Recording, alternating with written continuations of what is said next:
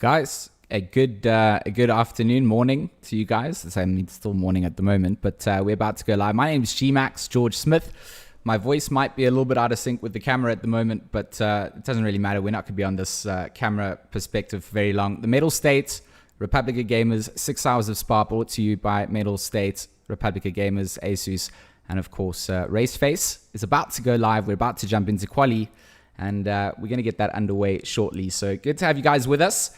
Excited to bring you this race, and I'm actually going to switch over to our quali scenes as they stand, get the volumes going so we can see where we are. And if you guys are in the chat and you can hear me, just let me know how the volumes sound.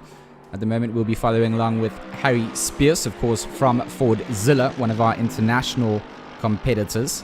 He sits at the top of qualifying with a 217, almost dead in this Mercedes, so pretty impressive.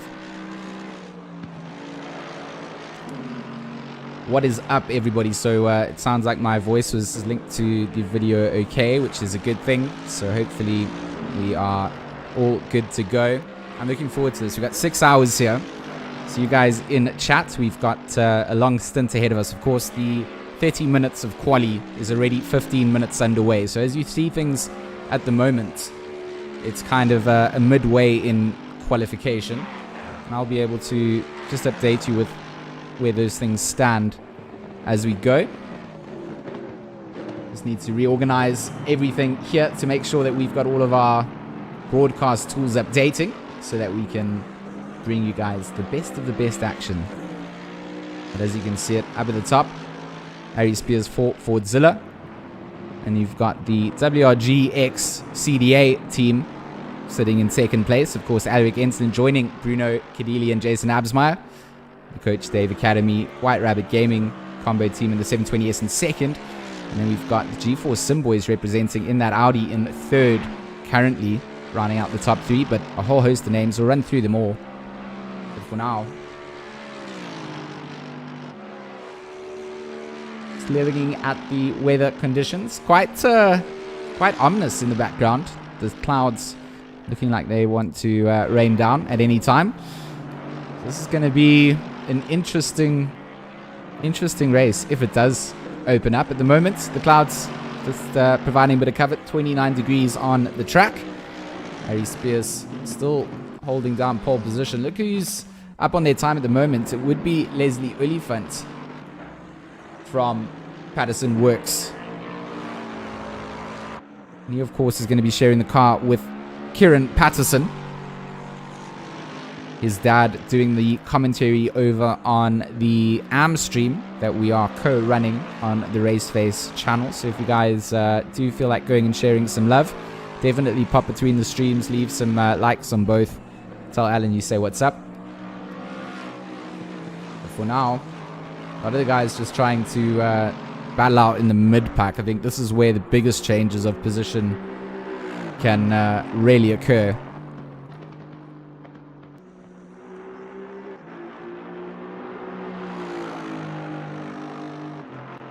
As it stands, let's just see.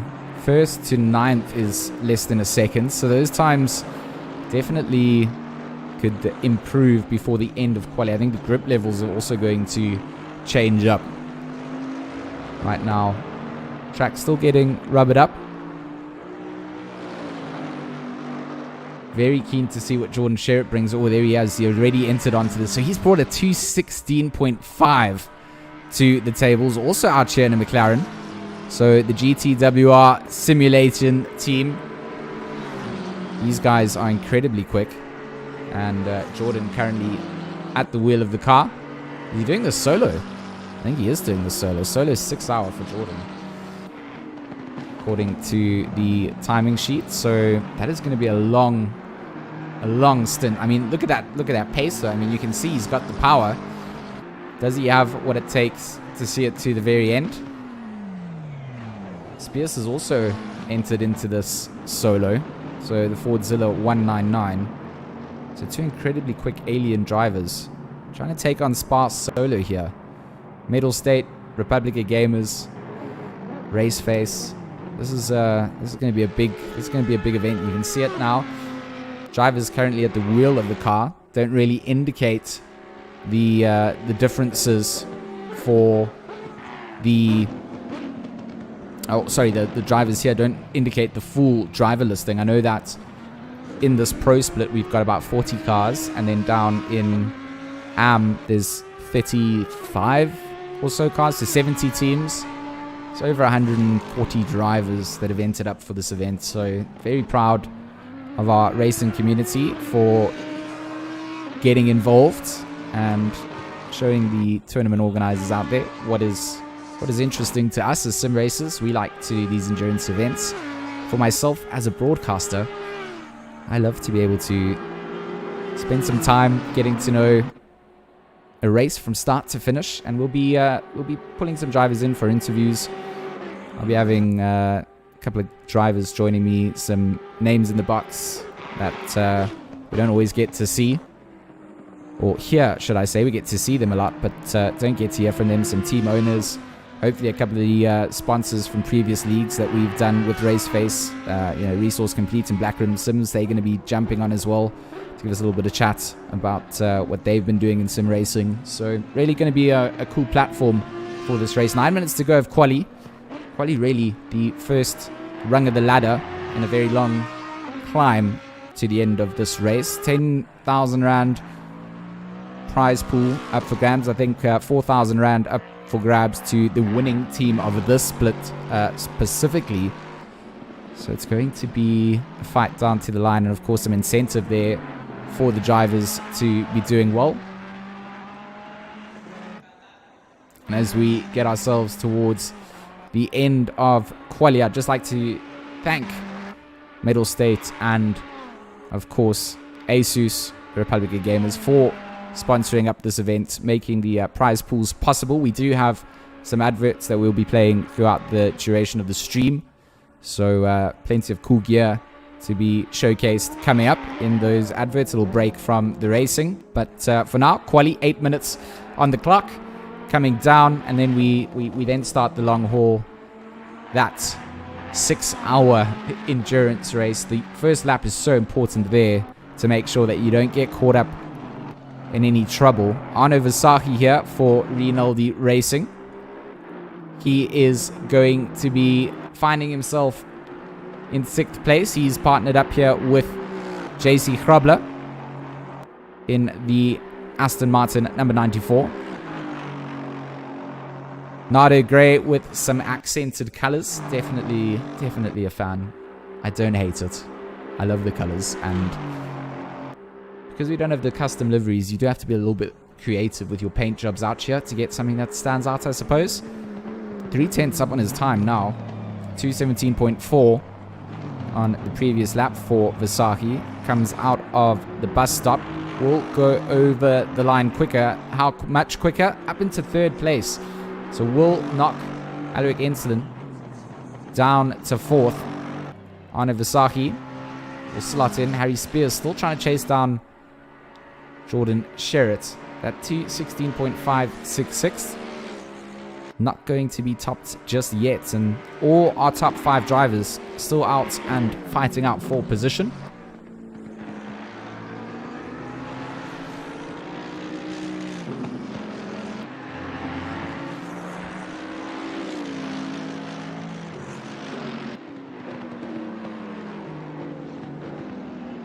So a couple of the guys in the chat earlier on were worried that we weren't going to be showing quali. This is the reason that quali only gets shown towards the end. We've got a 6-hour broadcast here. So, we're going to be talking for a long period of time.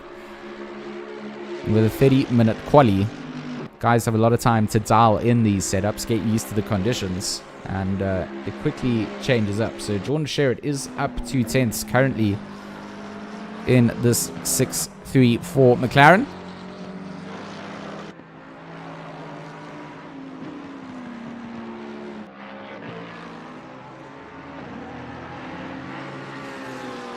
Cornet in the chat. How's it, Cornet? Edward Mist here. Pierre Grindeling. Ryan Barrington Smith. Cameron. What is up? What is up? How is it going? Hope you guys are ready for this 6 hour. I mean, we're going to have a definite Good race on our hands with the drivers that we've got listed in this. I mean, the teams, the drivers, the Black Ribbon Simulations, EKZ Phoenix team. They're here as well. That 222 currently piloted around by Sean Skitter. Are they going to go quicker? They're not going to on this lap, I don't think. They're 1.5 seconds off the pace, just outside the top 10. They won't improve. I'm a fan of the yellow and black on that Ferrari. Jin in the chat as well. Fellow White Rabbit Gaming member, but he's better at the shooting games.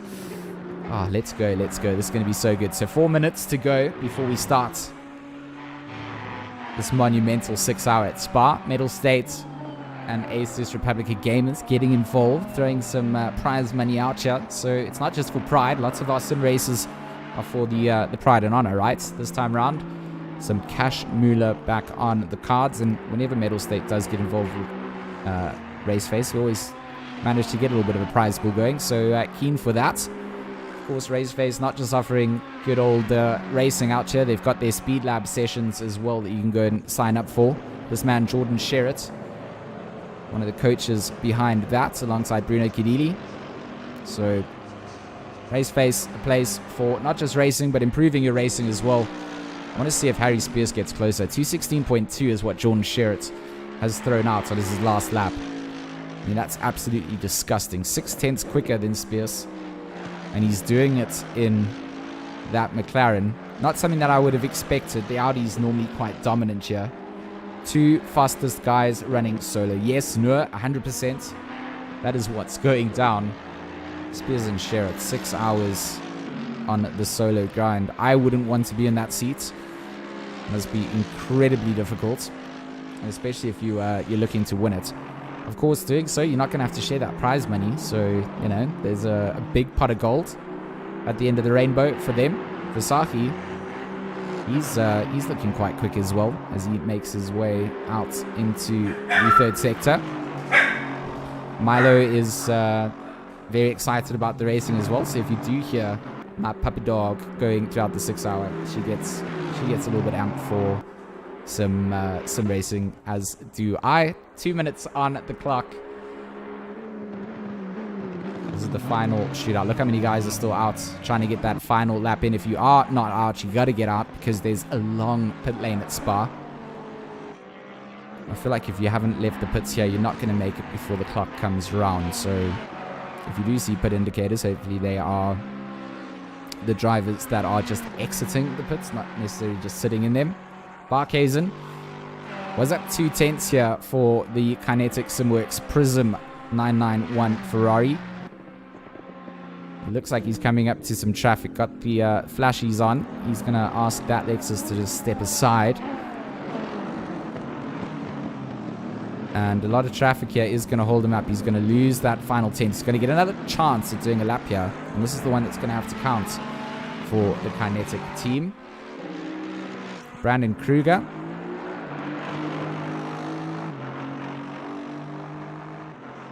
Coming out through La Source. He's already made up a 10th. Coming down to Eau Rouge and Radior. It's always good to start off a lap a 10th ahead. Brian Lewis, he's also got onto the cards here for the Retro Slipstream team. There's very much an Iron Man, like the old school Iron Man paint job going down in my mind. I don't know what else goes.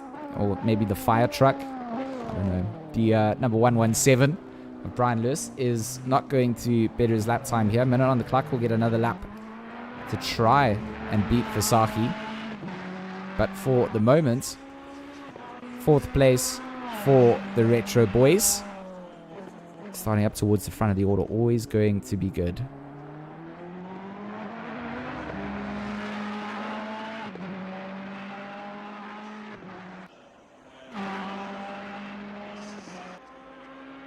So to me, it blows my mind that there are drivers that are taking this on solo. I think if we pull up the team's listing, we'll actually see how many other drivers are. I don't really think there are too many. I think first and second are. But for everybody else, It's not really going to be a solo race. They want to do this together.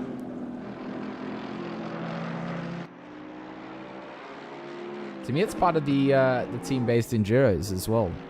Is racing with a teammate, having the risk of them making a mistake. Maybe a lot of drivers want to eliminate that risk from their table. One of the KSR Force Aston Martins here, number 988 of Martin Rotenbach, is going to be chasing down Montiero in 19th place. I believe Montiero is from LNR. Might have that wrong, but we can check. He is from LNR. He's going to be parked up in the pits. It's the front of the order that I want to see if that changes up. Sherritt's parked up. Lewis is potentially going to have another shot at things. Masters is out. Keegan Masters could change things up here. He's out in that Audi.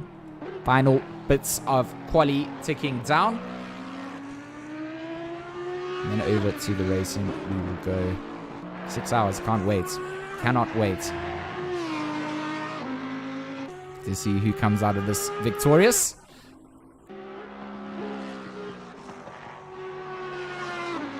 It feels like Keegan Masters is one of the only cars still out on the track at the moment. He's dead on even with his lap time coming down into Lefagnis. Campus Starvelot, the next complex of right-handers that he needs to take down. And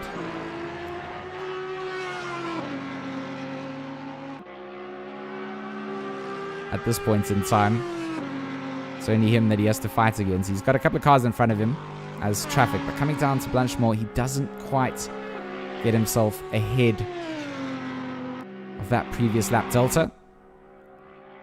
Does Keegan Masters manage to just get ahead of Alaric Enslin? It's hundredths that he needs. He comes out to the bus stop chicane. Where does Keegan Masters come out? Does he better his time? Does not. 2:17.5 will be the card, and that will be the end of quali. And before we go over to the grid, I'm going to head over to another Asus advert. I'll join you in a second.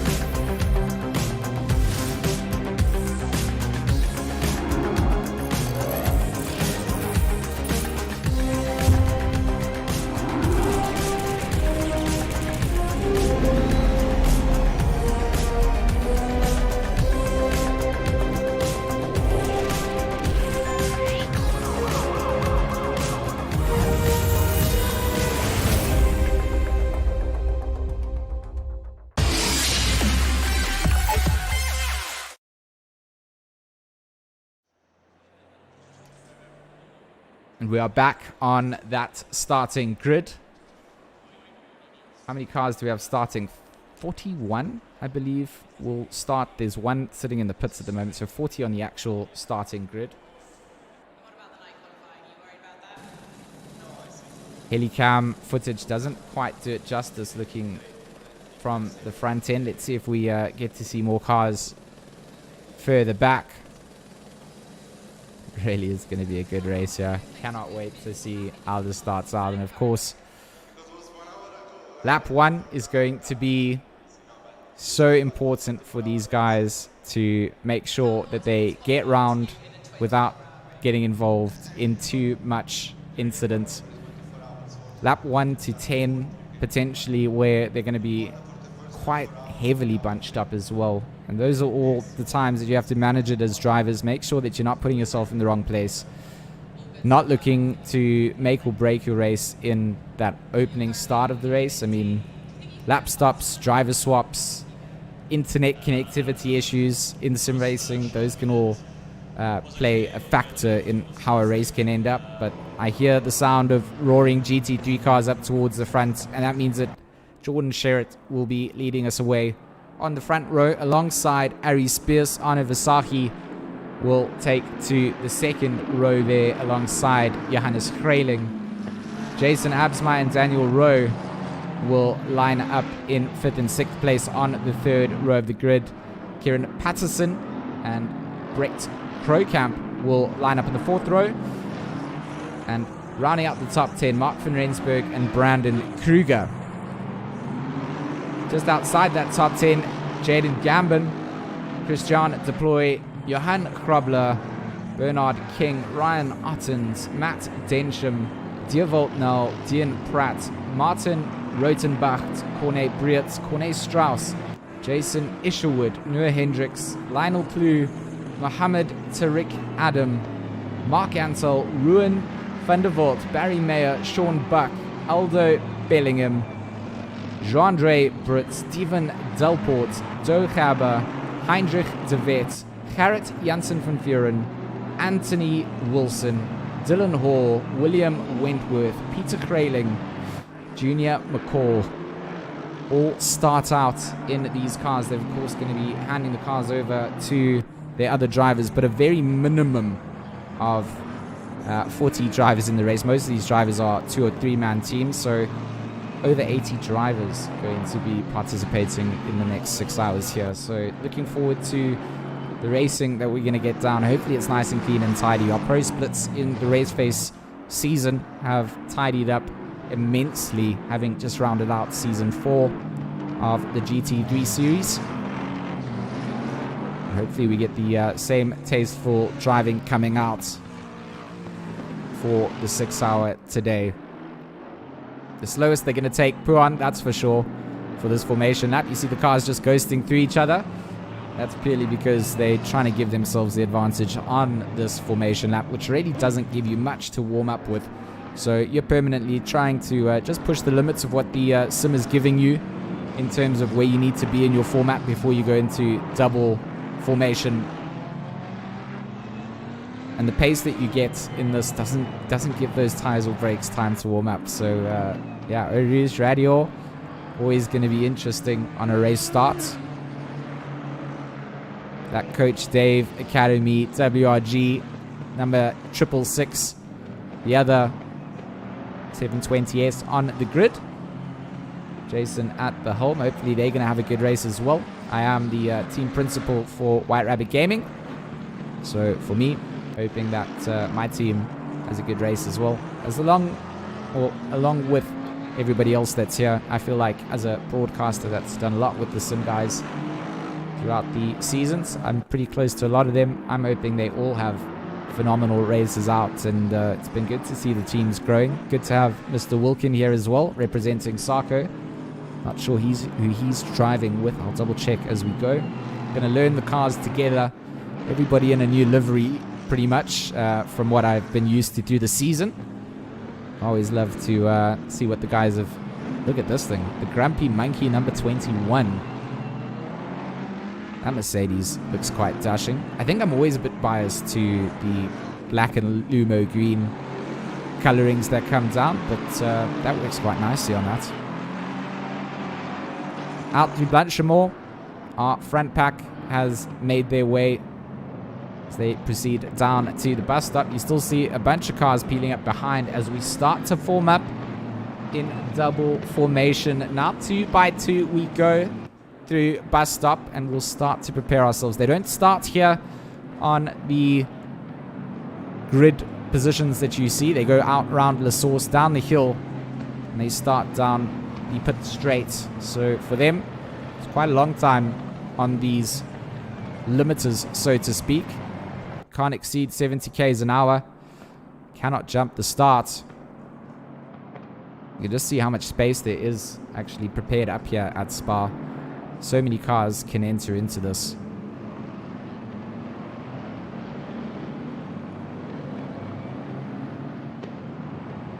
double formation. They will be getting themselves into a little bit of a confusion towards the back of the pack there. Not quite sure who was in or out of position, but waiting for the green lights to go.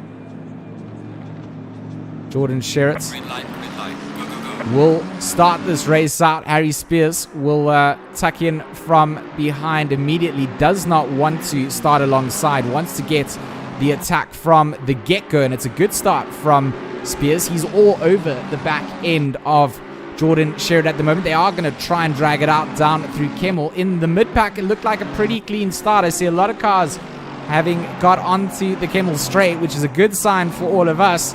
Means that everybody has got through. But how do they enter into that first chicane at the end of Kemmel? This can be dangerous. 2 cars wide.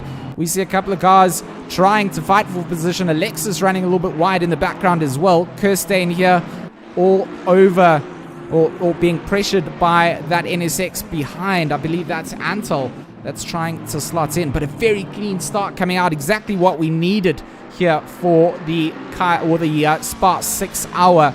Brought to you by Mettlestate and the Asus Republica Gamers. RaceFace doing all the work to get this all together, and Jordan Sherritt doing all the work up the front to get himself out ahead of Harry Spears from Ford Zilla. Behind them, Arne Visaki and Brian Lewis, they're still in this. Visaki a couple of car lengths ahead of Lewis as they make their way down into the start of Sector 3. Jason Absmeyer with some pressure coming out from Keegan Masters in that GeForce Sim Audi. Immediately out the gates, wanting to just get themselves into that train formation. They know that this is how GT3 racing is going to go, and they need to keep themselves honest and with the leaders for as long as they can before they start going 2x2 and fighting for their own positions here. You let the front of the pack run away, you quite quickly get caught up. Jason Absmeyer here is definitely going to be in that situation with Masters. Down the order, Skitter, he's in the same situation with Deploy. How do they come down into bus stop? I see a couple of cars wide out of Bluntshire coming down onto the grass. That hopefully doesn't impact their braking zone down. It did look like an okay coming together down into the bus stop behind as we see the views of our beautiful GT3s making their way down. And what a good start it has been from our pro split up towards the front of the order. In the mid-pack, it's been clean, and all the way down to the back. Not too many people caught out off guard. Setting themselves up for a good 6-hour endurance race. Exactly what you need to do. Keegan Masters and Jason Absmeyer, they've split themselves out a little bit. Jason is just going to keep himself ahead for the end of Kemmel. There's the Olifant under pressure here from Barkhazen, as Barkhazen starts to have a little look towards the Audi, or sorry, the Lexus of Olifant. That Ferrari looks brilliant in that paint job, I must say. The Kinetic Simworks might be rivaling for the dashing colors of the day. I've seen their bright pinks in previous races, so I'm glad to see that they're kind of sticking with that color scheme.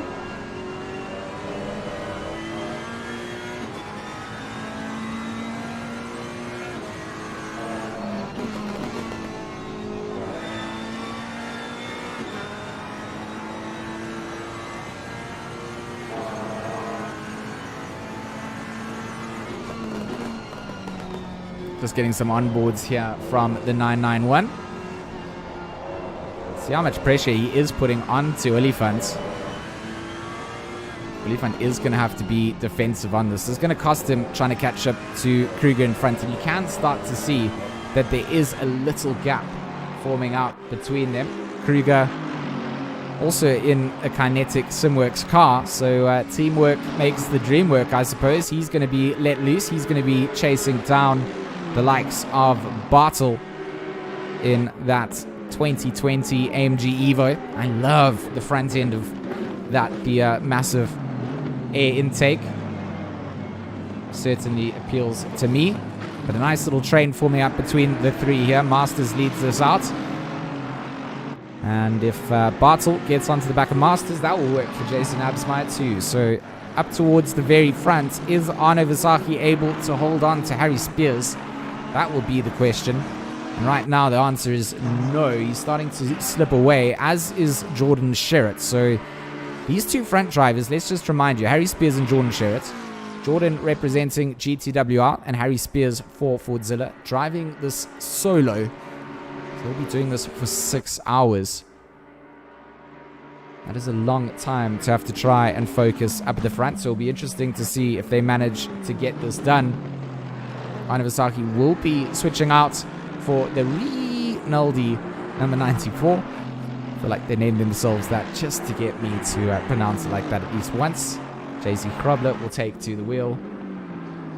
And Brian Lewis for the retro Ferrari will also be switching out there. You can see with Grayling at some point in this race. So a little two-man team, a lot of two-man teams, a couple of three-man teams, and of course the two solo drivers and the ones right up at the front. So absolute madness coming down.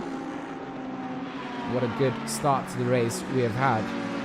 Michael van Rooyen and Gerito Monteiro, they are starting to put some serious pressure on one another, and just behind them they've got Martin Rotenbach in that KSR Force 988. So is this also a kinetic sim racing car, just named differently to the others? I think it is. Johan VDV on YouTube saying solo for the 6 hours is hectic, absolute madness. I would never be able to race 6 hours solo. Behind him, a little bit of pressure coming down. That was an NSX. Was that Ansel and Kirstein? It is Ansel starting to put some pressure onto Kirstein. So the Retro Neon 140 NSX, I believe the only NSX we have in the field. Doing a good job to put some pressure on that 696 Ferrari in front of Eric Kirstein. The Resource Complete team Try Hard Racing at number 696. Good to see Kirstein joining up with the Resource Complete TTH guys. Look at the pressure. Look at the pressure coming down.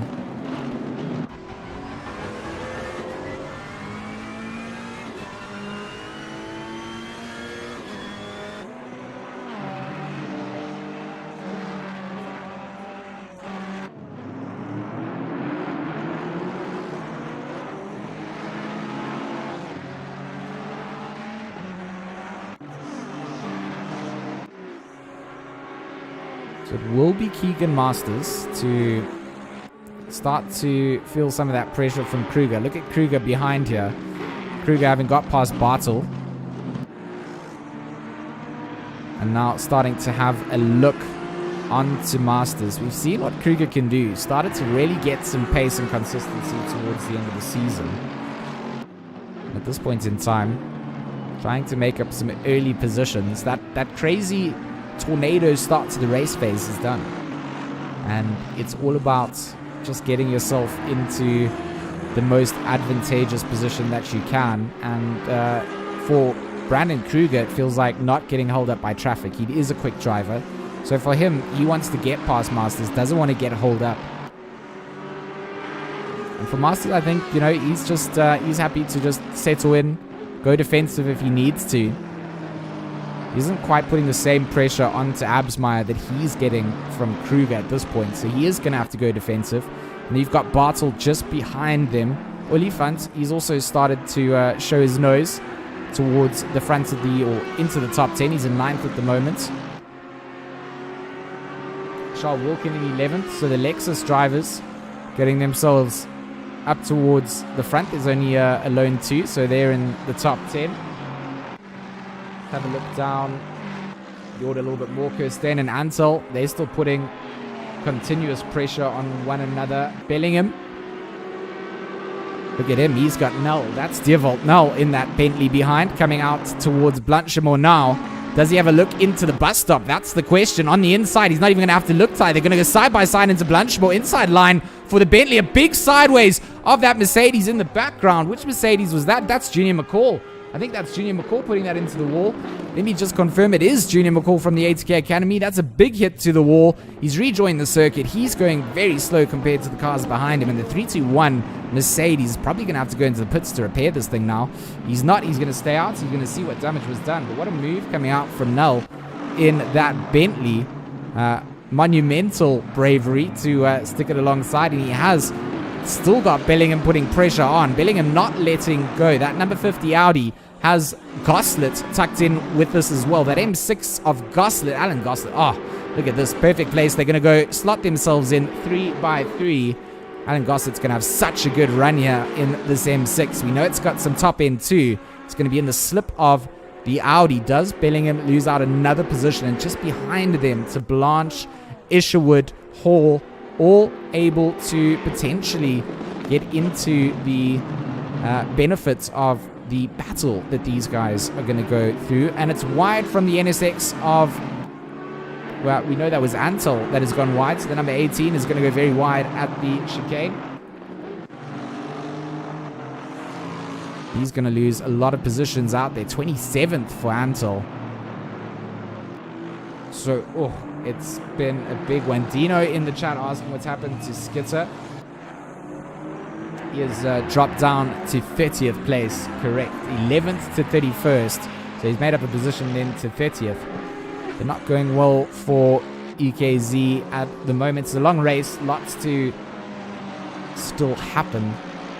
At this point, you just have to keep the car pointing in the right direction. And I guess it's not nice to say, but as a driver, you're probably hoping that something goes wrong for someone else in front of you all the time. You're permanently wishing bad on other people, and you don't want that to happen. It's bad karma, it's bad juju. But I know it happens. We've all been there. Don't have to lie. When you've hit the wall and you many seconds down, you cannot help but hope that some bad fate hits other people.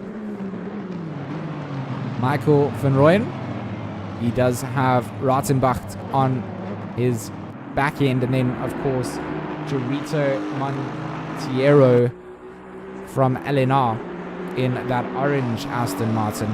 So a little Aston Martin battle going down from P14 to 17, and then we got the Ferrari Cup from P18 to 20. We got a couple of random cars and then some more Aston Martins from 24th to 26th. So lots of Astons. It's a bit of an Aston party here today. And the clouds above looking like they do want to rain, but our weather forecast says dry conditions for what should be the next 30 minutes at least. That's the timing update that we can see. I can't see further into the future, but 30 minutes. Really nice start from a lot of the drivers here. Have set themselves up for a good race. Kruger has got past Masters, just to update everybody on what was going down there. So the Kinetic Simworks Pulse number 97 goes past, runs a little bit wide out of No Name, took a lot of that inside apex, is going to allow Masters to hang on through the double right-hander, formerly known as Puon. I'm not sure what the new name is. Double something. But Puon, the old name, down into Les Fagnus. Kruger does defend well. He passes well, defends well. And we have to see if Masters is going to be able to answer back. Didn't look like he was too keen on getting too involved in early battles. Kind of held onto the back of Jason Absmeyer for a bit, then let him loose. Got caught by Kruger. Just let him go through. It's all about the long game, knowing what you want to do at the end of your driving stint, how you can survive for the longest period of time. And that is the number 42 that has gone way off track there. Cutting out through the back end of bus stop. Who is the number 42? I don't see them on the timing sheets up at this part of the order.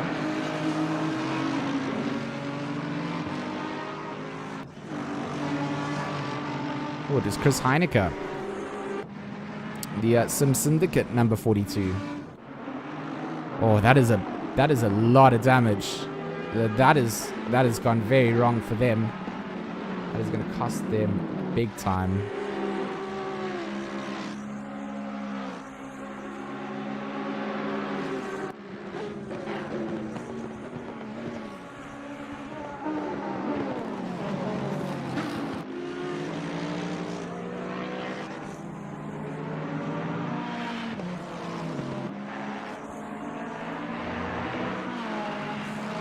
Just following along, looking at Bernard Barkhuizen for a bit. We see that battle behind between Christian Deploy and it looked like Charles Wilkin starting to heat up a bit as well. Jay Krobler, that will be Johan Krobler in the 515 Lamborghini behind them. He started to have a little nose in, have a little look. Sort of what we would predict in endurance racing is everybody just finds their way into a little bit of form, finds a bit of space that they're comfortable with, and it's all about just then nailing the consistency, making sure that you put those lap times in, making sure that you do not have a lapse in judgment. One small mistake costs you a couple of tenths, but you do that 2 or 3 times and the car behind you, the gap just disappears. You see Krobler putting so much pressure onto the Laden Ferrari. Side by side, are they going to go alongside into Blanchimont again? Not quite where we're going to see it. The 515 Lamborghini will tuck behind. Just wait to see where he can pass again. Resource Complete Team Tryhard Racing trying to get past Laden at this point. Not going to be able to do so into the bus stop on that lap, but it was a good attempt, valiant effort coming into Blanchimont to try and put some pressure on, but elected to rather take the safe route and have a little look a little bit later.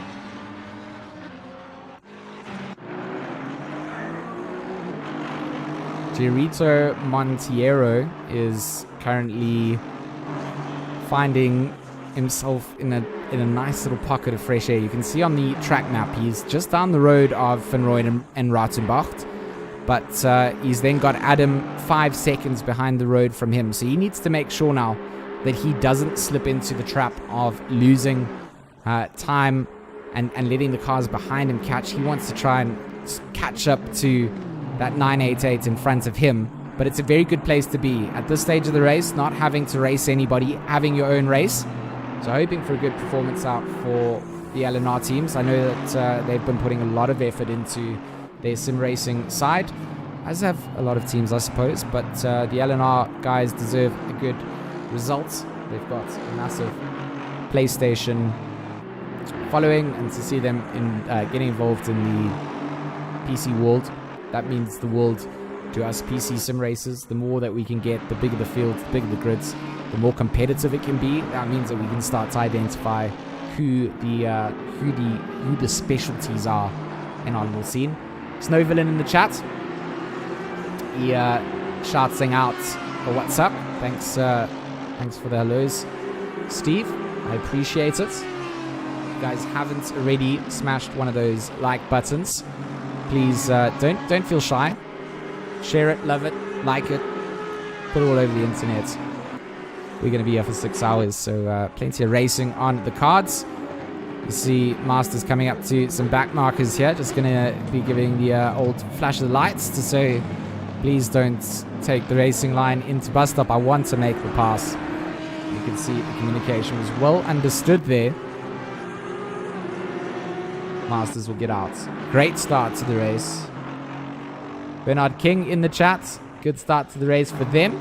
All 4 Kinetic Simworks teams moving up. Yes, and I love the Kinetic paint jobs. I don't know if you heard me say it earlier, but Bernard, you guys are rocking it out. Up at the front, Jordan Sherritt checking himself out of this a little bit. 3.2 seconds up the road from Harry Spears of Ford Zilla.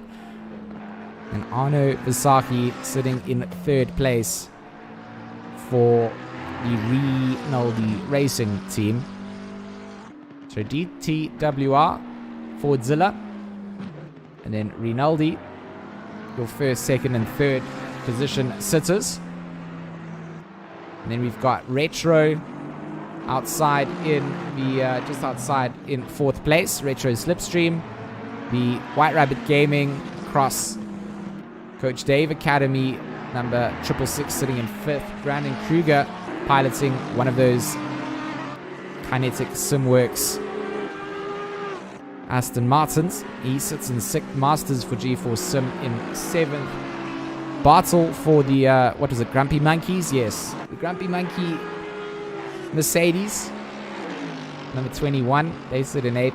Les the Oliphant for Patterson Works Racing in 9th. And then Bernard Barkhazen, another Kinetic Simworks beauty, this time the Ferrari. They find themselves rounding out the top 10.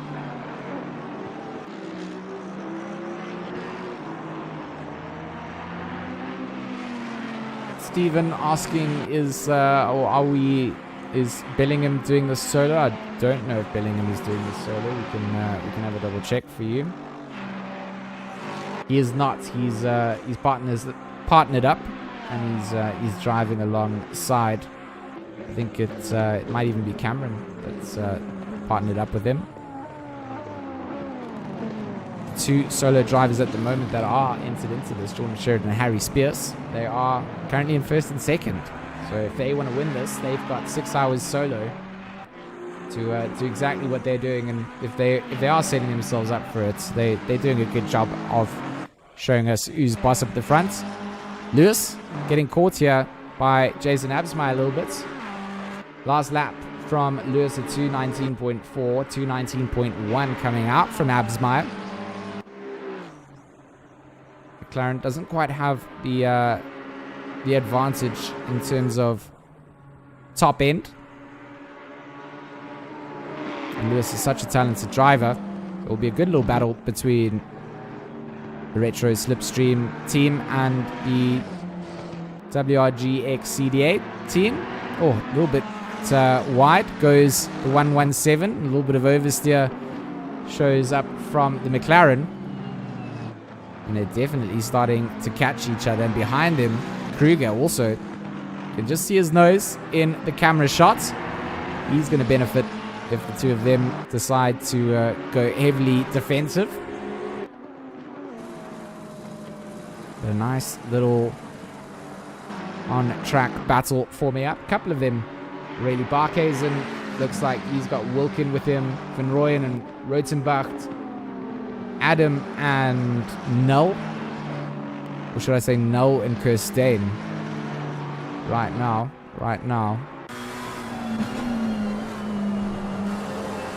The 666 all over the back end of the 117. Good exit coming out through Stavelot for Absmeyer. He's in the slip.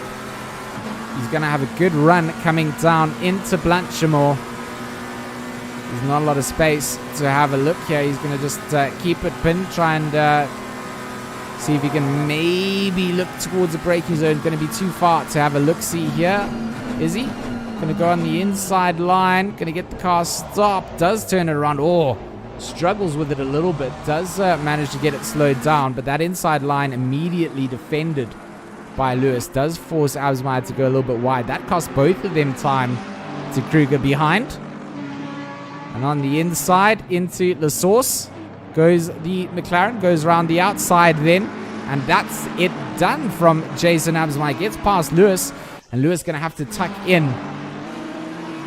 Now into Eau Rouge Radial. Where does Kruger come out from all of this? Look at that Aston Martin closing down on these guys. He knows that they're battling out. And it's a good exit from the Aston Martin as well. He's going to be all over the back end of Lewis. Does he manage to get something done at the end of Kemmel? Jason going to go for the inside line. Has defended this once. Around the outside, you see the top end from that Ferrari does start to show. They are going to go side by side now into the chicane. And it compromised Lewis entirely, having to give some space. There it goes. Kruger up the inside, sends it. And takes that one over Brian Lewis. Before they come down into Bruxelles, Lewis going to have lost that position and a car length to the likes of Kruger. What a move coming down. Beautiful stuff being shown. And in all of this, Keegan Masters, he started to turn the car engine mapping up to a higher gear. He wants to try and see if maybe he can have a stab at Lewis. You've seen Lewis lose 2 positions in the last 2 laps. Can he get past?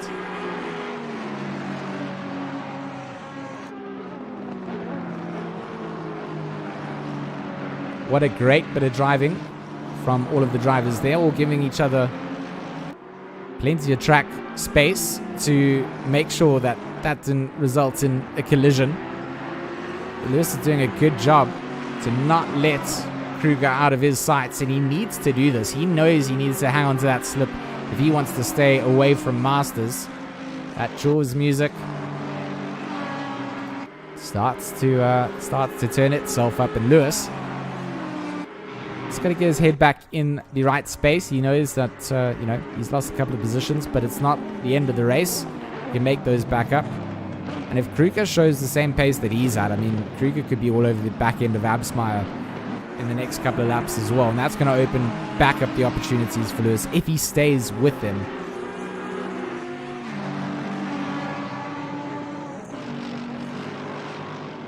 So that little battle then kind of comes to an end whilst they set themselves back in. A couple of driver swaps going down as well. You'll see the mandatory stops go down as we go.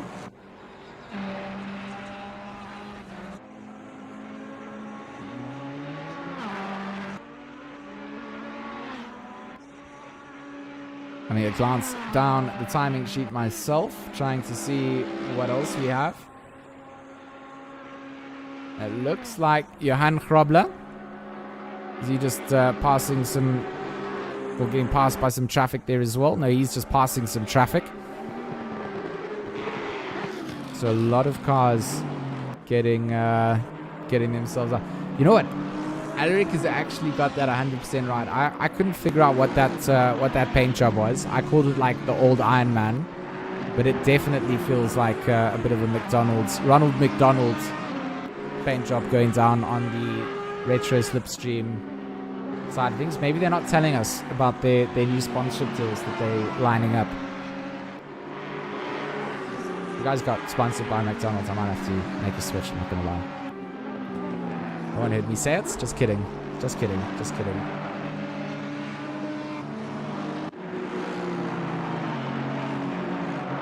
Junior McCall, he's definitely not at a good race. We saw him facing the wrong direction at the exit of Blanchimore and the ATK Academy number 321. I'm also not 100% sure on the paint job that's been picked out for this. Is this like a bit of a play on Christmas, the red and green? Completely wouldn't be an ATK car to me. Maybe it's a Christmas spirited ATK car, but the 321 definitely well down the order. Plenty of positions to make up. Plenty of positions for them to... Who is Junior driving this car with as well? Junior, Morgan, and Quaid. So it's a powerful team. This team still has plenty of places to make up, so keep an eye out for them. Had an unfortunate start, but I don't think it's going to stay that way. There's the Olifant past Bartel.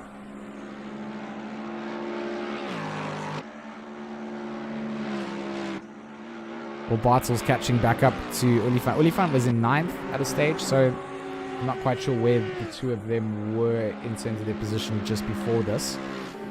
It does look like Leslie is starting to love his Lexus.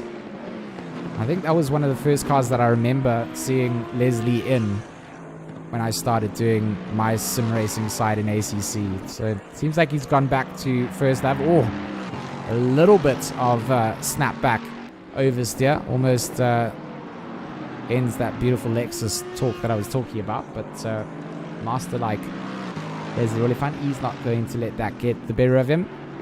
He's going to stay up towards the front. Krobler on the back end of Charles Wilkin here. 11th for Team Sarko. They've then got Team Tryhard behind them. They're powered up by Resource Complete. One of the lone Lamborghinis on the grid. How many Lambos did we have in here?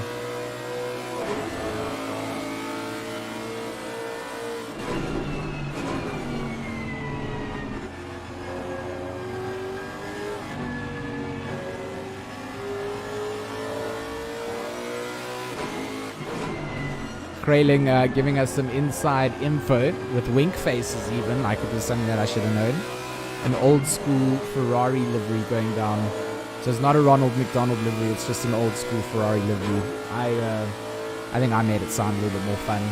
Old school Ferraris.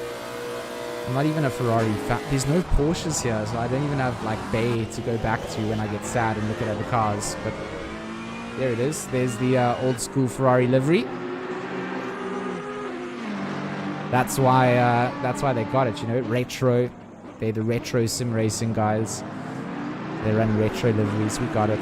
We understand. Krayling having to put 2 and 2 together for me, and I'm not ashamed, and I'm glad that the chat is here to help me out. We've got 6 hours here to keep each other entertained. Van Rooyen and Rotenbach, they still head to toe. Seems like they've each got their own part of the track that they've got their own part of the track that they are good at, and it kind of just lets it be an ebb and flow of Delta times. Just waiting for that one mistake to be made.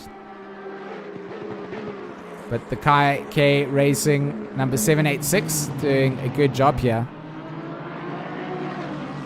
You see how much track rubbering has been kicked up over the liveries already. So tool top tip, light bright colors. They start off great, but by the end of the stint, it definitely shows that you've been racing. Steve saying that no Porsches, that's why I sound so sad. I mean, I don't know if that's offensive. I haven't been sad at all today. Like, I'm pretty stoked for this entire race. It has nothing to do with no Porsches. We don't have to have Porsches all the time. I like a little bit of a mixture up, and this grid certainly gives enough variety for me to be entertained. Another Lexus of Hannes van Veek, the number 27. We're down in 29th place. So you can see down the order here. I just want to show the entire timing sheet all the way down to 37th at the moment. Anthony Wilson. They're all still trying to get some work done. Another LNR team. So logistical nightmares. You know what? It starts off from here, and it's only better that you can do, right? If you're at the back, if you're at the front, a lot to lose for those drivers up the front. Still, Jordan Sherritt and Harry Spears not going to give us that close race that we thought the leaders might have between the two of them. Solo drive. Look at, I mean, Jordan is just bashing insane lap times down at the moment. 218s. 218.4 his last lap, his best lap so far. 217.9, so he's broken into the 217s under race fuel. Harry Spears, 218.8 his last lap. 218.1 his best lap.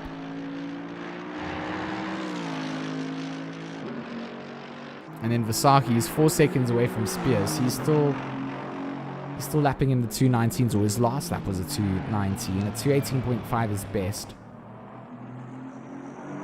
So his best lap is what Jordan averaged on his last lap from first to third. So that's not really a battle out coming down for those guys. They are just absolutely munching it up at the front.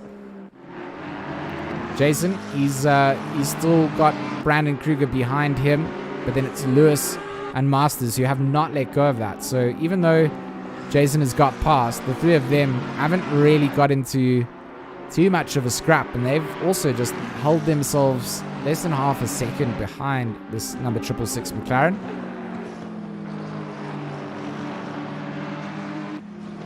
And I feel like Masters is just waiting for Lewis to have a look onto Kruger if he can, and that's when he's going to then go in. For him, he's in a great place. Just uses some of the slip, save a little bit of that fuel, and have yourself a good, safe race.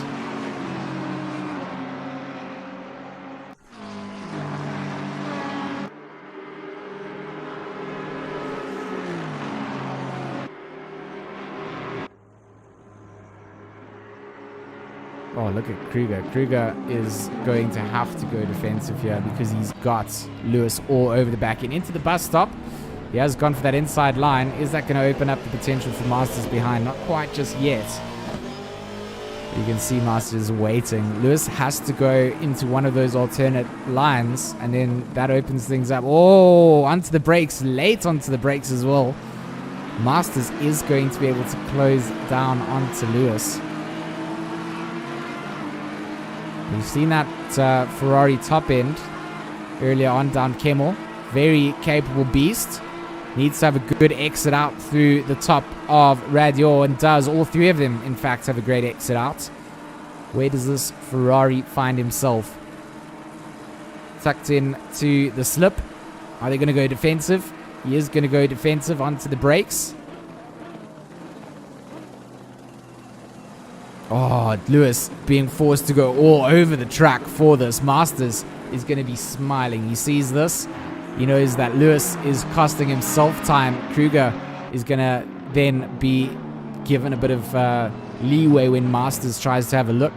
But behind this, Lewis needs to be careful. Needs to be careful of the likes of Keegan Masters, because Masters is just sitting here waiting. He's waiting to pounce, waiting to feast. Lewis has already lost 2 positions in all of this. Absmeyer and Kruger. He does not want to lose one to Masters too.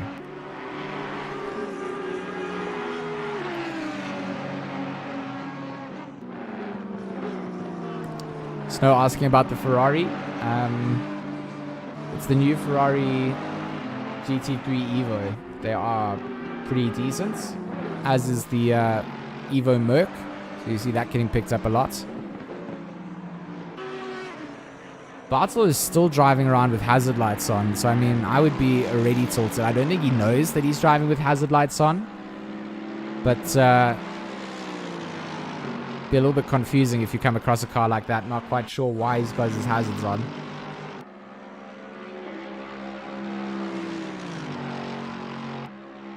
So I'm going to take us over to another one of our Asus adverts. We've got a couple to play during the duration of this. So I will see you guys in maybe a minute. Asus B550 motherboard adverts. Boom. Some sick hardware from Asus. Of course, big shout out to Republic Gamers and Mettlestate for making this all possible, partnering up with RaceFace and letting us host this 6 hour. Some prize money on the table for the drivers to take home too. So up at the front, Jordan Sherritt looking very happy, knowing that there's some potential money coming his way if he holds off for the next 5 hours and 21 minutes. It is actually Bartel that is holding on and keeping the pressure onto Olifant at this point. So Mercedes, that number 21, keeping Patterson Works Racing Lexus very much honest.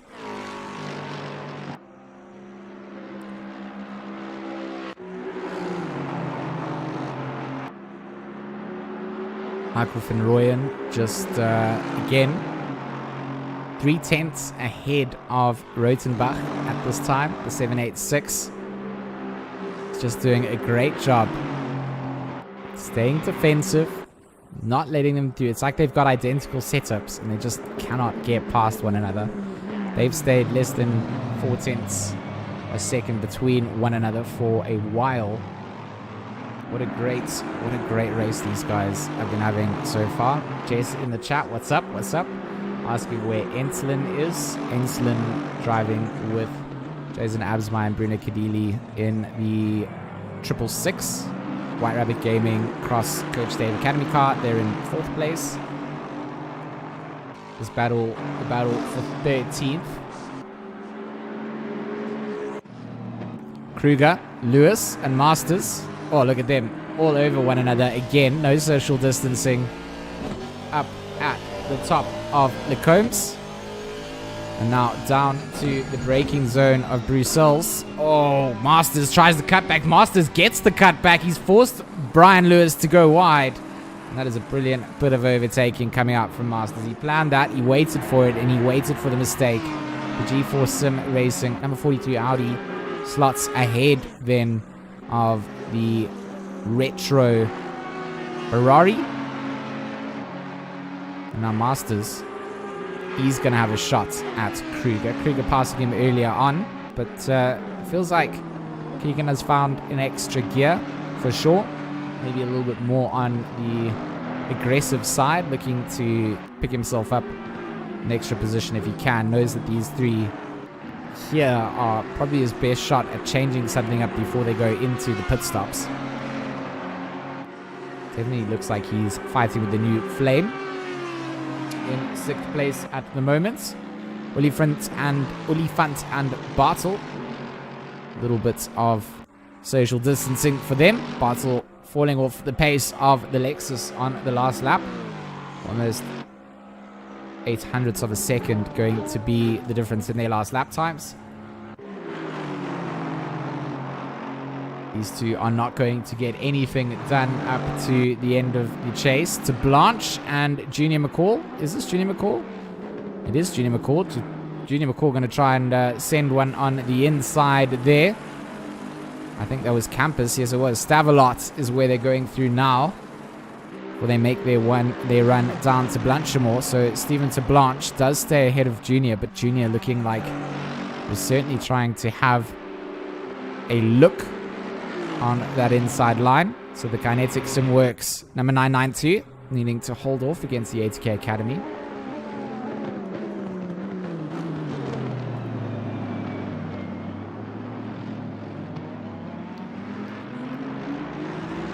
Bruno Kadili in the chat. Happen to know that man, so good to have him watching the stream as well. Good to see Junior trying to make his way back through the order. I mean, if you remember correctly, I think they were down in 30th place after their early collision.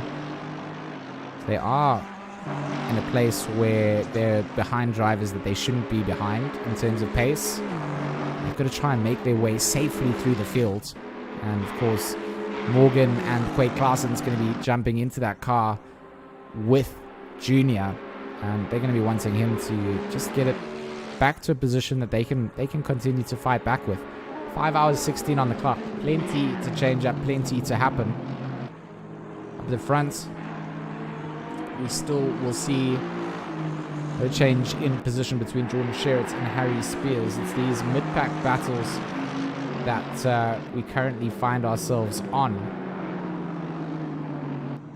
Purely to just give us a little bit more racing to have a look at. That's kind of why enduros are fun, because throughout the field there's someone at some time trying to take the position of someone else, and these guys don't let anything stop them. They know that there's plenty on the cards. The risk is there if they make a big mistake.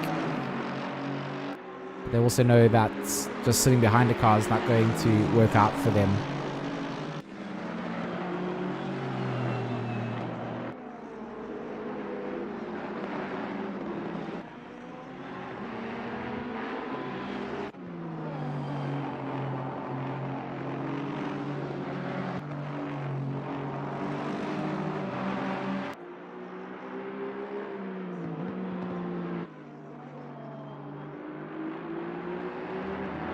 Is that Skitter in the background of that? I think it is Skitter. It's not Antol for position. Just trying to make their way through some traffic. I guess the 222. We saw them down the order. They started 11th, just outside the top 10. Currently in 22nd place. You see a lot of scuff marks on the side of that Ferrari. So they're also trying to just make their way back through. That pink car behind them was a back marker that they were just trying to get past.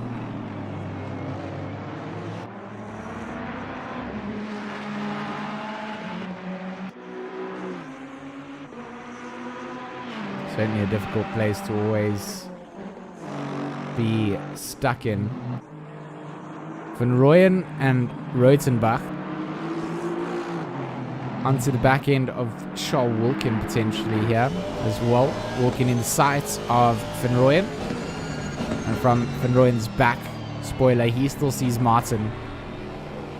Not that you would miss the Kinetic Simworks paint jobs, but keeping it behind each other, half a second between them since the start of this race. So what feels like the last 45 minutes has just been Michael staying defensive and Martin trying to find a way past. It just hasn't been there. Just has not been there.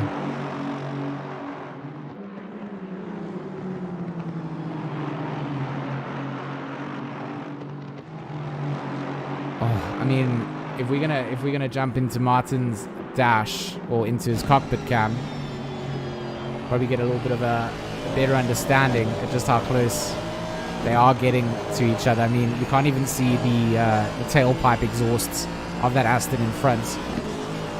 The margin for error. Oh, bit of rubber banding coming down. That even surprised me a little bit. Martin had to maybe get himself out of the danger zone.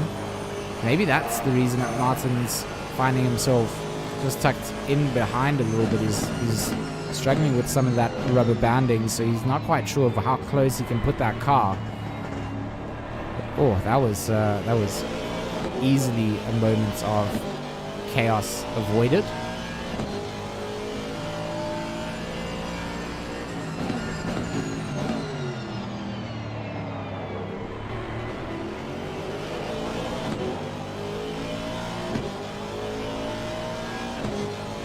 But Michael van Rooyen, yet again, will lead out the little two-car Aston Martin battle. We saw there were 5 of them earlier. They've all split themselves up. And these are the last 2 remaining of the Aston Martin car club.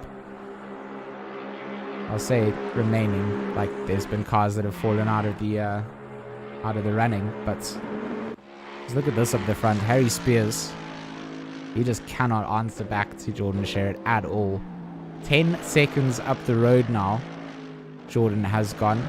Harry is 8 seconds ahead of Arno.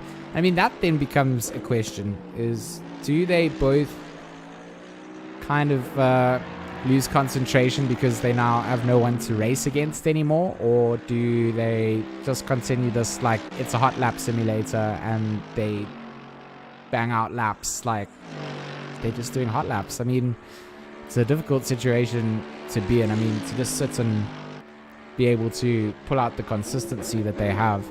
They're pulling time on the cars behind them without needing to really. Avsmeyer, you can still see Kruger behind him. You can still see Masters behind him. Lewis, he's fallen down. Where's Lewis fallen down to? Okay, he's just a couple car lengths behind Masters now.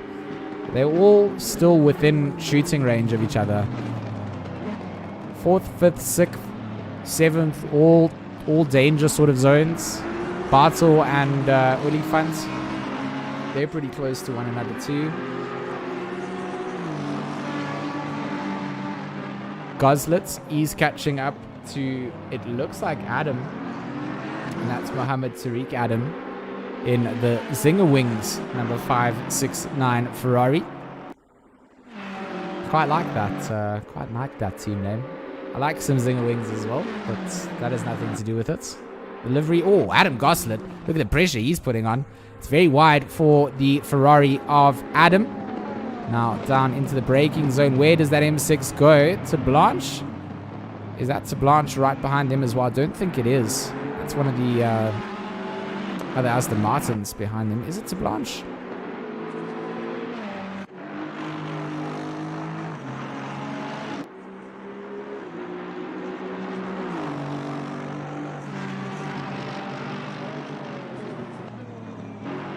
So Goslet's still going to have to tack into this. So that's Aston Martin behind them.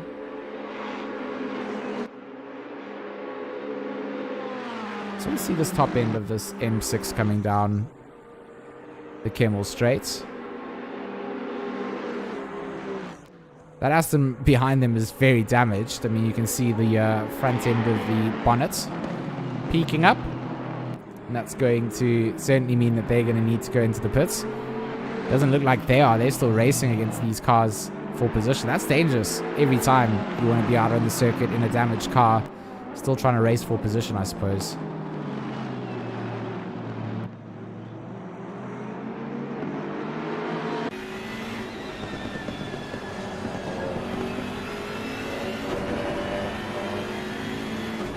had the privilege of watching Alan Gossett drive a lot of the Project Cars 2 stuff when I first started broadcasting. Haven't been able to watch him do too much ACC, but he has made the switch over. Always a nice, clean, honest racer. Fair. And always enjoy getting to see him drive. So at the moment, Adam doing a good job to hold him back. Not familiar with Mohammed Tariq Adam as a driver, but hopefully with more seasons and more races and more enduros to come, we'll get more and more familiar with everybody.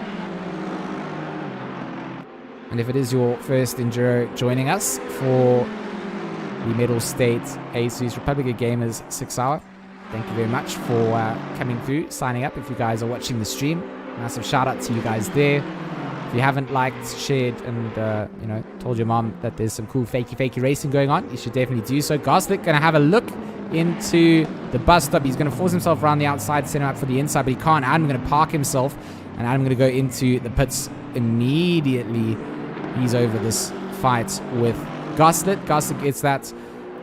That's also unrewarding, right?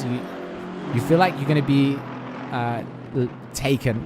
You feel like your offense is, there's nothing left, so you just go into the pits right at the very end there. And he did go very deep to defend that, and it's not really where you would be going if you are going to pits, so to speak. So I think good work from Alan to also not come into contact there. I think Adam a little bit cheeky to go into the pits from that angle, but there's only one angle that we get from this. I didn't go back to a replay. Very cheeky. Oh, you're gonna pass out, go into the pits, but then you wouldn't be going for that deeper line to go into the pits with. You would go shallow and stay right.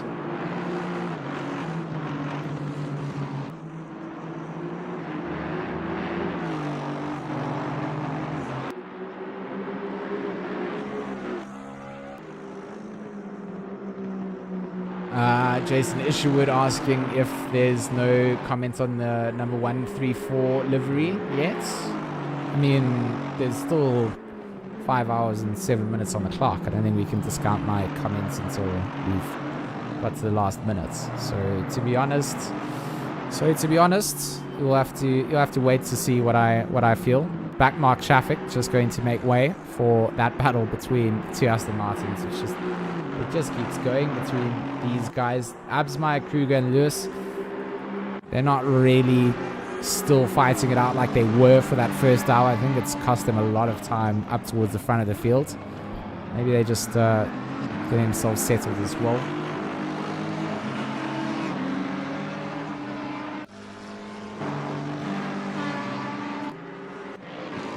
Willie Funt here has also just managed to stay a little bit ahead of Bartel. A couple of car lengths is all he needs to just be able to still attack the racetrack how he wants to without having to go defensive. But Ross Bartel doing a good job to stay within the top 10. And of course, Bernard Barkhuizen also doing big work here for Kinetic Simworks, number 991.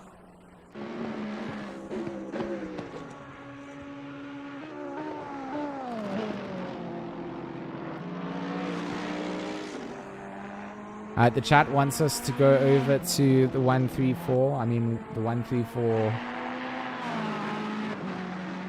We can go to, I suppose. Just have to scroll way down the order to find Jason Isherwood's number 134, and I say that without feeling bad about the scroll.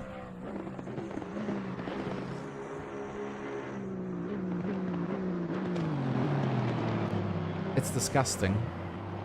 Like, you should never be allowed to paint cars, Jason. Ugh. I'm gonna actually switch away from this. No, I don't like that. And it's all damaged, and it's... You literally made us go to a second-hand car down the order. Not a... Oh, no. I mean, I try and say nice things about my friends and my sim racing friends and the hard work they put into liveries.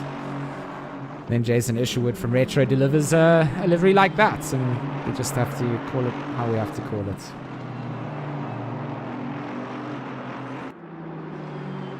I want to see these two do this for 5 hours, because honestly, this is the closest battle that we have on track.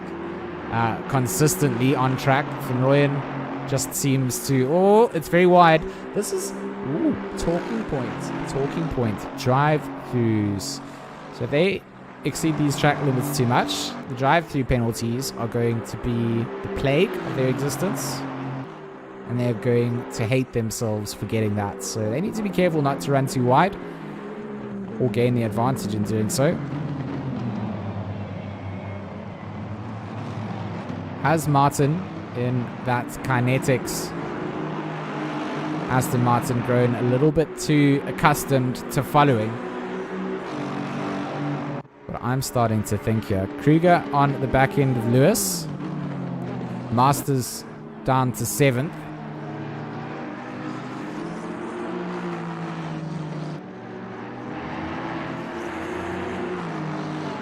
So that is going to change up again. The 117. Going to now be able to maybe put some pressure onto the 97. Hasn't always happened.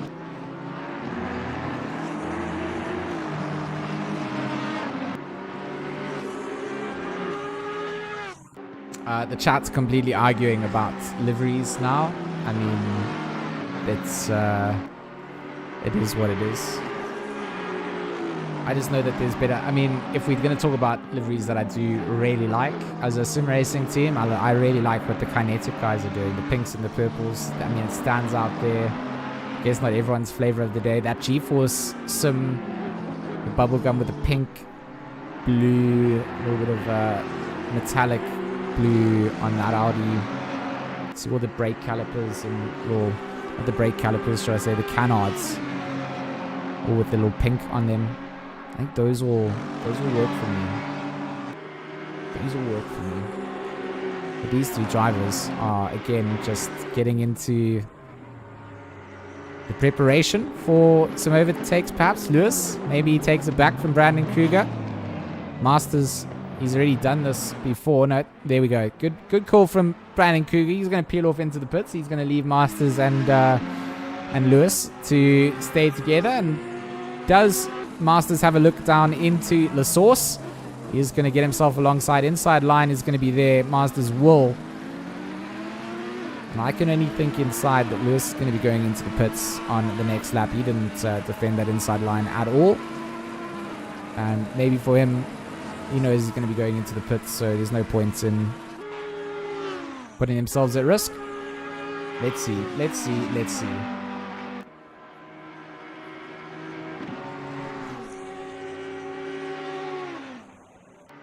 Alex saying that Enrox is big energy. You're not wrong. Enrox, Mr. Cornet Strauss.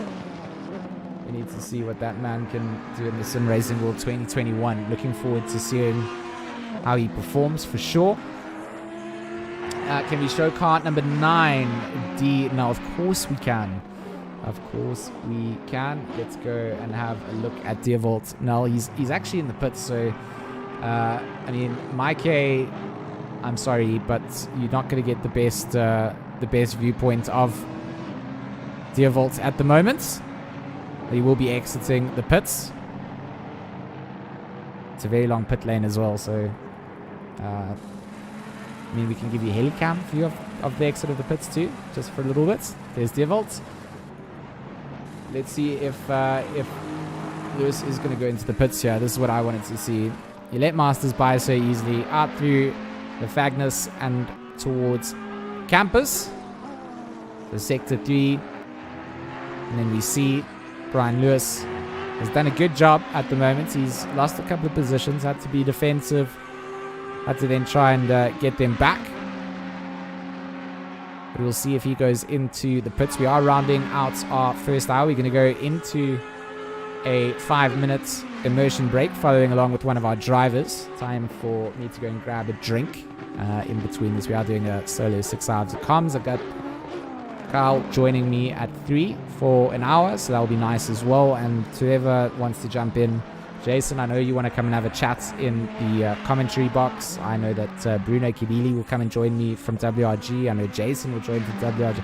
I'm just going to make all my drivers from WRG just come and chat to me, because otherwise I lose my mind getting to watch the great racing. But Lewis doesn't go in He stays out. So very interested to see. Shani in the chat as well, the livery designer for White Rabbit Gaming. So if you guys want liveries designed, you can't, because she designs them for WRG, and we don't want her cool designs going onto everyone's cars. I'm kidding. Open for commissions. Just hit her up, I'm sure. But if you are wondering why we don't have custom liveries here today, the whole reason is for the driver swaps. It does cause some micro stutter for everybody when you are switching out drivers. So we decided, let's just run the standard in-game livery editor. Plenty of drivers. We don't want anything to really happen. So Harry Spears and Jordan Sherritt still up at the front, starting to dominate out. We need to pick a car for who we're going to follow along with for our immersion break for 5 minutes. So you guys can start voting in the chat who you want to go with. We just want a car number. So if your car is there, just give me a hashtag and a number. The car with the most numbers gets chosen. And if it's a car that I want to watch, we also choose that one just by default. But most of this is a voting process for you guys in the chat. Mostly.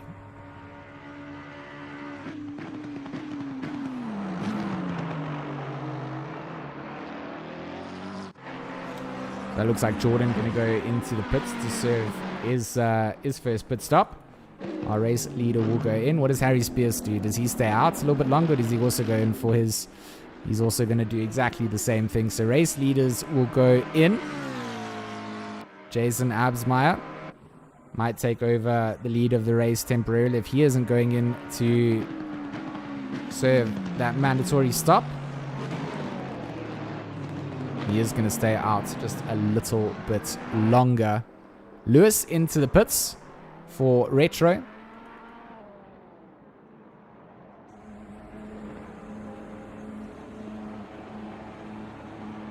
So we'll jump on a car when they leave the pits here, because a lot of these guys are going to be out. 988 being voted for. That's the Aston Martin of Rotenbach. Is the Oliphant? Yeah, he stays out a little bit longer. Bartel going to stay out a little bit longer. These are the different pit strategies that come down.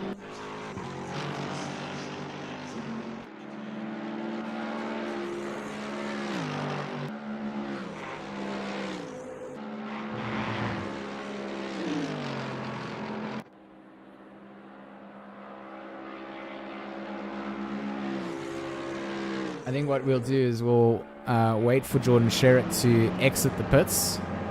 He's going to be doing so now. We'll take our onboard with him. He's going to be making his way through the field as they go into the pits. So that's exactly who we're going to take our onboard with. We're going to stay on board with him when he exits. Get the feel.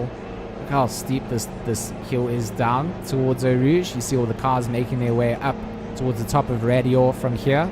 And then onto Kemmel. So onto the accelerator we go. I'll see you guys in 5 minutes. Enjoy the onboard with Jordan Sherritt.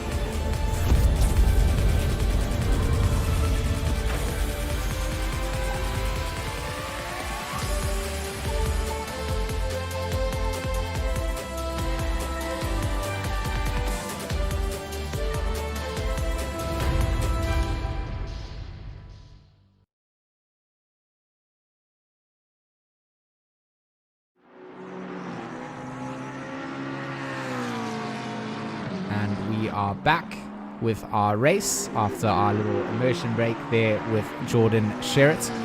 Jason Absma, of course, for the White Rabbit Gaming X Coach Dave Academy team in the 666 will be our temporary race leader until their driver swap is completed. Of course, going to be swapping out with Bruno Kirili or Alaric Enslin. Van Rooyen also having stayed out late.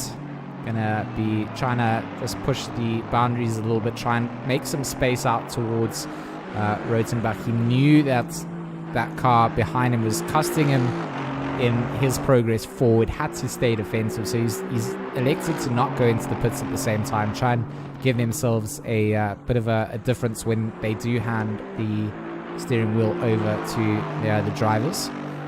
But for this point in time, it's a good call, I think, to stay out a little bit longer. If you are caught out in traffic, either go for the undercut if you are the car behind getting caught up, or then try go for the severe overcut if you're trying to make up some time on the circuit. Daniel Rowe takes over from Keegan Masters in the G4 Sim number 43. And they, of course, just wrapped up the RaceFace Team Championship in the Pro Division for the GT3 Season 4 that we've just completed this week. So big shout out to them. Looking to stomp their name on this 6 hour as well. The Enduro is always so cool to finish up towards the front. Prize money up for grabs as well, which is important. So for these drivers, quite a lot on the cards, not just a reputation thing, being able to say that you placed so well, but being able to take a little bit of money that can be used towards, most of the time, upgrading the sim rig, or, you know, giving yourself a little bit of something. So for these drivers, a lot to play for us as spectators, a lot to sort of take in. We're going to try and track where drivers are, where they swap, where, how many stops they've gone in for, that kind of thing. So Jason Absmeyer will be going into the pits to make his changeover. Does Van Rooyen go into the pits now as well, or is he going to stay out a little bit longer? It looks like he stays out for a lap longer. He's going to then take the temporary race lead. They, of course, do lead on the likes of Sheraton, Spears in 3rd and 4th, who have already gone in to serve their stops. They were quite a way up the field. So when all these cars go in to serve out their stops, they'll be coming out back in their relative correct orders, should we say. They'll sort themselves out. So after the pit stops, we then have to try and see where the different cars come out. Looks like the Patterson Works Lexus does stay ahead of the Grumpy Monkey Mercedes here. So their pit stop has worked out for them. They were ahead before. They are ahead after. Looks like Enslin going to be at the wheel for the Coach Dave Academy XWRG car. I mean, this is a cool little combo that comes over. We have previously, as White Rabbit, partnered up with James Parker from Coach Dave and done a little crossover team there. This time around, Alaric Enslin joining us, so an all South African team. Although Alaric does a lot of international stuff now, Ulti, as a lot of you will know. But good to have him joining up with us, and for White Rabbits, it's always cool for us to reach out to different drivers, different communities, and get some experience driving with other people. Gambon, he's been given the drive-through penalty for EKZ, and that is going to be very costly in that 222. They haven't had the greatest of starts, and this drive-through penalty now for track limits, that is going to be so costly. Dino in the chat still shouting for LNR. I also want to go and check in with Alan Patterson at some point and see how the AM race is going with him. We did say we were going to do a little crossover of comms and go and spend some time on the AM stream for a bit. And when we do that, we will just go for a bit of an immersion break with one of the cars here. and then go over to the AM stream for, I don't know, maybe 15, 20 minutes. Just go and join him, see how that race is going. Both streams, of course, being live casted out to the RaceFace YouTube channel. So if you haven't checked out the AM stream that is going, go and leave Alan some love. And certainly a place that you can get involved is in the live chat. If you guys are enjoying yourselves, if you have questions to ask, just feel free to pop it out here. I'm here to answer questions, to broadcast the race, try and follow along with some of the action. Of course, bring the camera angles to you guys so that we can try and follow along. 6 hours, plenty of time for things to happen.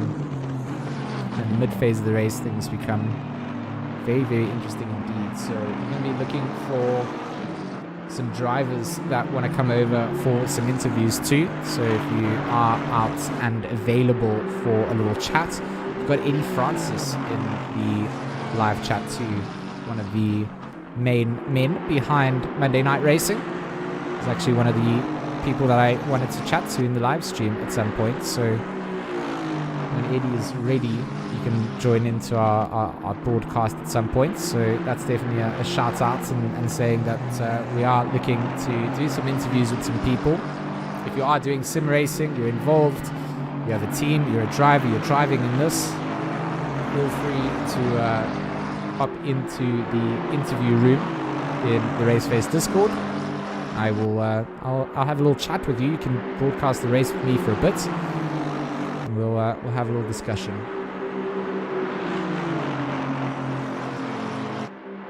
Eddie keen to jump in after his next stint. Cornet here after his stint. So we've already got some drivers lined up.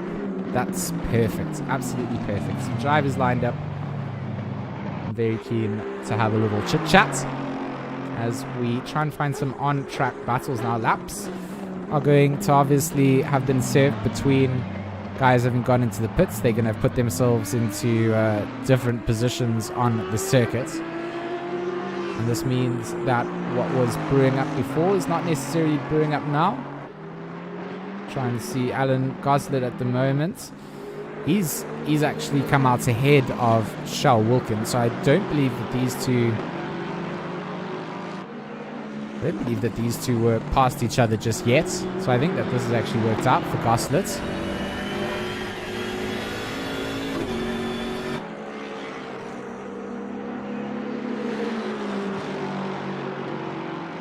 Deervolt, no. And is that Ryan Ottens in? That's not. That's Chris Heineke, or Chris Heineke's Sim Syndicate Mercedes behind them, as far as I remember, according to the liveries. So Noel's 4.5 seconds up the road from Ottens at this point. Is he? Yes, he is.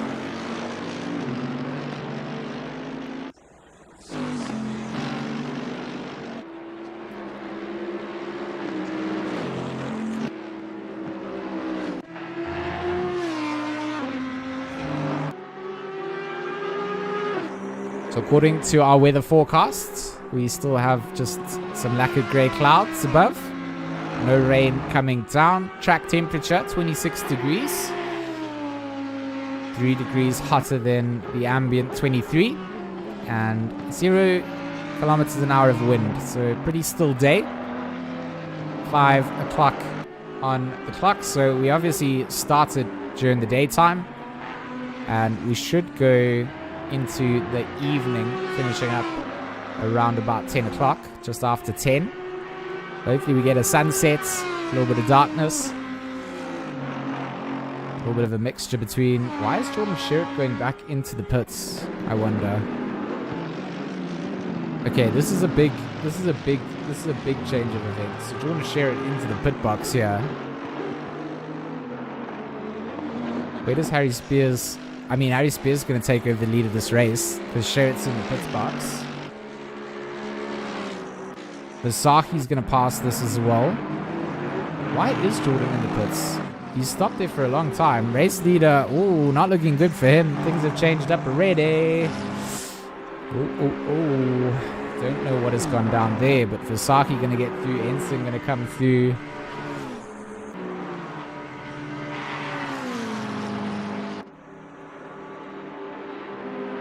Don't know if Sherritt is going to be moving again. He's been stationary for a very, very long time. So now, Harry Spears from Fordzilla, he didn't have the pace to catch Sherritt, but he'll now be well ahead.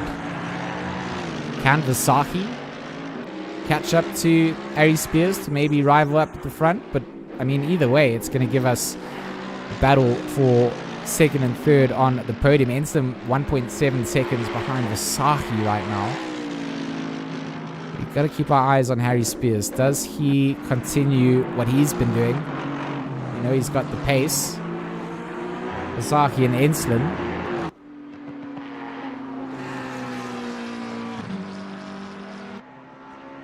.218.9 for Vasaki on his last lap. Ensign with a 219.1. So as of the last laps, Vasaki pulling away a little bit. Some blue flags being waved, we see, as the traffic gets caught up. Krayling here taking over the retro number 117. They don't have... Where did Masters come out of this? And oh, is it the vet that's actually really lost out of all of this? Yeah, the Kinetic Synworks number 97 comes out behind both Masters and Rowe. So, I'm sorry, both Rowe and Vasaki. That's actually quite a big change up in the pits for this number 97. Put in a lot of work to get up the field. And the pit stop looking like it's going to kind of cause a little bit of havoc out there.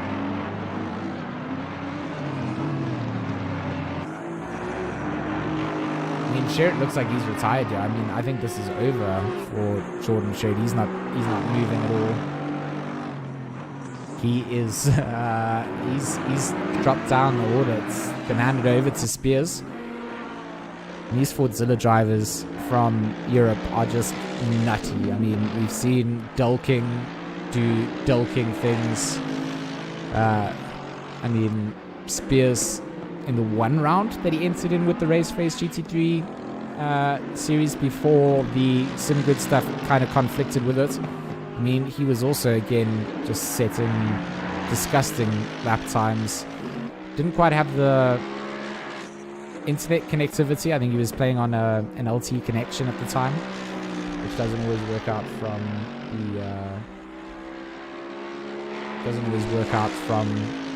the EU side of things. But you know, this time around, looking like he's been connected for a decent amount of time.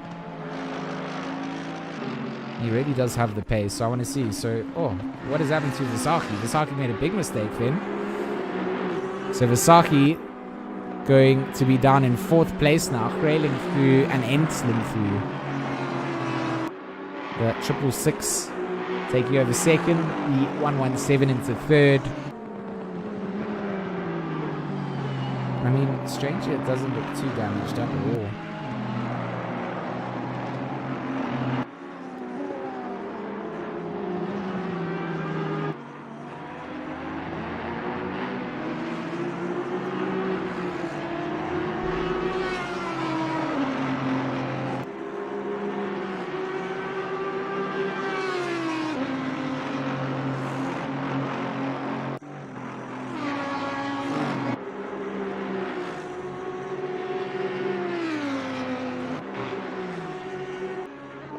Just looking at Daniel Rowe's lap times here, 2:20 dead coming out from him, 2/10 quicker than De Vet is behind him at number 97.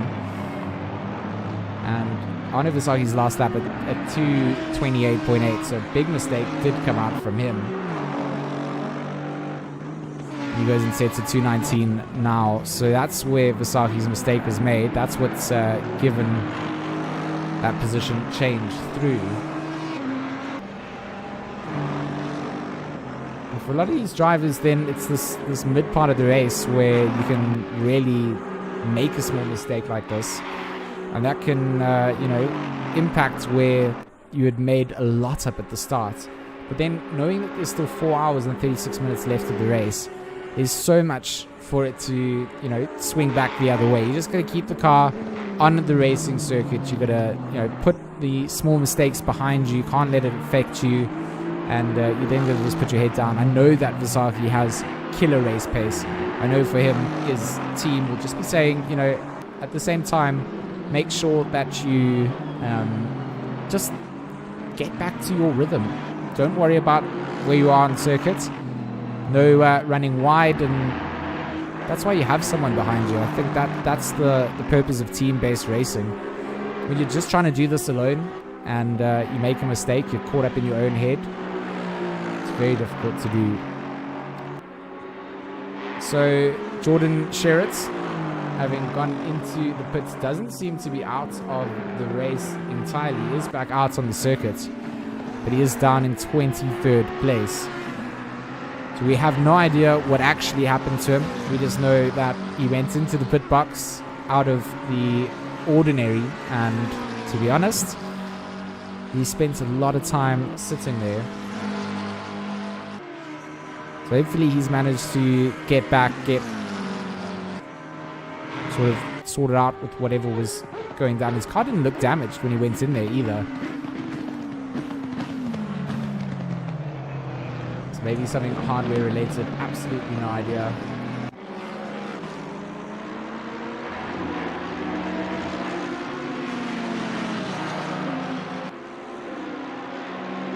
A little bit of traffic here. Catching up to Jaden Gambin. Just going to make sure to obey by the blue flags when it's safe to do so.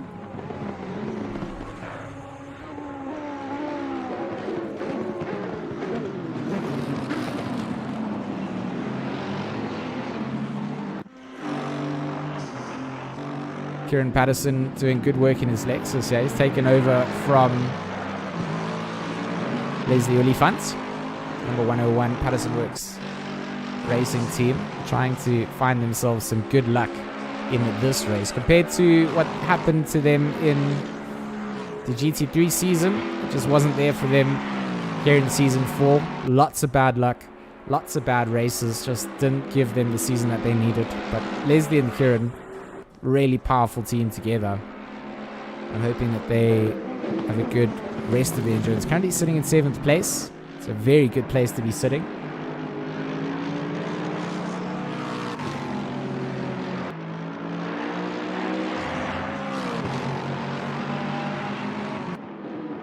Jonathan saying that maybe a little bit of a comfort break coming out from Jordan. I don't even know if it is that, because for me, I think he's trying to win this, trying to solo, get the prize money. I think it's something more than that. But maybe it is just that. Maybe he is just driving it for fun. In my mind, he's trying to solo this for the win, to get the prize money, and he wouldn't be able to afford such luxuries. But yeah, maybe he had to go when he had to go. You can't risk that. So doing it solo, it's it could be unplanned. Yaku to Blanche, supporting the number 949 with Stradom at the wheel at the moment. The front, Enslim.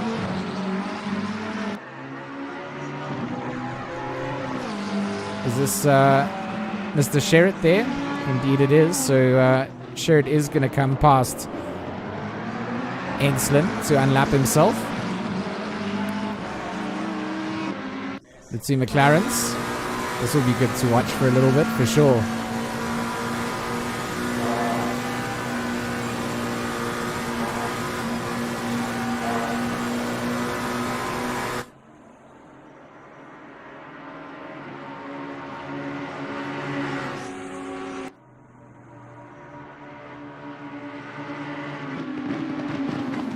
Battle of the 720s, Sherritt versus Enslim. Not for position, but we certainly know that these are two talented drivers. With having served whatever that extra pit stop was, Sherritt down the order, trying to make his way up from 22nd. He led most of this race.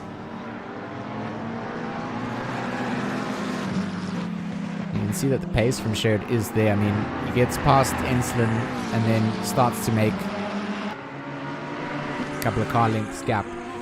Certainly has the pace. So very strange that that position change has taken place. It gave it all to this man, Harry Spears. He had his car in the right place. He was up the road from Visaki from the start of the race. And then taking over the race lead when Jordan didn't have to go in.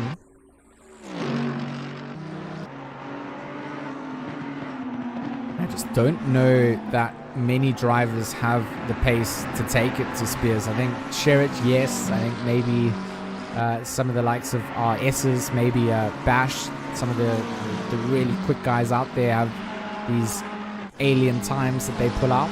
But for a lot of our pro tier, when we stack up against the European drivers, we do find ourselves competing against some incredibly talented people. And I think that just goes to show what Fordzilla is doing at the moment. Stoked that they do come out and enter our events. I know that sometimes the EU competitions, like the G2 stuff that I'd been involved in, didn't quite allow South Africans to get involved with the EU stuff, but it's always cool for us to open up our doors and allow them to come and enter in. I think it upskills all of our drivers, and I don't think it's going to be long before we start to see, always said it, like a Battle of the Nations, some EU versus ZA specific events, maybe like 4 EU teams, 4 South African teams, for like a little 6 race shootout, something like that. Always hinted at during these endurance races, because this is the time that I really get to think about things. Henrik de Vet and Stradum, are they getting closer to one another? They're not. They're just finding themselves in and amongst some lap traffic that's deployed behind the 992 from Latin Esports. He's trying to get himself past the number 17, try and make up an extra lap for his team.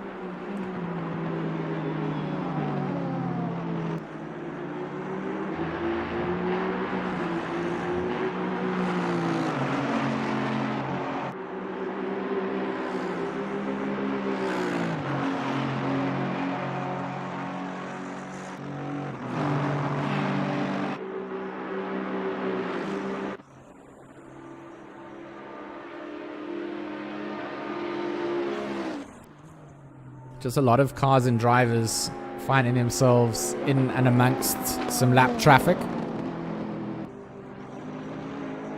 and they can't really help it. You come out, your pit strategies are going to be different to others. You might find yourselves a lap down for a bit, then everybody else goes into the pits as well. Everything kind of shifts up, swings and roundabouts. If you've had a bad race, you've had to go in for repair. It's very costly in terms of what it then means your race is going to be like for the balance of the race. And that can then switch up at any time. Like as it starts out, it's all good, you're having a great race, and suddenly, bang, it all changes up. Harry Spears still just pulling ahead of Ensslin at this time. 218.7 his last lap time. Ensslin at 219 dead. Best lap time that Spears has pulled out here is 4/10 quicker than what Ensslin has done so far. And then Krayling, he's about 8/10 off the pace of Ensslin at this time. It's very good to see what this Retro Slipstream team has managed to do, just with some of that consistency and a good pit stop. They have come out ahead of the GeForce Sim Audi, as well as that Kinetic Sim Racing Aston Martin, both of which they had lost positions to earlier on. Krayling coming down Kimmel on the flashes. He's going to be letting the Audi know that he is going to make the pass before they come down into the braking zone of the Combs. And out through Malmedy, a lot of curb being allowed to use by this GT3 Evo. I haven't had too much experience driving it. I did know that the previous Ferrari wasn't the most happy on curbs in the limited time that I got to drive it, but looks like Krayling here is certainly using a lot of the racing circuit. Maybe a little bit more stability coming out in this car. If you guys are in chat and more familiar with it, can I use some more of the curbs?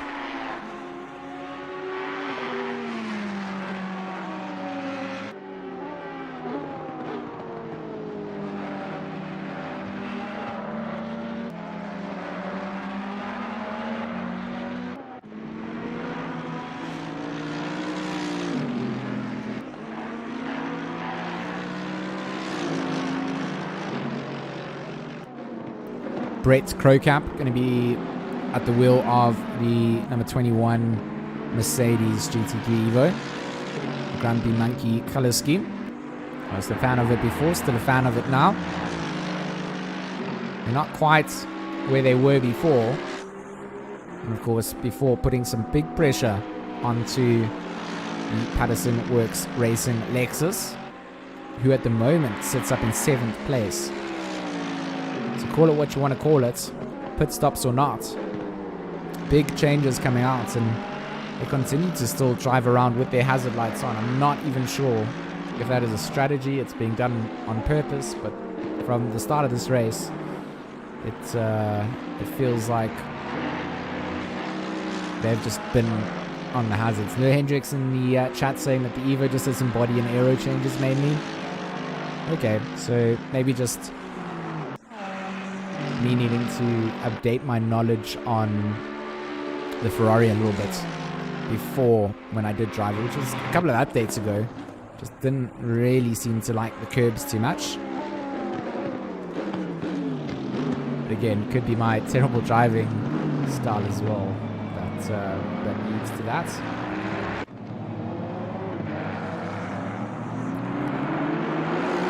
Gabba and King, they're starting to close down on one another here. Gabba in that 515 Lamborghini. Maybe just follow behind it a little bit more. Let's just see how the two Italian manufacturers shoot it out. Down the back end of Kemmel Straight into that chicane. Does look like King is making up some good time. Last lap times round, Gabba was a little bit slower than King. Bruce Sells, the world's worst right-hander. Camber, the killer.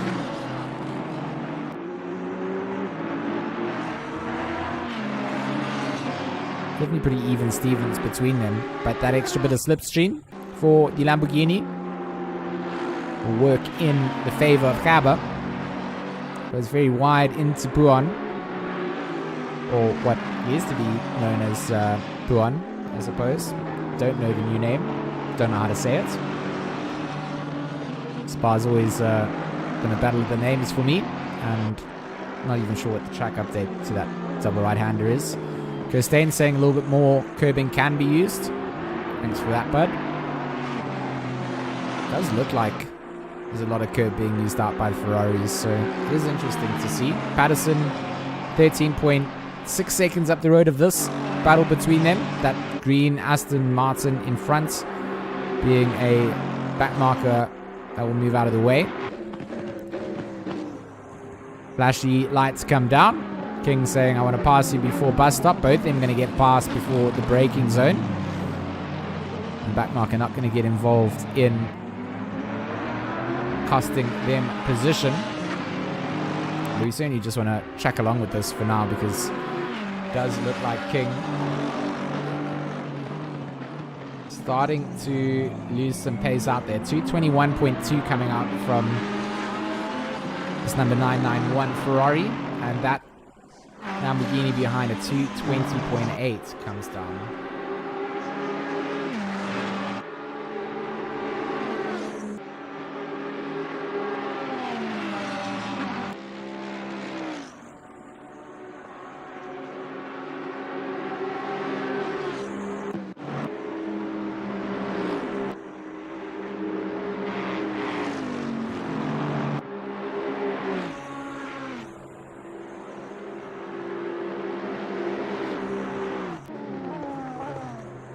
Just a reminder to our drivers and race owner or team owners, sponsors, etc. If you guys do you want to jump in for a little bit of a chat, you're more than welcome to do so.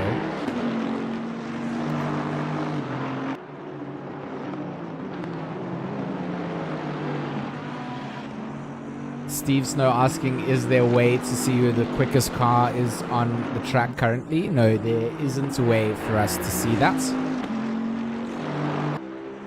currently, but I can tell you that it is... I have to do some maths on the fly at the moment. Oh, it is. It's Jordan Sherritt. Jordan Sherritt's done the quickest lap, or the best lap so far, 2:17.9. So far, that's what I can see as the best lap. Can't really see the average of what everybody's doing, which I guess is a better indicator.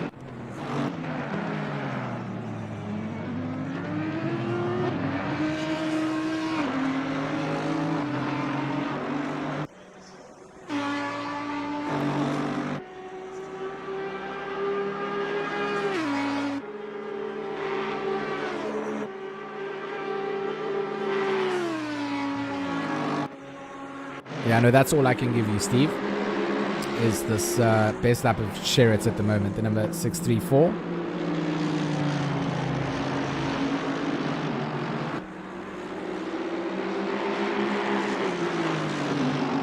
That was Spears getting past some of the lap traffic there, and it looks like Stratum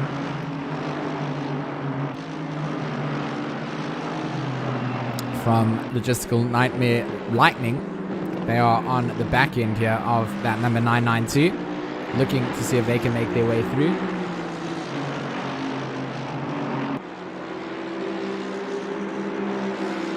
Mist Esports, the team that is currently in P1 would be Team Fordzilla, the solo entry of Harry Spears at the wheel of that car.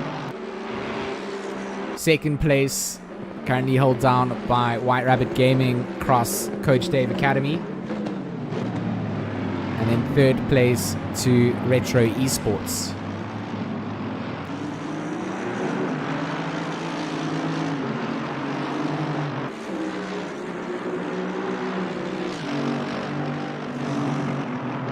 The LNR Lightning Mercedes here, definitely trying to get their way up the order a bit. Devo, no. Crowcamp, and is that Ottens? That is Ottens. That is showing on the timing sheet here. Not quite sure of where they stand. Right on the back end of Crowcamp as of the last timing sheet update. Looking to see if they can get that 12th position spot off of that Mercedes in front of them.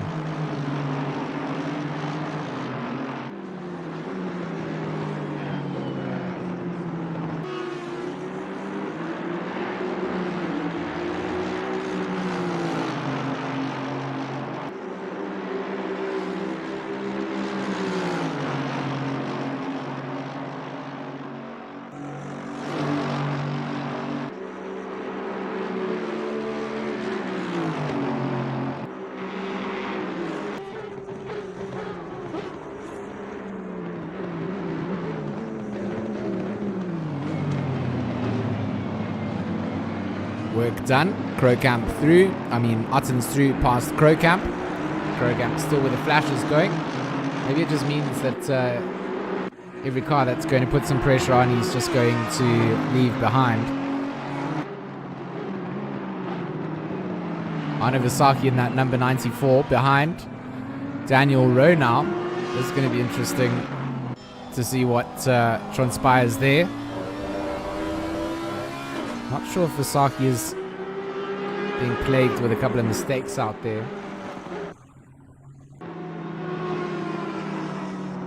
But it does cost them a little bit of time.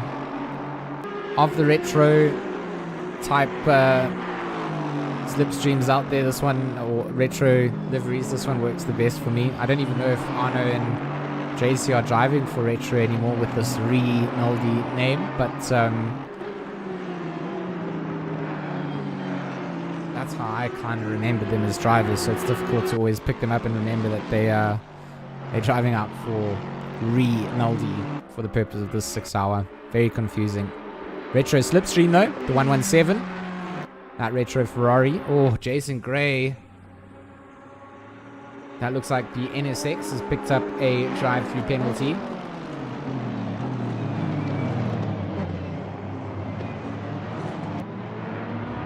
I think it has indeed. The retro neon number 140. Unfortunately, picking up a drive-through. Isherwood saying that Rinaldi is a spirit team for retro. So, you know, I wasn't entirely wrong, only partially wrong. But this drive-through, 4 hours and 15 minutes on the clock. You don't get warnings after this. You just keep getting drive-throughs for exceeding limits. And every time you have to do that, it's a full drive through the pit lane here at Spa. It's a long time to be added on and a lot of positions lost through. So when does Jason Gray go to serve this? He'll go in immediately. So from 23rd place, he'll go in. I want to give you guys the idea. Let me just show you what serving a drive-through penalty is like at Spa. Full immersion, no talking. We start now.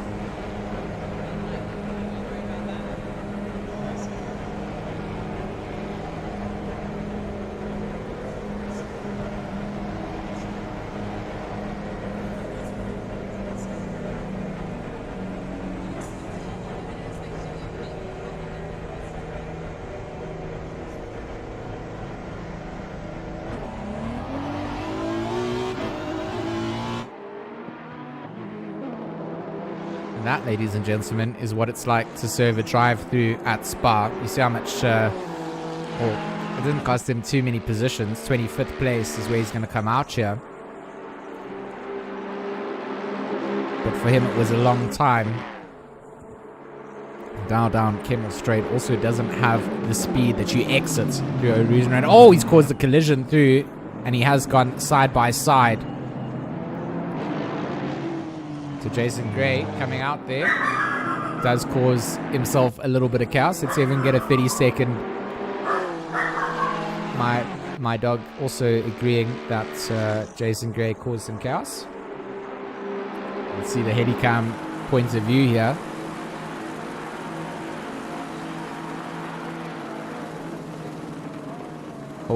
So yeah, a little bit one of those the orange cars there.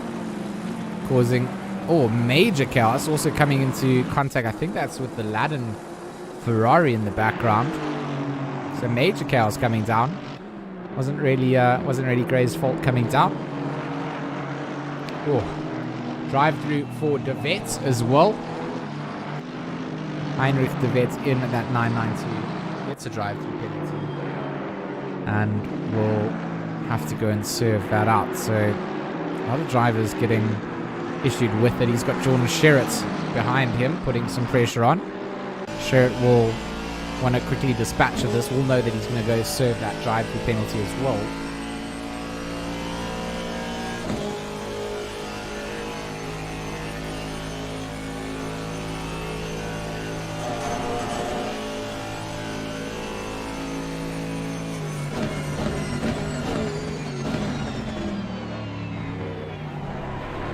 Going to go into the pits. He is indeed.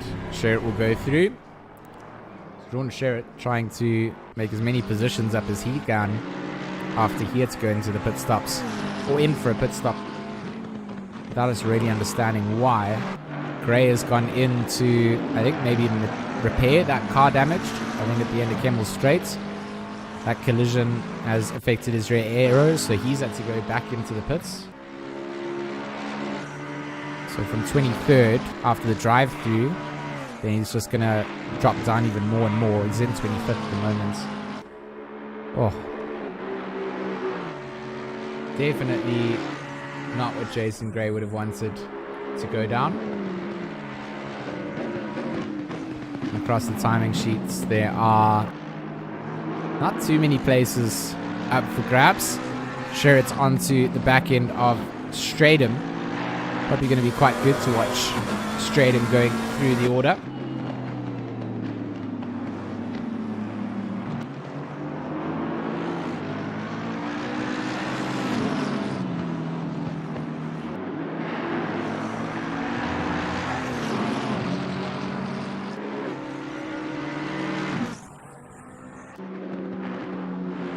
Quickly going to get around Stratum as we would have expected. So it'll be interesting to see if Sherritt can get himself back up to the podium spots after having to go in and serve that last stop. That put him so far down the order. I want to see how he manages to climb. He's still smashing laps down as he goes. Doesn't seem like the traffic really holds him up too much. Plans his overtakes pretty well. Manages to negate most of the need.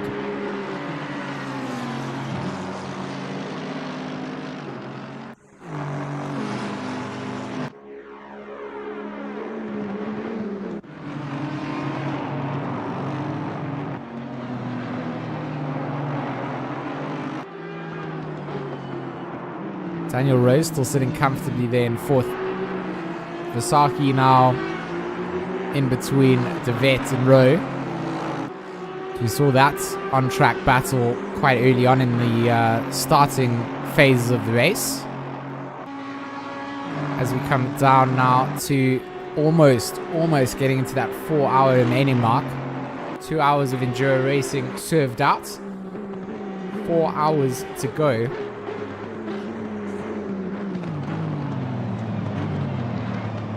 We see who we crown as the team victor at the very end of all of this.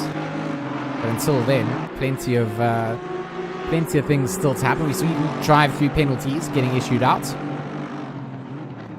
I think that's one of the worst things. And then after that, you get your stop-go 30s, which is like a drive-through, but you actually have to stop in the box and be stationary for 30 seconds before you leave. So an additional time period onto that penalty, and if that happens to anyone up at the front, massive change out. So all managing their track limits. I do wish there was a portion of me wishes I could see how many track limits each driver was on, because I know the teams can see that.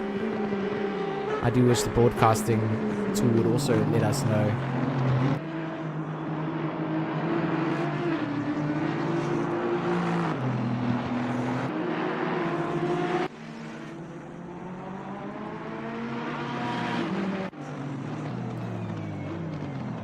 As these cars all come past the start-finish straight, the timing sheet does go a little bit nuts on the broadcasting tool as it tries to find a couple of the battles worth following. It does look like Vasaki and Rowe, less than a second between them. Stratum and Pratt, 6 seconds between those two drivers. And not very familiar with either Dean Pratt or Sean Stratum, or Dean Pratt for LNR. That Aston Martin is looking like it has seen many better days. This is probably why Stratum is catching him at a decent rate. 444. Was this the 444 that was involved with Jason Gray's incident at the end of Kemmel early on? I think it might have been. That's where some of this damage came down, but see what Stratum can do. That GT3 Evo Mercedes looking much better condition. Let's see if he can get something done at the end of the Kemmel Straight.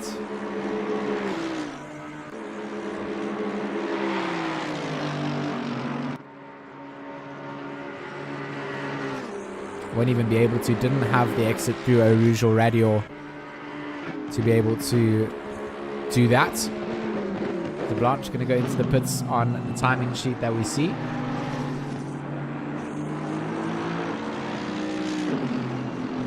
And guys, what we will be doing at the 4-hour mark, just going to go and follow along with one of the drivers here as well. Need to just double check something on the back end of the stream side. So I need 5 to 10 minutes to just make sure that this is going to be okay to see us to the end of the stream. And we'll be back again. I want to go and jump into some interviews as well. A couple of teams and drivers that want to come and have a chat. We'll go and also have a look at what's happening over in the AM stream. See what's happening in the AM race. And at 3 o'clock, I then have Kyle Petzer joining me for a little bit of commentary stint. A man who very much is fond of racing and has been trying his best to get up to standard with himself to be able to come and do some broadcasts. He's very enthusiastic, so gonna get him out here for an hour, and hopefully we'll have some more people to chat to towards the closing phase of the race as well. If not, it's just it's my voice that you have to deal with.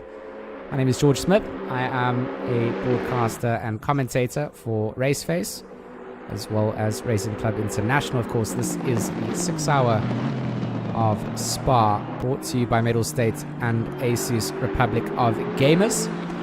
Before we jump into that little break, we will be going over to an Asus advert, and I'll be back in the next 5 to 10 minutes once I've checked on the back end. Make sure we can see ourselves out to that closing checkered flag in about 4 hours time.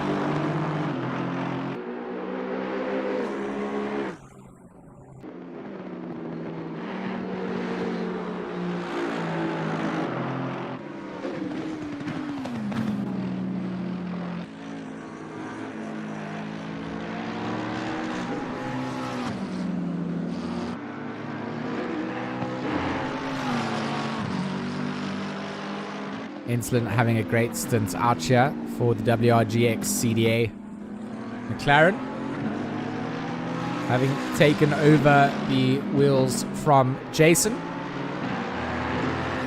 We'll then be handing it over to Bruno Kedili on their next stint. They've been having a good race up at the front end of this endurance race. No driver's quite been able to answer Harry Spears at this point in time. Jordan had a disconnect or a unplanned pit stop, and we now find him making his way through the water. You do see him down in 17th, 6 seconds behind Francis Vogel, but he is doing his entire race solo. As is Spears, a lot of these drivers have the ability to hand the car over to other people. Asaki, he's got Rowe behind him now, so Rowe having made that change up, or Vasaki having made that change up. Either way, we didn't see it on the stream, but Daniel Rowe behind Vasaki. And the two retro teams kind of in the same space. Rinaldi, not really a retro team, but retro drivers driving under a different banner. 4 hours and 2 minutes to go. The 2 minutes before we go over to that 10 minutes immersion break. And I'll then go and see if Alan is ready to go and do a little bit of a broadcast over on the AM split. So for that, we'll go over to that YouTube channel, go and check in with him for 30 minutes. And then we'll be back out here for Pro. We'll keep this stream running. And I'll try and make sure that the cameras are focused towards the front end for that. If you guys do want to join us, we'll be out at AM for a little bit. and we'll be back here again. So just trying to give as many drivers some love and attention as possible. Of course, that entire AM split is being broadcast if you do want to go and check it out. Alan over on the secondary YouTube channel doing the things.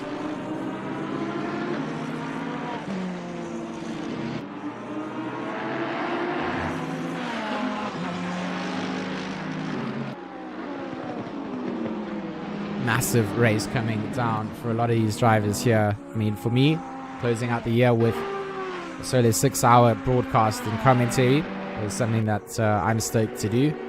Not something I like to do week in, week out, but it's certainly a bit of a challenge to sit here and make sure that everything runs smoothly for the entire duration. So if we do have little breaks, they are just there to make sure everything still continues to run smoothly. Saki and Nell going into the pits there. So they're going to be going in to switch out their drivers, I'm sure. Every hour that mark will come up. And whilst these pit stops go down, we'll probably be going in and having a look at that Republic of Gamers ad, and then we'll be going on that 10-minute immersion break.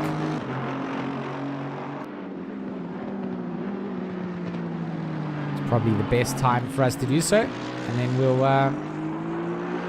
be back in just a little bit.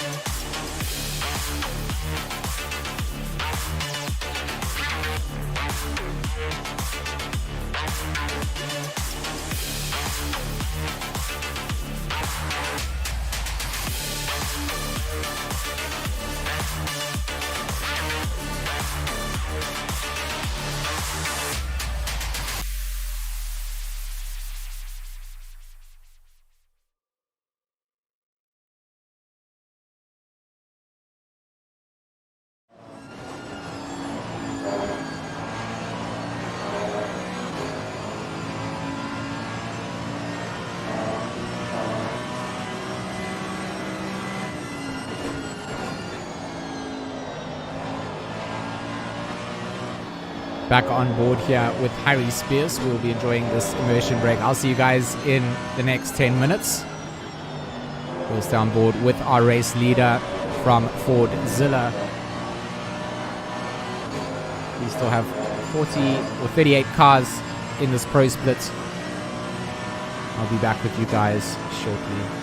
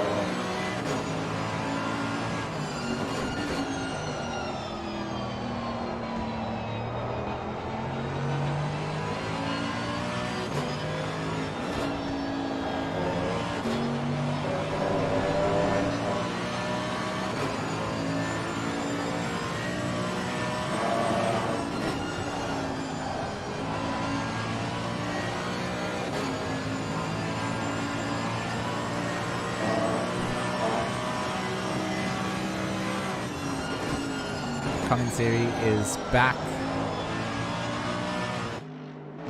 We are back to our mid-phase race, sub 4 hours.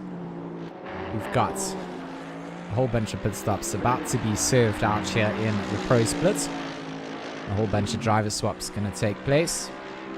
We're also going to go check in with the AM stream and the AM race in probably the next 30 minutes.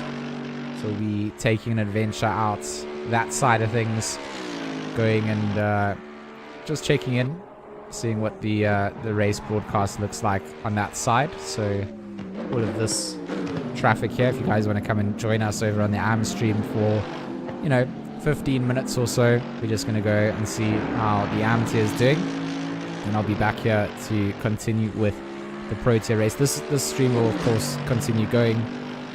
I just won't broadcast both commentary sides of things so you don't get duplication. So you can have both open and you can follow along with both. So that'll take place at about 2:45, 3 o'clock South African time. Plus minus the next 15 minutes. But for now, some driver swaps taking place. Jason Krobler at the helm of the Renaldi number 94. Brandon Kruger back in for the Kinetic Simworks Pulse team. Ryan Ottens, he's stayed out to extend his stint again. We saw them doing this on the previous pit stop strategy. The 786 will stay out a little bit longer here, and we'll just try and find a little bit of that overcut that we saw him doing previously. They don't want to find themselves with Kruger, but I feel like here Kruger and the Kinetic boys, they've already done their early stop. They've switched out and they now have their power horse driver behind the wheel of that Aston Martin. So when Ottens does switch out here, we're going to have to keep an eye out. I think, is it Seb or Malorto that's going to come into that car next? It should be Malorto coming in as their next driver swap. So looking forward to seeing what Sebo has to offer. Principal of KK Racing. Of course, representing out here in the Pro Split. Good to see Power Horse team for the KKR guys. And a couple of KK cars are fielded here today, as you've probably seen already going through the order. Share it. I'm not sure on his stint times, but he's still going to have to go into the pits again. Because I don't think that previous stop was really planned. It was about 10 or so minutes after his original stop. So he's into 9th. He was leading this race. And for a solo driver, doesn't have anyone else but himself to rely on here. And he certainly started to find the pace again after exiting the pits. Very interested to see where he comes out after all. There's still two 19s coming down for Enslin. We actually see a 219.3 coming down here for Spears. So he's obviously getting caught up in a little bit of traffic as he makes his way around. That's going to be good for the cars behind him, but a 19.2 second gap between the lead and second place. That's absolutely massive. Absolutely massive indeed. So for him, certainly we'll be able to get back into the pits, make the change, and if nothing goes wrong, come out on top again. So for Zilla, things are looking very, very good at this 3 hour and 50 minute remaining mark. 50 minutes to go until we get halfway in. Things up at the front haven't really changed too much from where they started. Of course, some big horror stories from some of the teams not being able to get to where they wanted to be. But for a lot of the drivers here, it's all about just managing the consistency again, making sure that if there are little small errors, we see Frayling going in from 3rd place. So that will be one of the retro teams making a driver swap out. Patterson's also done well to get this Patterson Works team up towards the front end. He's going to be handing back over to Leslie Oliphant. Patterson Works going to be very happy with their performance so far in the number 101 Bentley.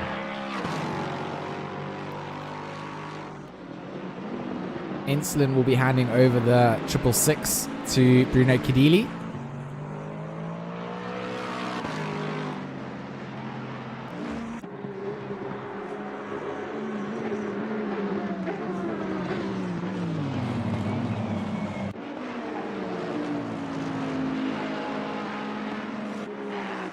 Looking down the timing sheets a bit as well. Not too many close track positions for or battles for position here. I think a lot of that has to do with these drivers having changed up their pit strategies between them. You see a lot of them on different strategies at the moment. A lot of cars having gone into the pits more times than they had anticipated on doing so.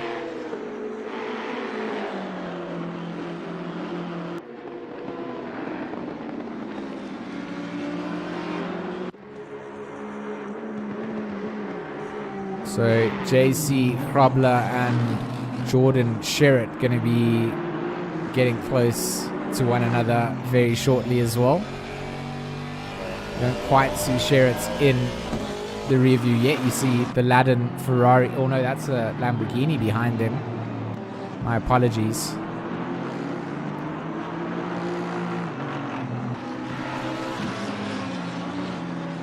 But Sherritt 2 seconds down the road. He's already dealt with the Lamborghini that was between himself and JC Krobler. Making his way up the field. We didn't expect him to give us anything else really. I mean, he was leading the race. He had a massive lead.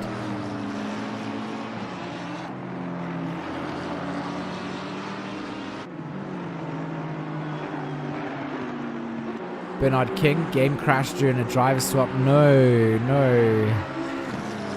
That is not what was ordered at all. Oh, unfortunate. No.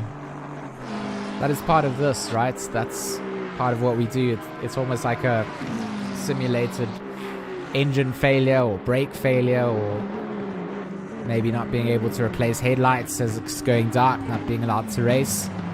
Sim racing has its ups and downs.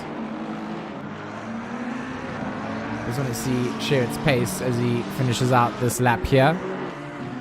A 218.7 comes down. He's about 6/10 quicker than Krobler in front of him, so he's making his way through the field.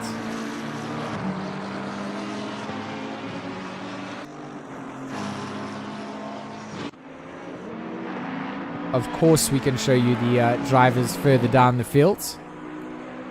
Of course we can show you the drivers further down the field. Maybe we'll do a full run through from 15th place here. Mark van Rensburg currently sitting in 15th for Sarko. Noah Hendricks in 16th for the Boston Guinean Racing number 901 BMW M6.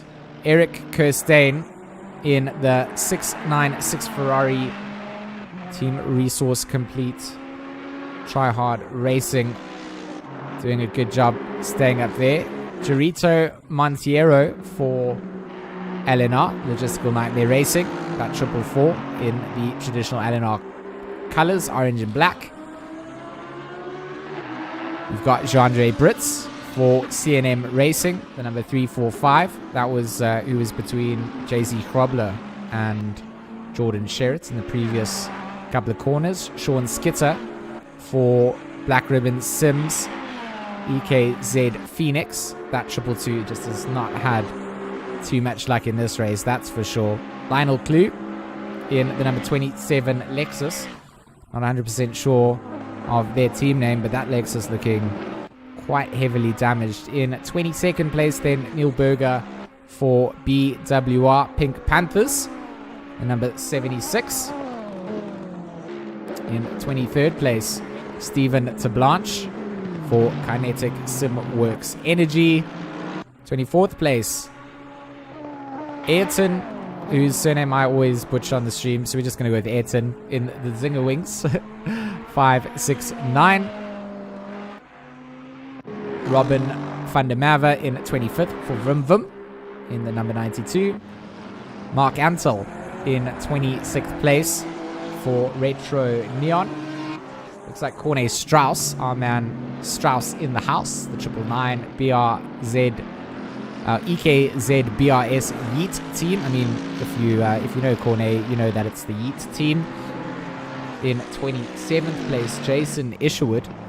In 28th, in the world's most gross-looking Aston Martin paint job. I said this to him on the stream when he asked me for my opinion on his paint job, and it certainly looks better now that it hasn't been crashed into a wall. But I don't like the dark maroon plum. Ugh. Okay, so I've done my mandatory shaming of Jason Isherwood's liveries.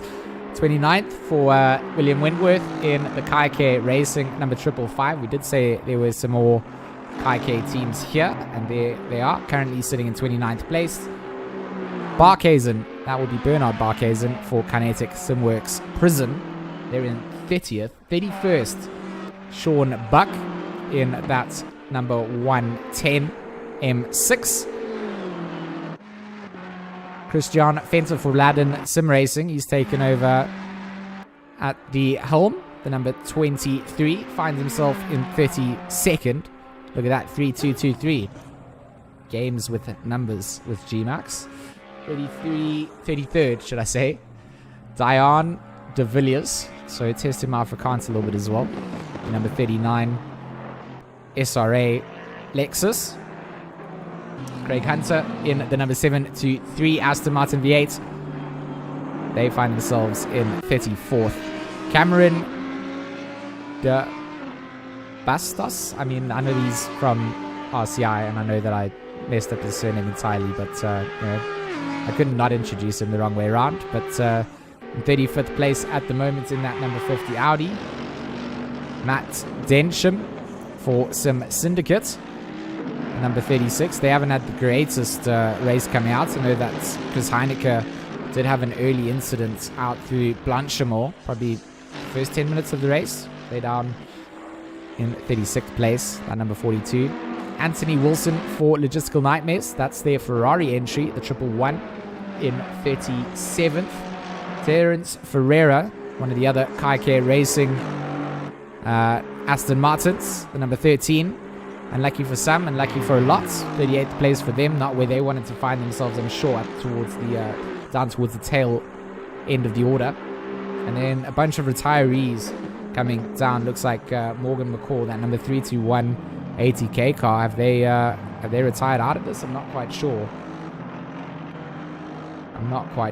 But Morgan rounding out the order there.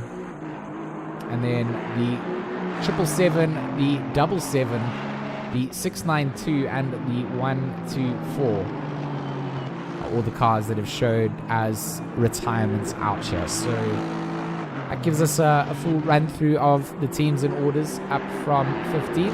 Let's do a recap of who's up at the front. At the moment, it will be Alec Enston. He's obviously extending the stint a little bit more. Harry Spears has gone into the pits while we're running through the order. Alec Enston for WRG Coach Dave Academy. Little combo team coming down. Bruno Kadili to take to the car soon. Ryan Ottens for Kaike. They've obviously stayed out for that overcut. Harry Spears for Ford Zilla. Johannes Kreiling is in 4th place for Retro. Brandon Kruger in that number 97 in 5th for Kinetic Racing. JC Krobler for Rinaldi in 6th. Jordan Sherritt has made his way up through the order into 7th place for GTWR. Keegan Masters in 8th place for G4 Sim. And then rounding out the top 10 would be Leslie Oliphant for Patterson Works and Yaku Nordia for another Kinetic Sim Racing team. So plenty of cars and drivers. I mean, always feels like we only get to talk about the front end of the order. But if you look a little bit down, you always get to see a better picture of just how many people are involved in something like this.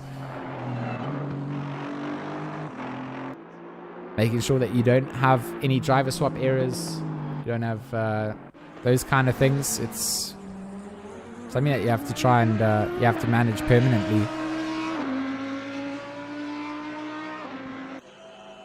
So at the moment, looks like our leaders, or temporary leaders, the WRG team will peel into the pits. Insolent going to go in to serve that pit stop. Ryan Otten's, in theory, then going to be going in for his stop probably towards the end of this lap,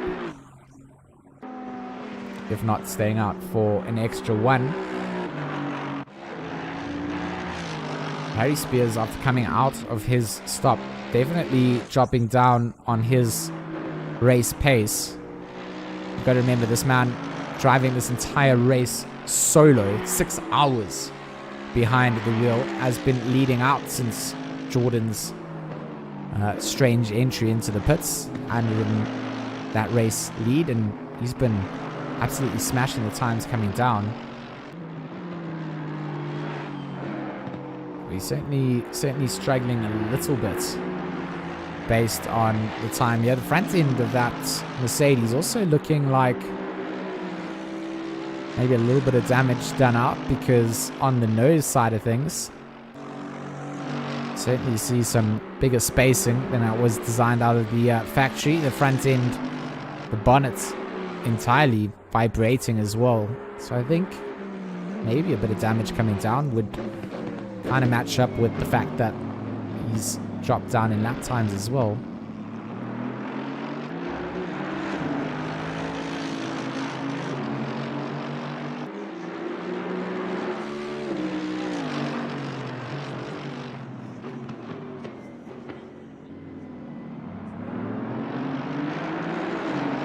In that last lap, a 2:19.3. I do want to just keep an eye out on this. Ryan Otten's going to stay out.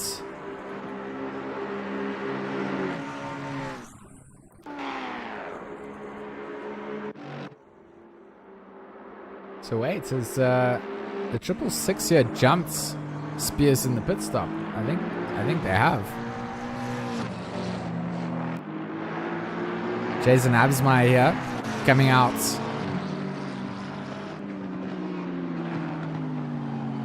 I think they have jumped Spears here. So I think the race lead may have changed over. I'm not sure what Spears had to do. No, they have. They have. Jason Absmeyer taking over again here. Bruno Kirili not yet getting into the car. Saving the man with the many accents for a little bit later.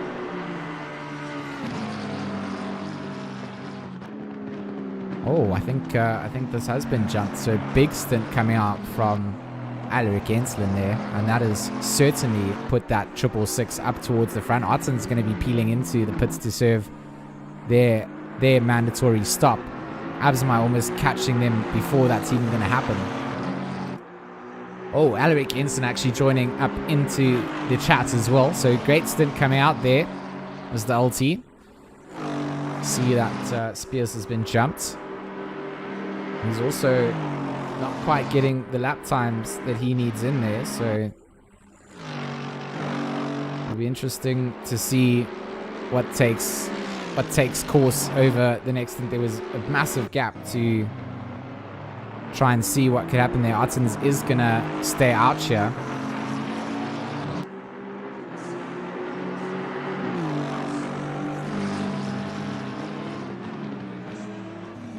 Myberg and Bartel down in 12th and 13th.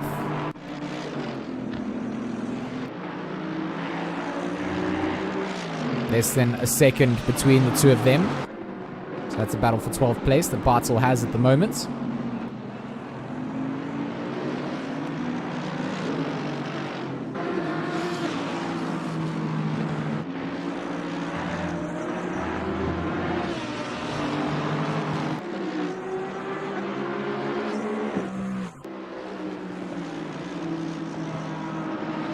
Looks like Jorito Monteiro also has the likes of Van der Vault putting some pressure on. Are these both LNR cars on track? They are. So both the 444 and the 949 driving for logistical nightmares.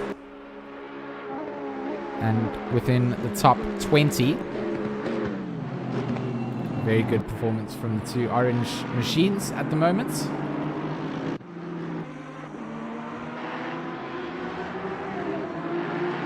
Brits has some pressure from behind, but that will not be for position. Pretty sure we'll see some blue flags get waved out here.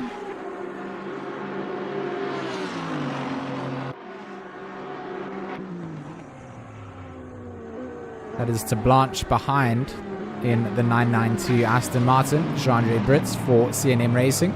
Oh, makes a mistake into the bus stop and is going to allow Stephen to Blanche to get through safely. Let's go and see up towards the front. Artens has elected to go into the pits yet. He hasn't. He's still racing out against Absmeyer. They are on different pit stop strategies. On the inside goes Jason, threads the needle. Beautiful little overtake, and Arten's going to go into the pits, but regardless, wasn't handed through. Nice little move into the bus stop chicane. And the WRG XCDA Mercedes will go into the lead of this race. Harry Spears will take second temporarily. But that is a big jump coming out from the 666 McLaren. And the Ford Zilla number 199 now needs to chase down, needs to find that rhythm and those sort of laps that he was pulling out at the start of this race. Those 218s, the 218 ones, those low dips. That's where Harry Spears needs to dig deep now to catch up.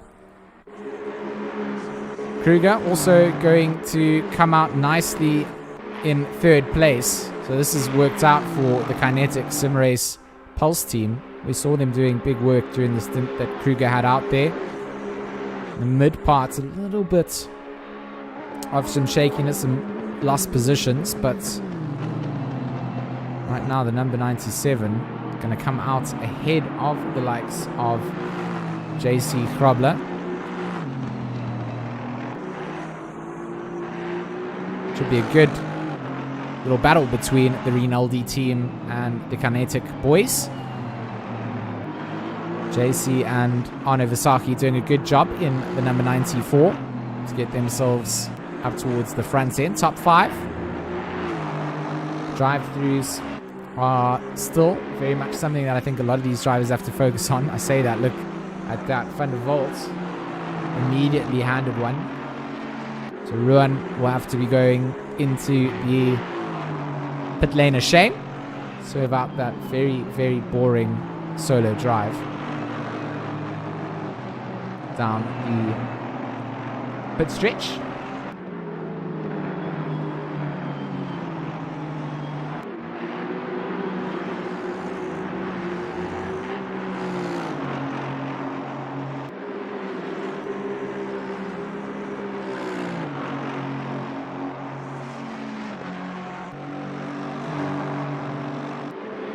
So in just a couple of minutes, we're going to be getting Carl Petzer to come and join for about an hour of comms. I've done a little bit of, I've done a race with him before, but very passionate little individual, and he's one of the volunteers behind wanting to provide some voice co-commentary. So at around about 3 o'clock, going to get Kyle in here. We also have an AM stream going at the moment. I was going to pop out and go and join it for a bit, but I feel like we'll lose too much of the action over on this side of things. So we're just going to keep it separated out. I'll just pop Alan a message and just let him know that I'm unable to come through to that side.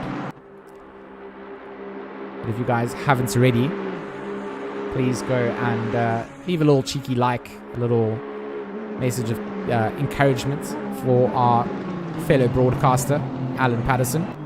Not sure if he is doing it solo. I know that he had Stephen Koenig joining him in the box at some point. I'm not sure if they have, if Stephen is still driving and racing and commentating, or commentating and driving, but either way, big shout out to Alan for putting down the racing gloves for today and just making sure that we could broadcast both splits. 140 plus drivers entered into this Mettlestate 6 hours of Spa, brought to you by the Asus Republic of Gamers and RaceFace. So 140 plus drivers, 40 teams in Pro, 30 or so teams in AM. This goes to show how much sim racing has grown. We used to struggle to get 10 car lobbies or 10 driver lobbies. Now if everyone was to pilot their own car, you wouldn't be able to run a single server for them. So just goes to show how big it's become. Big shout out to our community, fellow sim racers, racing enthusiasts, broadcasters, commentators, stewards, and of course the lovely live chat. So Rowan got a drive-through penalty for exceeding the track limits. Andres Dupree. It's part of the warning system in the sim. You've got a set number of warnings for your car, and once you've exceeded them, the next punishment that you get is a drive-through. And then what happens for the rest of the race is that you've exceeded those warnings, and you will then continue to get issued with penalties from there. So you have to become very cautious once you have exceeded your limits. And in a 6-hour race, I mean, you have 3 main warnings, and then the 4th time you get that drive-through, you've got only 4 essential chances over 6 hours.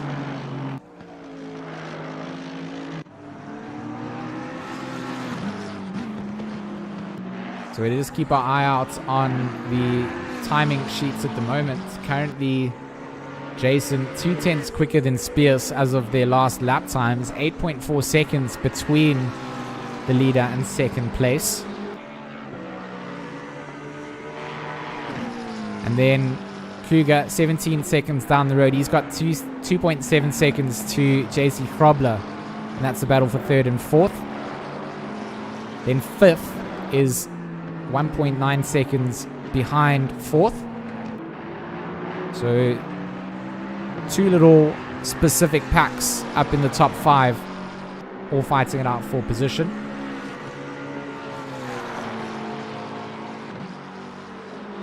And a lot of traffic still to navigate and negotiate.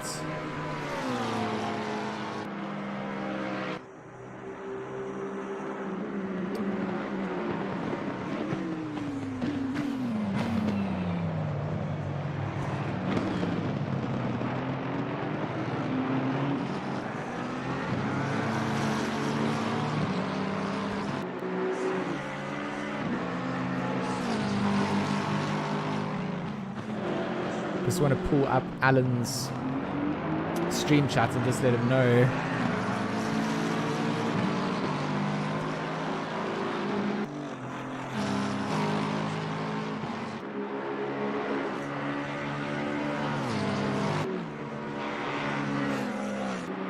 Just let him know that I can't pop out there to join him. But what we were planning to do was head out and do a little bit of commentary on the AM side with Alan, but unfortunately my muting side of my OBS and my broadcasting tool, we're going to hear duplicate audio across, so I'm going to rather skip on that for now, and we'll jump back to maybe doing a little bit of commentary when Kyle gets here. Give me someone to chat to a little bit. You start to go a little bit crazy after many hours of talking to yourself. I think most people would understand that. 6 hours on the Sunday, certainly something that I'm glad that I signed up for, because the teams and the names and the drivers that have all entered into this are pretty much the people that have become like my family during the lockdown period in this year. We've all grown, learned, learnt, grown, and taught each other something, I suppose. And just really nice to see everybody entered up. So big shout out to all our participants, not just for entering into this, but showing the support for all the sim racing stuff that everybody does. Everybody understands that growing the pie makes the pie bigger for everybody. The more competitions we get, the more it benefits all of us, right? So I think a big shout out to everybody who puts time and effort into growing their individual profiles, sharing links, making sure that they've got cars and liveries that all match up if they are, racing as teams. Starts to add a little level of professionalism out. Van der Volt getting a 15-second time penalty added onto his name, that number 949. It's actually a 30-second time penalty onto his name. So, as far as I understand, that would be something for. Well, from the stewards. That's not from the sim. Battle for 23rd and 24th. But giving us some insight coming down.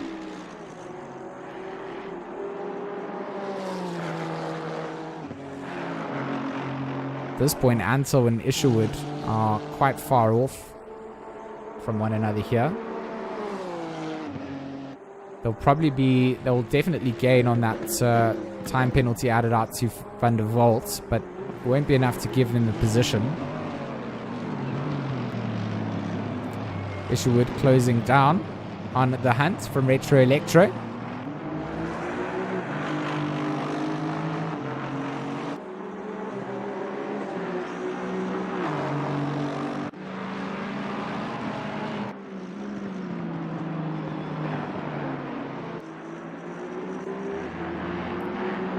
Sebo Malotor. He's taken over the Kaike Racing 786 from Ryan Ottens. He's got some pressure coming down for sure. He's got Van Rensburg and Van Mansberg.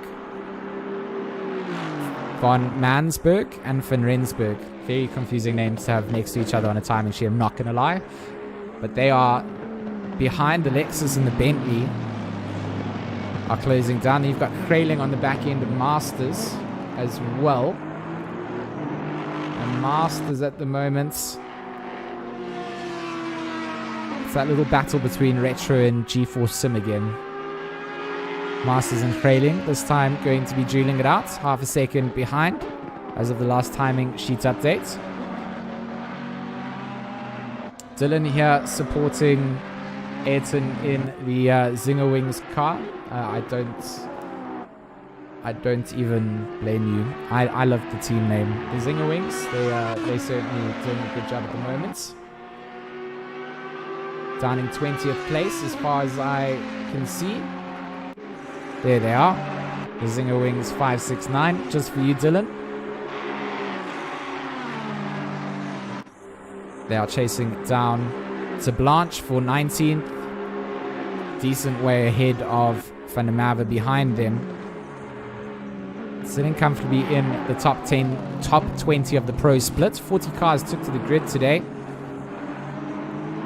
Got about 2 hours and 40 minutes of racing so far. 3 hours and 20 on 3 hours and 20 remain. Plenty can still happen up. We've seen some changes of position. Here's Ansel and Isherwood. Now it is starting to heat up. Down towards bus stop they go. Onto the inside is Isherwood. But Ansel going to set himself up for the inside line of the Exeter bus stop here. Look, there we go. Isherwood is actually going to lose out. There's that Clue behind them. It is Clue. Clue going to go alongside, but the drag race begins down towards La Source. The sharp right-hander setting themselves up before the dip down the hill. Where does the Lexus of Lionel Clue go? He's starting to make Isherwood's life hard. That's going to allow Ansel a bit of space up towards the front. On board with Clue we go as they go through the dip of Eau Rouge. And up to the top of Radior. Then onto the Kemmel Straits. Trying to get into the slipstream. A nice little three-way battle going down. Look at Ansel. He's benefited from this. He knows that Isherwood put himself in the wrong place at the bus stop. And opened himself up to the attack from the Lexus. And then just had to be defensive from there. 15 seconds for Null on the penalty sheet as well.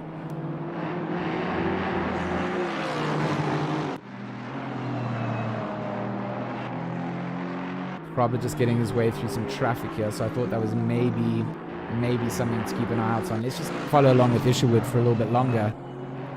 Let's see if he holds Clue back in front. You can still see Ansel. Oh, Ansel's made a mistake into Puan, the right-hander. That's going to catch him off. Can Isherwood capitalize on this? I don't think he's going to have the drive down. He's going to put himself, again, this is a good place. If he breaks on the outside, he puts himself onto the inside for the exit of Lefagnis. You see, that is the Retro 117 that's gone off. And in the background, trying to come back on. Ansel around the outside. They all give each other room. Clue on the inside sees the space. He's going to make two moves here. Lionel Clue, disgusting work in that Lexus. Gets through on the exit of Stavelot and sets himself up to take a nice little two position ahead of those two behind him. It's flat through Blanchemont where they're going now. Oh, I mean, that is exactly what needed to happen for Lionel Clue. Isherwood and Ansel kind of looking at each other like, oh, mate, we just got robbed blind by that Lexus coming down. And where does Isherwood try and respond? He's seeing that NSX is looking a little bit oversteery, especially through that double left-hander. Puan needs to be able to get himself on that inside apex a little bit quicker, I think, next time round. The opportunity comes through. Oh, massive work from these guys down in 25th place. So fights throughout the entire grid order. Harry Spears, I don't know what has happened to Spears. He's gone into the pits again, it looks like, but he's in 9th place at the moment. He's got Table Maloto putting a lot of pressure on him. So something has definitely changed up here. Maloto and Van Rensburg for position behind, coming down into the bus stop. This is the racing where it starts to heat up. All the pit strategies kind of open themselves up to allowing for a little bit of racing, and this is the racing that you get. Great work from all the drivers to put themselves in these positions. That attack from that Lexus on Table Maloto here in the green and orange Kai Aston Martin. You just see Van Rensburg trying to put himself into a better exit for the source, but it's not going to work out for him. He's going to have to just tuck himself back a little bit longer. Just wait. It's a waiting game in the tin tops. Small mistake gets made out, and that's where your opportunity to pounce is.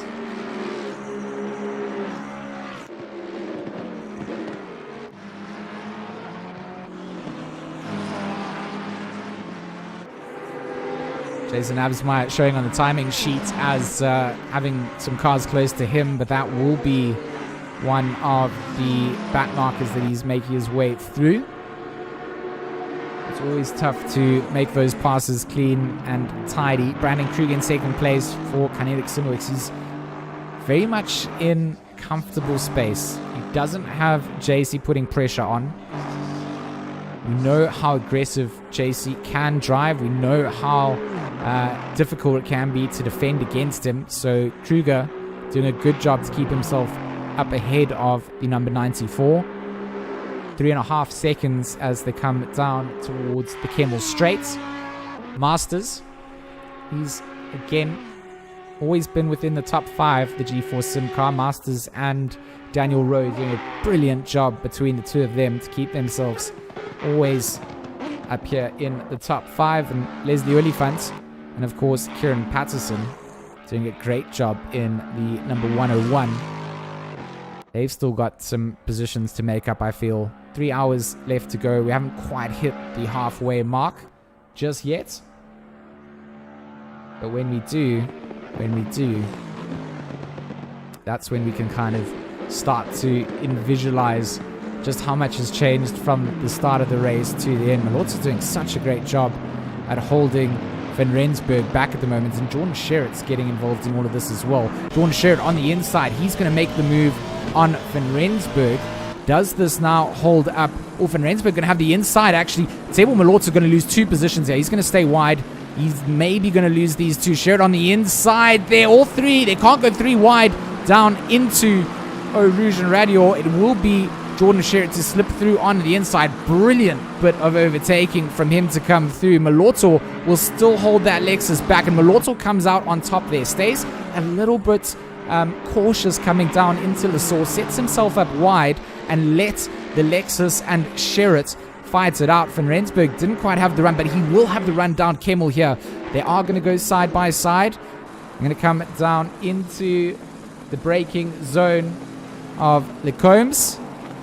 And Malorto again sets himself up to be on the inside line for the exit through.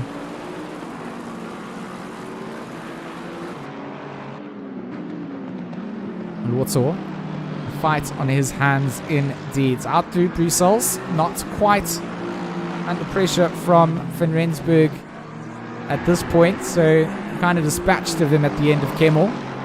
Gave himself 2 cars of breathing room and allows himself to set up for the mid-sector. It's where you want to be. You do not want to have to go defensive coming down into the braking zone of Esfagnus. It's hard. It's kind of a corner that if you do make one small mistake, you overcorrect and try and where you put yourself. The cutback opportunity is always there. I think Malorto knows this. He knows that he has to keep this Lexus behind him. Even if it's just setting themselves up for later on, making passes difficult for people here is very important, but at the same time not costing yourself lap time for your own race. So if the defense is very beneficial to you, you know, you kind of like can park the bus, so to speak, slow someone else down, but still get the exit that you need. Or for Mansberg with the drive-through, Tsebo sets himself up for the exit of the bus stop. And the Lexus once again tries to go around the outside and cannot do so. But a big drive-through indeed for the Lexus. The number 9 in 12th place will be sent back down to pit road to do the drive-through of shame.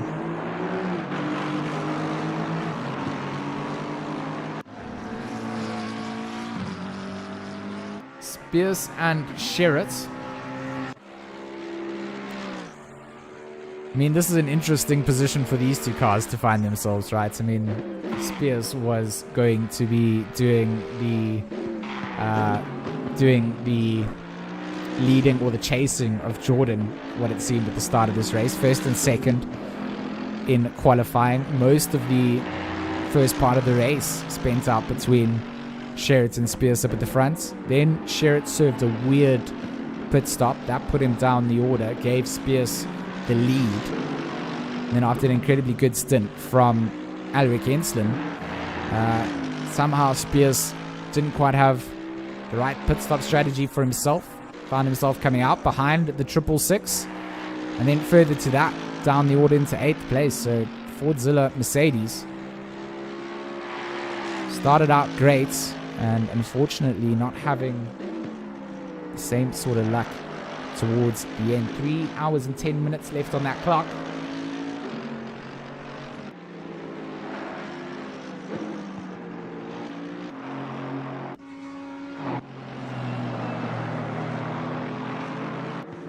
And also not just defending at this point, he's also doing a very good job to hold some of these drivers back. Barry Mayer and Sean Skitter apparently not quite on the timing sheets.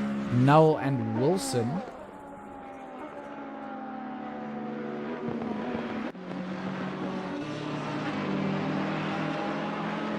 So Null trying to catch up to that 110 M6 in front. Battle down for 34th and 35th. Also pretty close on the timing sheet considering the number of cars and the time we are into the race.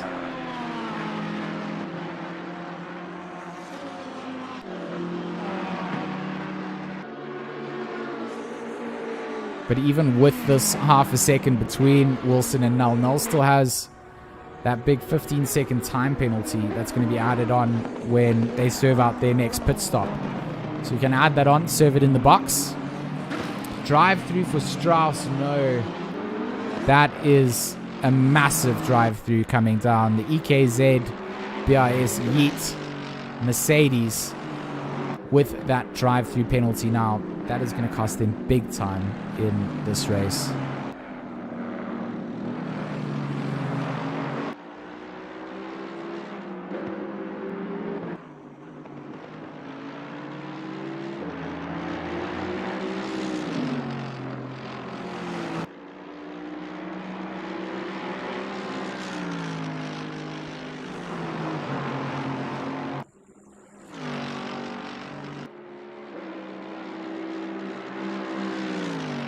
So you see those penalties coming up. Some of them, the time penalties, as far as I understand, given out by the stewarding team. Those can be served out. And then the drive-throughs are generally... I mean, you can get given a drive-through as well from the stewards. Cornet going to go and serve out that drive-through for the EKZ Black Ribbon Sim team. Definitely not what they would have wanted to happen. And I'm sure they'll be looking back and... reflecting, because now those track limits are used up. Got no more warnings. I touch on it, I'll touch on it again. Every single time you exceed track limits after you've been given your warnings and you've served your first drive through, you're punished for again. So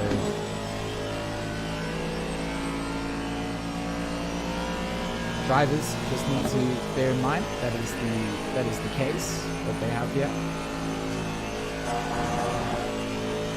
Limited number for them to use.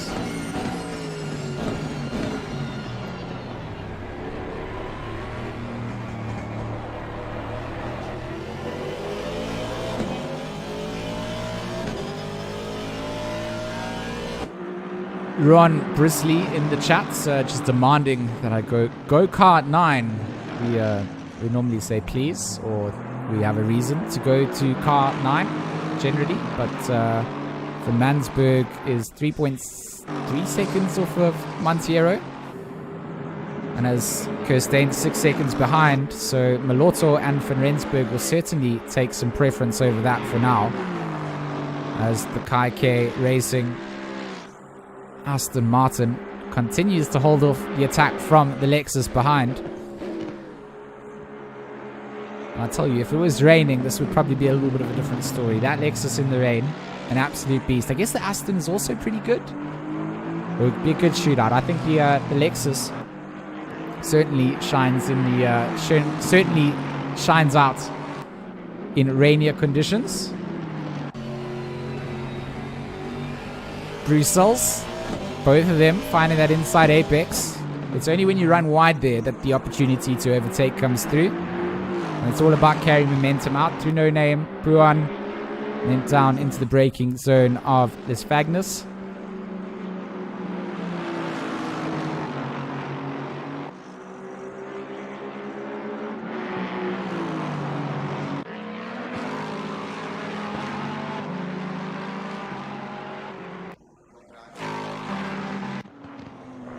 So Brandon Kruger going into the pits in the number 97. That's going to allow Masters and the G4 Sim Boys to get themselves up into third place. JC Krobler and the Rinaldi number 94 Aston Martin up into second. Jason Avsmeyer still leading things out with his team of Bruno Kinili and Alaric Henslin in that WRGX CDA McLaren. Maybe we'll go and have a look at car number 9. We go car 9 is going to be my go-to for this one. Arno van Mansberg in the Bentley. Do we have many Bentleys here? I think it's just this Bentley, right? Are they driving in the Bentley M Sport standard livery?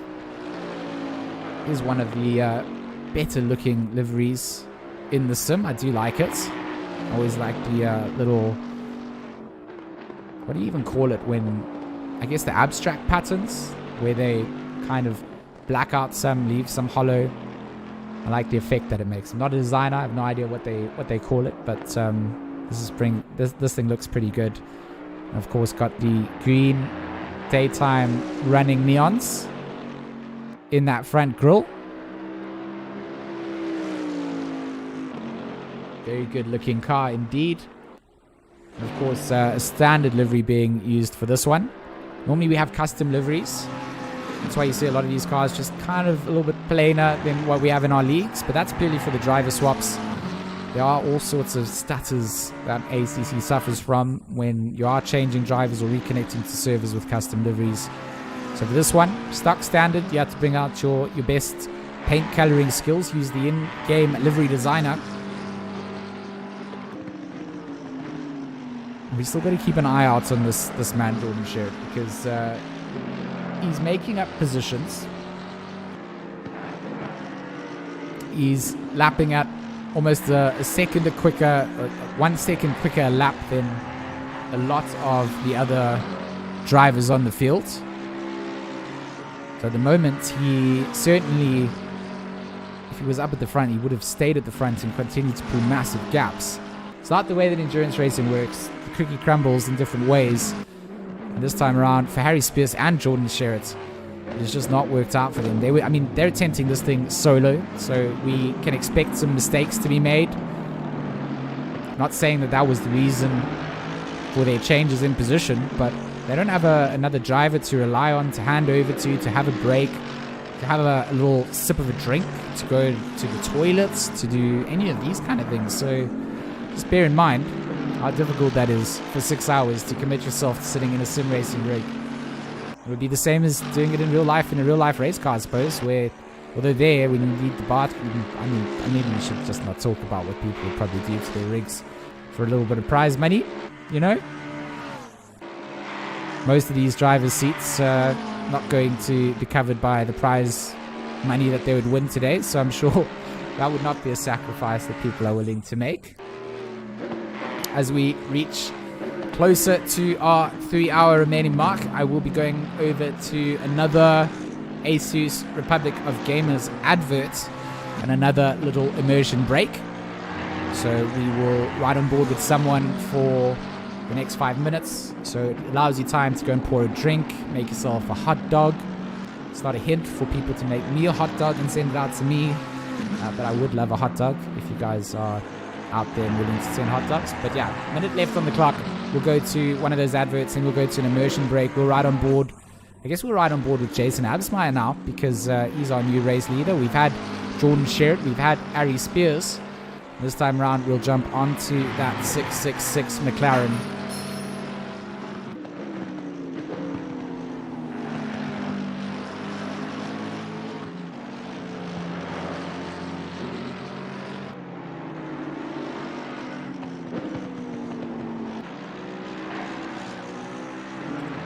Jordan Sherritt all over the back end of Bartle, though, before we come into this immersion break.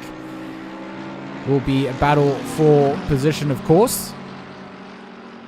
This one is certainly not just going to be given out for free. The pace between the two very different in where they qualified.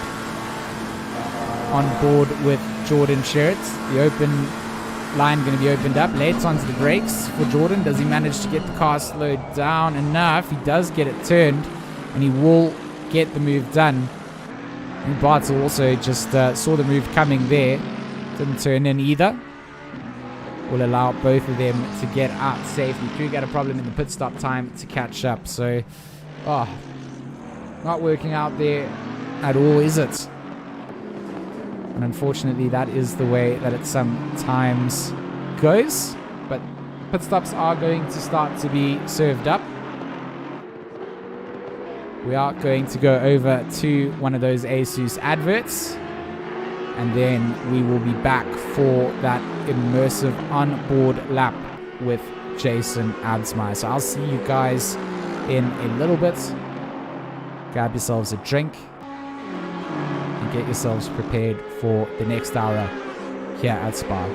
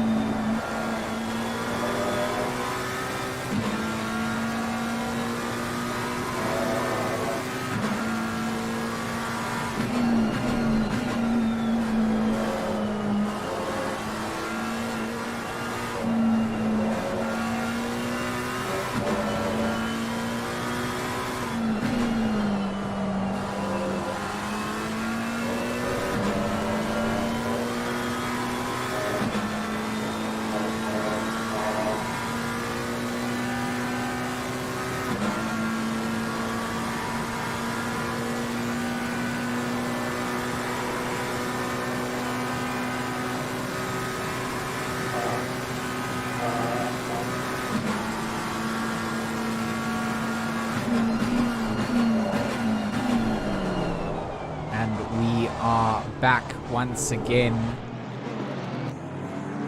with our race leader Jason Absmite, currently at the wheel or the helm of the 720S White Rabbit Gaming Cross Coach Dave Academy team. Looking down at the timing sheet, still got Tebo Malorto looking like he's got some pressure from behind this time around. Not going to be the likes of that Lexus. He does just have some that Lexus behind just that Aston Martin behind just completely lost it. I have no idea who that was following,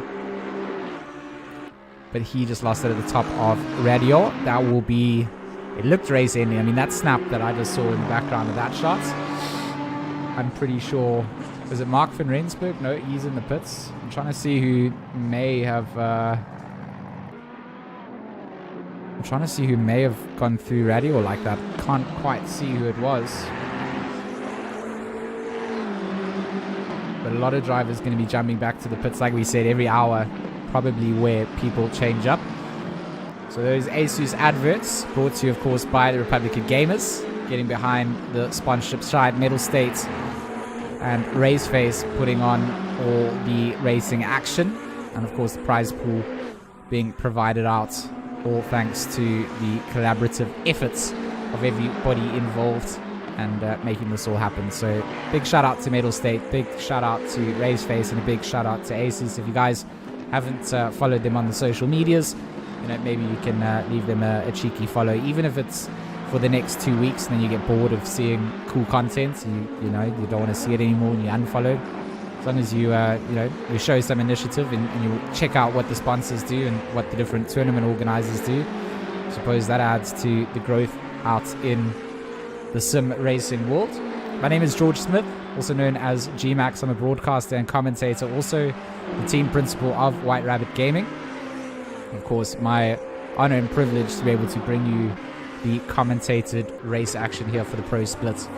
And getting this all together, rounding out what has been a good season with RaceFace with a 6 hour, was what was on the cards from the very start of the year. So I'm glad that everything came together and allowed for us to put together something here at Spa. It's a bit of an iconic racetrack, one of my favorite circuits in the whole world.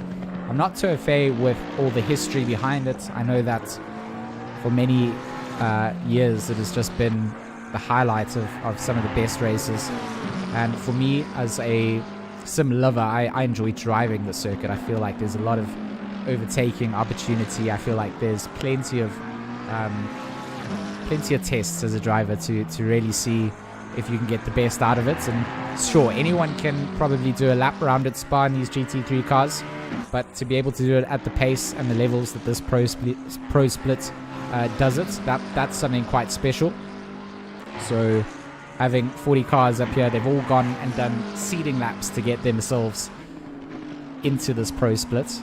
The others all drop down to AM. That's obviously being broadcast on our alternate stream, also on the RaceFace YouTube channel. So if you guys haven't left a subscription over here, that would also be great. We try and broadcast as many of the races as we can.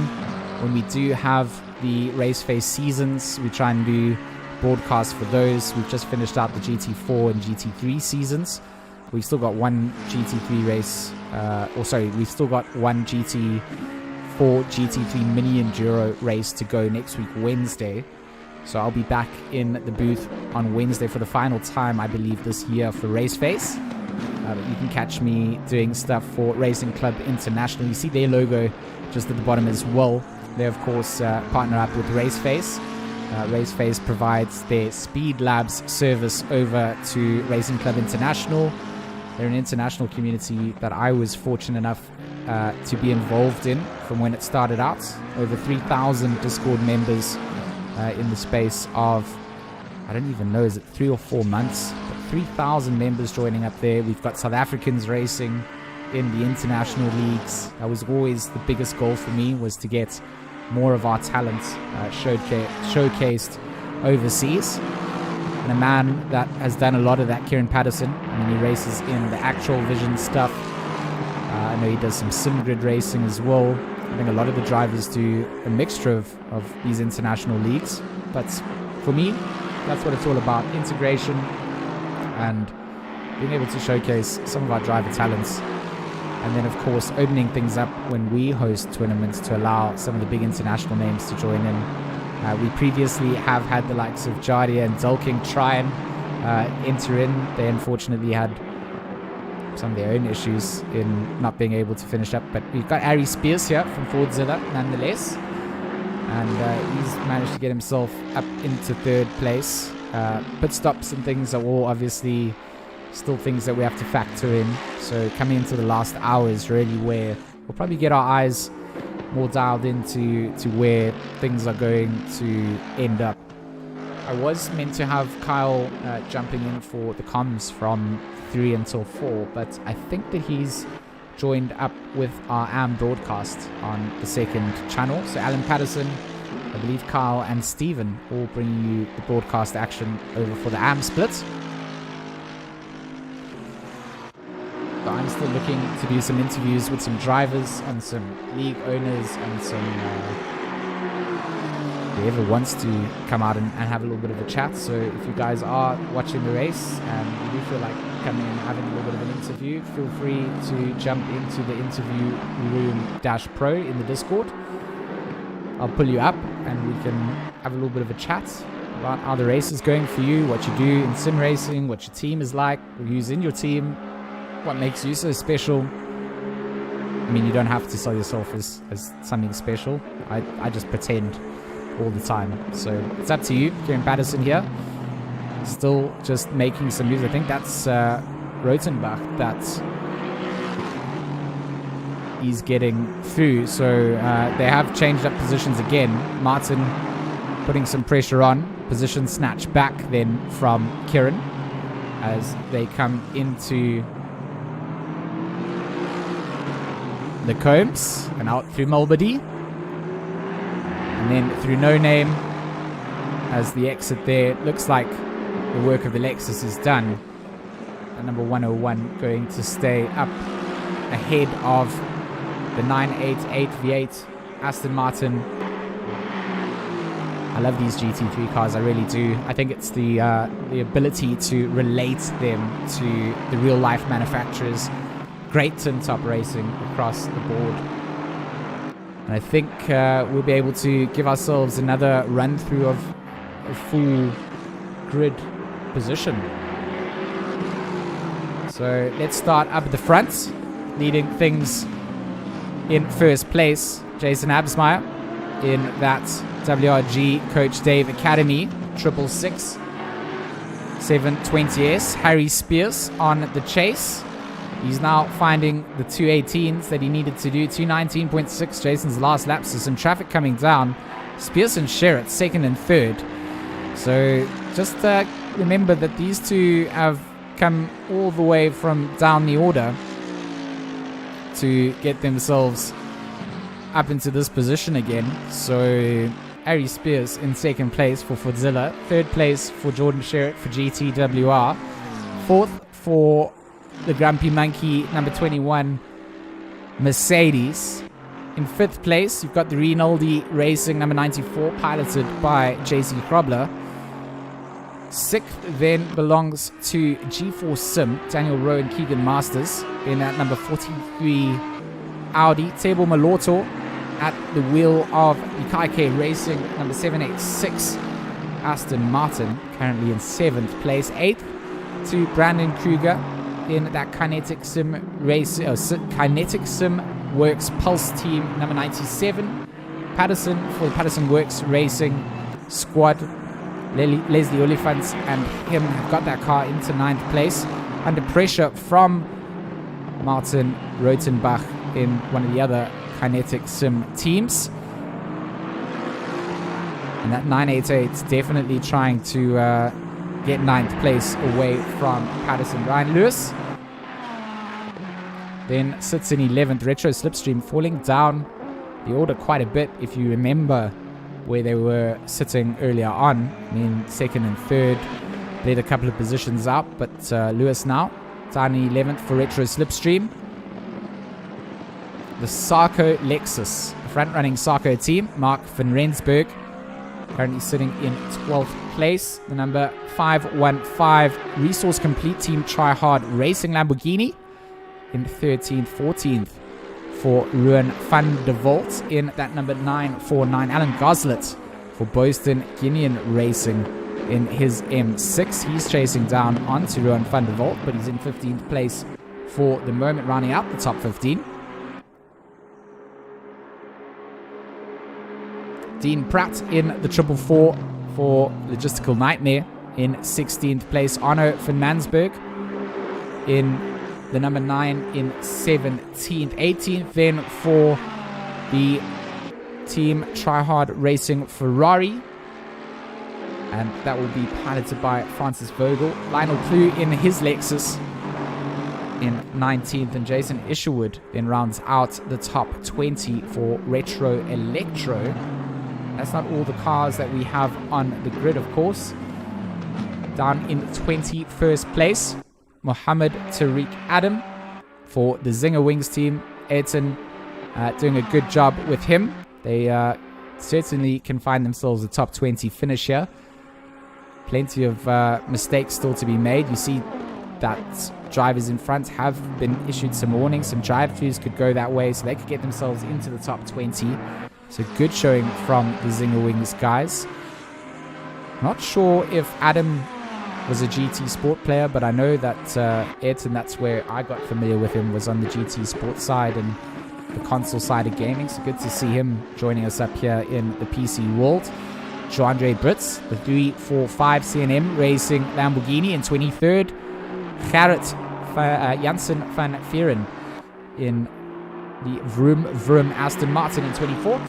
Barry Mayer in that beautiful pink BWR Pink Panther. He is currently in 25th place. 26th would go to Victor de Kock. He's driving alongside the EKZ boys this afternoon. And for them, things haven't gone quite the way they wanted it to go. I know that they've served their drive-through penalties. That means they don't have track warnings to use up, and that means that they have to be very, very careful. The front end of that Mercedes also not looking like it was made stock out of the factory. So the 999 in 26th place. 27th for the Ladin Sim Racing Ferrari, Christian Deploy up at the helm and trying to do his best to make his way through the field. In 27th place, Robert Wentworth, the brother of William Wentworth, behind the wheel of the 555 Aston Martin. Diane de Villiers in 29th place in the number 39 SRA Lexus. And then in 30th place, we've got Philip Menard for the Flying Gypsies to round out the top 30. Johan Null then sits in 31st place for Boaston Guinean Racing. Desmond Pullen for Logistical Nightmare in their Ferrari entry in 32nd place. Jaden Gambin, the Black Ribbon Simulations EKZ 222. Fortunately, not going their way, like we've said before, but still doing their best to stay out here in 33rd. And just so much interesting racing. If you just look down the order, John Muton also in the car, the Kai K entry, currently in 34th place, ahead of Bellingham and Heineke in 35th and 36th. So right now, down towards the tail end, maybe a couple of positions to come through. And I believe that we have an interview, or a driver's interview, ready to take place. So let's actually pull Do Kaba up into the interview room here. So it brings me great pleasure to welcome Do Kaba here from Team Try Hard Racing, powered by Resource Complete. Do, good to have you, man. How you I'm all? having a good time. I'm just gonna get your audio levels up a little bit. So if you Yeah, my mic is a little soft, sorry. no, it's okay. You know, it's a new face screen. Your mic's gone a bit soft. It's all part of the advert, right? So, Joe, Yeah. give me a little bit of an insight. Tell the viewers which car you guys are running around in, how the race is going. Give us a bit of an insight. Yeah, all right. So we've obviously Team Triad, Resource Complete Team Triad. We've got 2 cars in the race at the moment in the run. Our Lamborghini number 515, I think currently running about 13th, and obviously we've got the second car, which is the Ferrari 488, piloted at the moment by Francis Purkel. That's number 696, sitting in 18th. So yes, 2 cars in the top 20 at the moment. I just actually saw Francis having an off now through a ROG. Shame, and that's a bit of an unfortunate one. It's Anyway, the commentator's curse. As soon as you, Yeah, you as soon see as that, you eh? start You to see speak that. about it. I mean, luckily Yes. the viewers didn't see it. We were looking at your beautiful number 515 entry. So All right. off screen, So- then Vogel not quite having what you would want him to have as a race. No. But for Mr. Paul Haber here in the 515, I mean, you guys are sitting in the top 15. Are there positions still to be made up from here? I think so. I mean, obviously, as we've just seen, it just takes a one off through a ROG or, an off through the bus stop entries or whatever the case might be, and then, the game starts changing considerably again. I mean, that's, the return to the pit stop to repair, you're definitely losing a lot of time, etc. So, yes, I think with 2.5 hours of the race still remaining, there's definitely still opportunity to make positions. Yeah, the drivers are going to start getting tired, and those kind of things. And that's unfortunate with our second car. I was supposed to be the third driver there, the gentleman driver for today. But I've been having some internet issues at home, so I've decided to rather just, not get in the car today. So, yeah, Francis and Eric are doing the race. And I think, obviously, as you can see, that's unfortunate now. I think that is what's happening. Is some driver fatigue maybe coming in. But it is what it is, right? This is the beauty of endurance racing. I mean, that you've nailed it exactly there. That driver fatigue comes in. One small mistake and it can be so costly. You put it into the wall, you pick up the repair time out there, getting back to the pits, then getting out, getting back up to temperature again. It's not just the time that you've lost, just having that incident, but it's everything that adds onto it after that. And Yeah. I think sometimes as drivers, it's very hard to also recover mentally when those mistakes happen. So what happens is you have a mistake and then you have to reset quite quickly because it can catch you off guard. If you're thinking about what's happened on the previous lap, your lap times are going to be slower and slower. People are going to catch you and it's going to affect you mentally. Yep, absolutely. I mean, now the driver will obviously be hesitant through a ROG, and that's definitely going to have an impact on his overall lap times. It'll take him at least 5 to 6 laps to sort of start getting back into the groove again after an off like that, because immediately, he's going to have a little bit of distrust in the car through there now. But look, at the end of the day, for Team Try Hard, our goals today was, I'd love if both of our cars can have a top 20 finish. I think that will be a big achievement for our team. The Team A car is looking very, very good and strong, and the drivers are doing a good job there. I think the Zeta team here that Furchel and Eric are in, we're in 21st at the moment, and I think we'll come out and we can still fight for that top 20 with that vehicle. So yeah, I'm still quite happy. It's Furchel. Well, you know what? He's actually English, so I guess it's Vogel. It's Vogel. I mean, I've been calling him Vogel, so if it was Furchel, then I've messed it up really bad for a long time. No, that was my mistake. Sorry, G, you had it right. It's okay. Yeah. It's for me as the commentator in the RaceFace series, it's been interesting. I get to learn new driver names, get familiar with guys, and I think the Team Tryhard team as a whole is someone that I'm proud of you guys for the brand that you've kind of built around it. And I mean, thanks. do you want to chat a little bit about Resource Complete? And I mean, obviously they're getting on board. Yeah, so that's obviously our main sponsor is Resource Complete.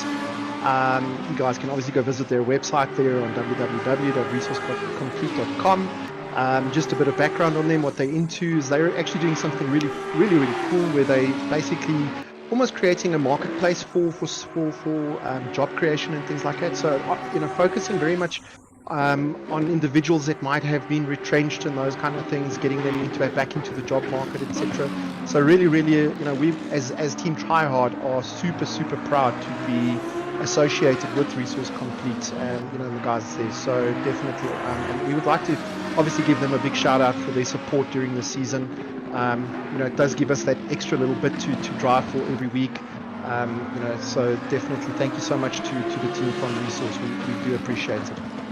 Absolutely, and I mean, I want to continue to see brands and teams getting involved with some of these sim racing teams. I mean, being the team principal for White Rabbit Gaming, I've obviously had a bit of an advantage with White Rabbit Gaming being an established brand, but there's a lot of teams that are starting out and starting to get a foot in the door. I think Team Tryhard being one of them, Kaike Racing, another team that's started to also just grow in terms of numbers. Retro Esport, they've just smashed out onto the scene. And then, someone like GeForce Sim as well, who just a little two-man team, Daniel Rowe and Keegan Master, they've also just been doing such a good job to just keep putting their brand on the map and keep representing. I think it's consistency, right? I think you guys understand that concept of once you've got a team sponsor, you have to have cars on the grid and you have to make sure that you're finishing races. Absolutely. Okay, cool. I think that's fine. I'm gonna, if you don't mind, get back there to my team, just to go and have a chat to Francis and try and get his mind in the game again. And thank you very much for having us here. We appreciate it, and thanks for the great job in the commentary. Super. Thanks so much for joining me, Joe. Absolute pleasure to be able to do comms on the races for you guys. You're all very close to my heart. So keep up the good work, and I'll chat to you a little bit later. I've got Eddie here from MNR to chat. So thanks, Joe. Cheers, buddy. Cheers, bud. So we'll go back to back with some interviews here. We've heard from Do Gaber from Team Tryhard, now a very close friend to my heart, Mr. Eddie Francis, the man behind Monday Night Racing, joins us up here. And a little introduction to that is that Monday Night Racing is a group that is sort of focused on providing a comfortable learning place for sim racing drivers. We look to encourage people to get out from just watching sims to also participating in them. So yeah, I mean, Eddie, so good to have you in the box with me. It's good to hear your voice, dude. It's good to. I mean, we've done lots of commentary things together in the past when we were first getting into the sim racing stuff. I mean, we've been friends for a long time, and yeah, I mean, Eddie, I just wanted to find out how. I mean, I know you're racing down in the other splits with the other broadcast that's going down. I know that Alan, Stephen, and Carl are covering that action, but give us a little bit of insight into how your race is going there. I mean, 6 hours are 6 hours. So far, I'm overjoyed with how we've done. I started 17th, currently in 12th. So we've made up some positions. We've kept our noses clean, no accidents, no surprises. Just a solid race, knocking down the laps, waiting for the end of the 6 hours. Because as you all know, it's still 2.5 hours to go. So you still really can't say where you are or where you'll end. No, it's literally that first rung of the ladder still. We may be up to the third rung now of the 6th rung ladder. And I mean, quali was difficult in the pro splits. I could see just everyone fighting out for track position. But then take us through a little bit of how the mentality of doing a sim race has been going for you. Have you guys sort of implored just keep it clean and consistent and let everyone else make the mistakes? Very much with my teammate, my younger brother Werner. He goes out, does an hour, like you say, keep it clean, keep it consistent, don't put it in a wall, don't get a penalty. And then in my stints, we kind of take stock of where we are, see how many positions I can make up for us, before he goes back out to just give us that consistency. Really hoping for the mistakes to happen at other teams, not so much with us, and it's worked so far. I mean, like I say, we're currently 5 positions up from where we started.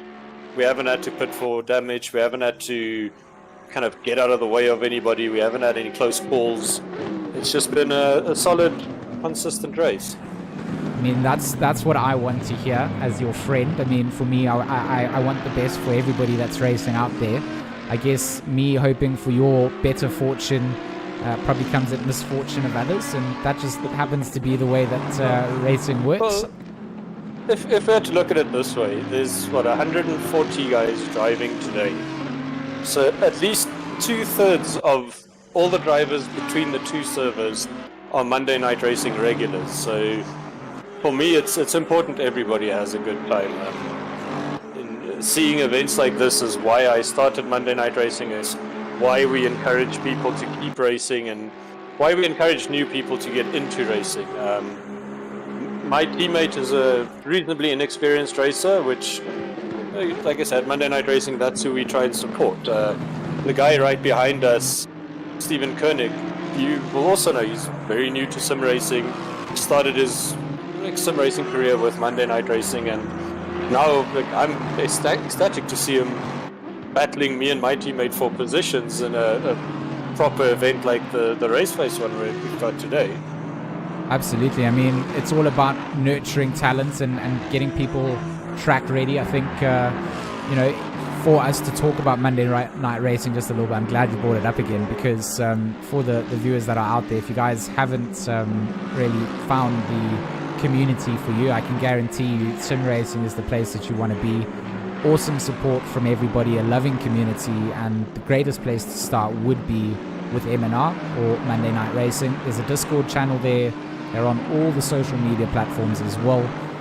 Twitter, Twitter, Instagram, Facebook, whichever social media, Eddie has you covered. So you can follow us anywhere. We race on Mondays, and we make sure that we have plenty of people that are willing to help out. So if you're struggling or you need a setup, you're just a message away from a helpful community.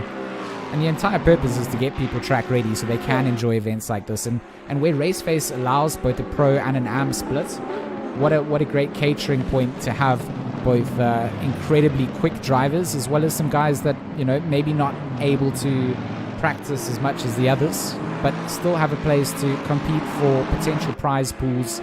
I mean, that's the bigger picture. Everybody is winning out of having big lobbies. Yeah. Look, at Monday Night Racing, our main mantra, if you will, is we've got 3 servers every Monday for a reason. That being that if you bought a racing sim today, you are more than welcome to join one of our servers on Monday. You just ask anyone in the Discord.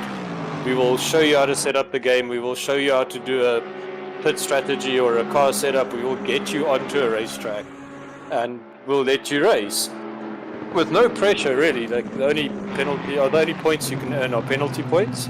So we're not a league. We are truly just somewhere you can come and learn the skills you need to come and have fun in a RaceFace league or a Mettlestate RaceFace event like the one we're having today. But George, I just want to say from my side, I just came off the AM stream. Kudos to both streams. Like, they look gorgeous. Every time I get out of my racing seat, I sit outside and I watch the YouTube streams, and I'm thoroughly impressed. You guys have, for both servers, done an amazing job. Thanks so much, Eddie. And like you said, big thanks to Alan for getting involved in doing the AM stream out there. So it's so cool to be able to cover both them, and really appreciate your kind words. And I'll see you on Monday for some Monday Night Racing. Have a good stream, George. Cheers, Eddie. So I'm going to pull up Mr. Enrox now from EKZ, sponsored up by Black Ribbon Sims. Mr. Enrox, so good to have you in the broadcast channel with me. Thanks for having me, Margie. Thank you. So I've just got to make sure that volume levels are all adjusted up here. So can you just give us a little insight as to what car you're driving at the moment, where you guys are sitting, how the race is going? Well, we're in the Mercedes 2020. I think we are sitting currently in P23, so we're trying to play a bit of catch up as we had a bit of a spin on the first lap, touched some AstroTurf, went to the back, got lapped, fixing the damage, and now we're just trying to make our way up the field again. But yeah, things are going lekker. Yeah, I can see here Victor currently at the he's doing a great wheel. job now. I mean, do you guys have a little bit of damage onto this car as well? We had in the beginning, and then I had a little run-in with Barkhuizen, which caused a bit more damage, but I think the most damage came from that drive-through penalty we got, from exceeding track limits. Unfortunately, on this track, they are quite strict with those, so that set us back quite a bit. It's not like the other tracks, it's a short in and out of the pits. You know what these pits are like. Going in and out, it takes a lot of time. It's a drive of shame when you have to go serve that drive-through penalty out. So, I mean, you guys are currently sitting in 23rd. I'm not going to keep you for too long, Cornet, but no so you're currently sitting in 23rd. What is potentially on the cards here for the team? If we carry on pushing the way we're going, I'd probably say like maybe 18th. I'm hoping. If we can stay in the 2-minute 19, 2-minute 20 mark per lap, I think we'll do well, and as long as we don't get any more drive-throughs, I'm hoping for like 19 or 18. That would be great for us. Well, I wish you guys the best of luck in breaking into that top 20. I know how hard it is. This is a very talented field of drivers, and to find yourselves here right in the mid-pack, certainly not a bad place considering you've had a little bit of bad luck going your guys' way. But Cornet, I mean, you guys powered up here by Black Ribbon Simulations as well. So a little shout out to BRS, I suppose, for getting involved. And I just want to shout out to you guys in the UKZ family for coming through and entering some teams up here. I know that your sister car is also not having too much luck. Gambon down in 32nd at the moment. They had a great quali. Just outside the top 10, and then it just seemed to have fallen away from them. I also didn't quite catch it, but I mean, it is what it is, right? Yeah. And racing is racing. That's it. Thanks for having me, Maji. Thanks, Cornet. We'll catch up a little bit later. Good luck. Thanks, bud. Cheers. Cheers, bud. Bye.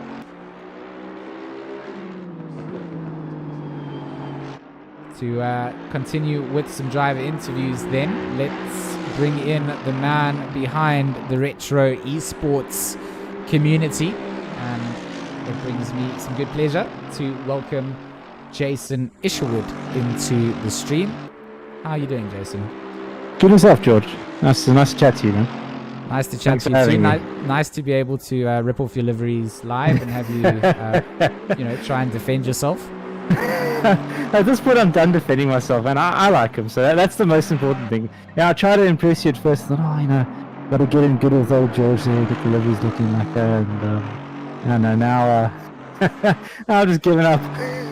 You know what? I appreciate that you tried to satisfy my very, very strict color palette decisions, and you know what? Like you said, you can't win them all. As long as your team likes them and you like them, then they're all good to go. I had nothing bad to say about the Rinaldi Racing number 94, but then, I mean, did you even have any decision into the colors that they're running? Not really. I had more of an influence. I was giving Arno a bit of grief about it, but it looks like he stole my livery design. He says no, but in that same sentence he said he used our green, so I don't know. He seems to be lying. I mean, I feel like he stole it and made it better by just changing that weird plum maroon to this like chromey grey. He made it so much better. So if he did steal it, he improved it. So I was thinking about doing something similar like that, but I've got to play around with it. Next year, we're jumping all in. We're going to try and, get the liveries looking up to par. But I like them. I like mine. So that's on you. I mean, I've liked a lot of the retro liveries. There's just been some that have not been my cup of tea. I think when you go very retro and you go back to like color schemes that my grandmom would have in her kitchen. You know, like What? Like, when does your gran have pink and blue in her kitchen? no, Like, that was the pink and blue retro Miami theme was probably my favorite that you guys ever went with. But you know, that actually reminds me a lot of the triple R guys that race in the EU RCI side. Very similar sort of color scheme. So I like that color scheme. But then you went with like weird dark greens and yellows and you know, we're playing around still. We're trying to get the team all sorted with colors and livery. We got a lot of branding done, so we're still growing. We're going to get it right, guys, I promise. But we've had a lot of compliments. I mean, even the Kyle Army race we did, Jordan Short ran our South African Pro Tier colors one. So how's that on you? It's not every day, you know, number one gets to drive your livery. I mean, it's a bit of a flex coming out there. I'll give it to you. So I mean, there's probably a lot of big fans of the retro colors. I like to just give them rubbish because I know that you're probably someone that I can joke around a little bit with it. There's probably a lot of people. There's probably a lot of people that, you know, would take hard offense. So if you are watching the stream, just know that it's just a bit of friendly banter. I really don't hate on anyone's car colors or what they decide to run. I'm just stoked that people are trying to create brands and things that are out there. So I mean, for you guys, give us a little bit of a summary of where your cars are sitting. I know you fielded a couple. Give us a rundown of the cars, the drivers, how their races are going, and then I'll let you stop plugging your amazing esports. Yeah, so at the moment we've got 3 cars on track, if you include Rinaldi. But unfortunately, Neon had to drop out. They basically turned into a Beyblade at the top of our Rouge in that Honda, and from that moment they decided to retire the car. I don't blame them. It wasn't going well. Initially the testing looked promising, but just something didn't work out of the car under race conditions. So, you know, we had an incident with them. We had a good battle with them about an hour after that, but yeah. Then in terms of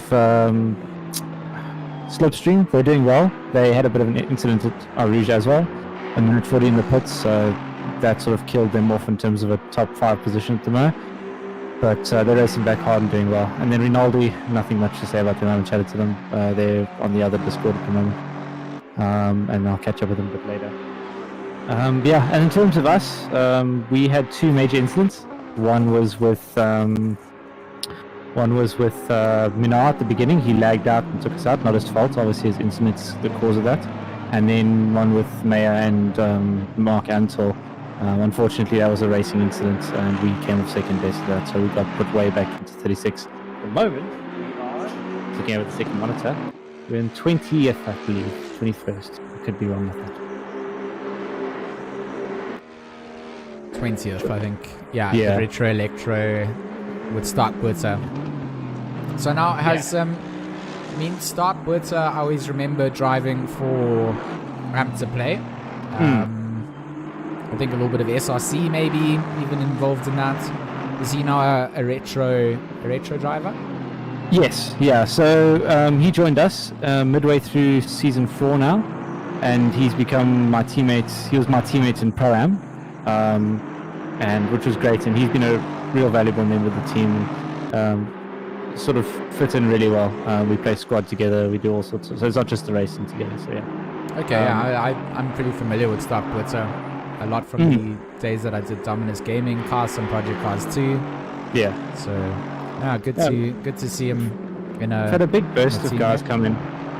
I have noticed you have picked up quite a few, and quite talented drivers as well. It's not not just people wanting to sign up there. Yeah, no, it's we just usually say whoever just wants to come and race, just to race, and they say, "Can we race for Retro?" And sure. And I'm not trying to look for guys to race with. I'm not advertising for guys to come races. If they fit in with the group, they usually say, "Can we race with you?" And sure. We've got a few guys that are winning in the silver, gold, and then Pro-Am, which has been great for the season as well.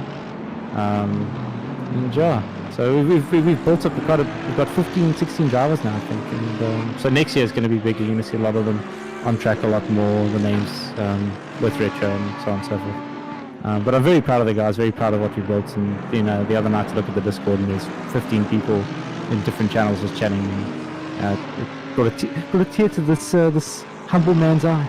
Oh, that's it's always nice to see when things take off like that. So I'm stoked for you guys, and I wish you guys the best of luck for both the rest of this race and a successful 2021 for Retro. Yeah, thanks, man. Yeah, no, definitely. I'll be chatting to you during that time as well. Absolutely.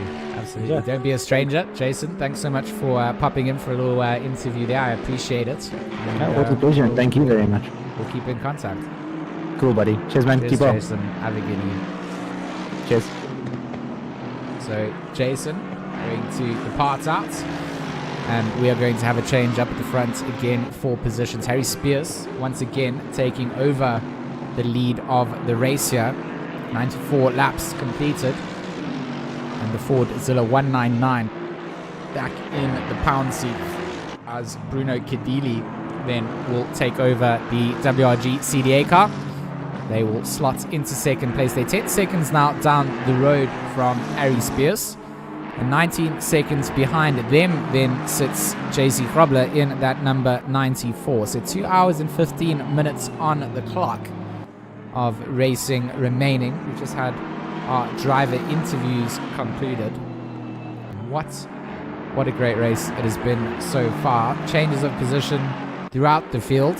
Battle for position, battle for track position, should I say, as Kieran Patterson getting caught up here in front of Harry Spears.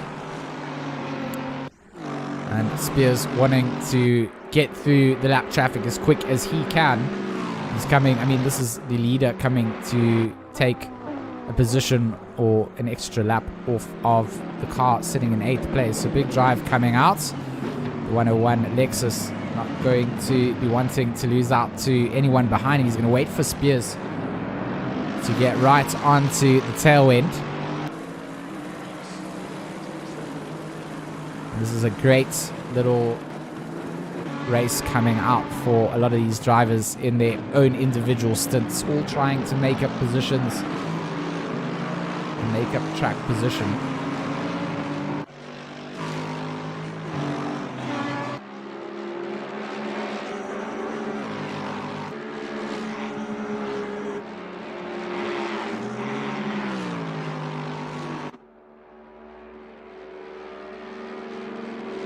So about 14 minutes remain, and then we will go into an immersion break, and I will then be bringing Carl Petzer into the box to join me for the next hour of commentary.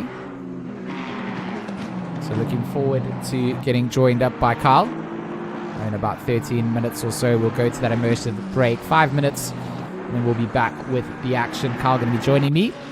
And then we will spend the next hour chatting a little bit about Spa, a little bit about the race as it's going, a little bit about ACC.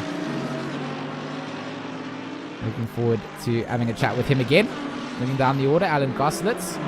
He seems to also just be making some good track position out here. He's got the likes of Dean Pratt in that 444 behind him, putting on some pressure. Half a second between the two of them as they make the run down from the source towards Eau Rouge, and then topping off at Radior will be a good run out from that Aston Martin. He's tucked right into the slipstream of the M6. I think it's going to be enough to pass him around the outside. Gossett going to go defensive, hold the inside line, force the number 444 to go wide out as they come down into the braking zone. That will set him up for the inside line of the exit of the chicane, and the 444 will get the move almost done. Sets himself up for the right-hander of Malmedy, and they still fight it out. Inside line will go the way of Goslitz here if he can get onto the brakes. Oh no, he's not a car length or next to each other, so that's going to allow the 444 to get across the racing line and into Brussels.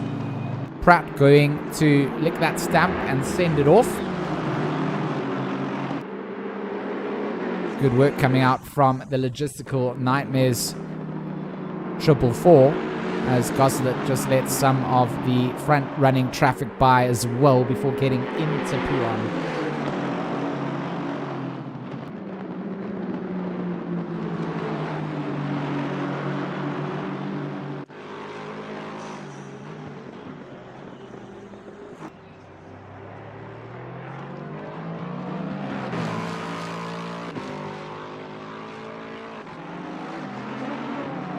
So now Spears will go into the pits. The race lead will be handed back over to Bruno Cadili.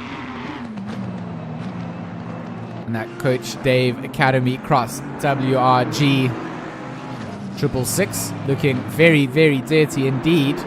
Look at this, 3 cars wide on the exit of Malmedy and then into the braking zone for Brussels. Bruno gonna just get the 666 turned around, making his way through some lap traffic as he goes. Pretty chaotic indeed as we go on board for a little bit. You can just see how that lap traffic can play into effect. Blue flags are being waved out. It's going to be kind of trying to predict where the other cars are going to just give you the room, and just making some space around the outside does that Aston Martin. And immediately almost snapped up for breakfast, the position behind.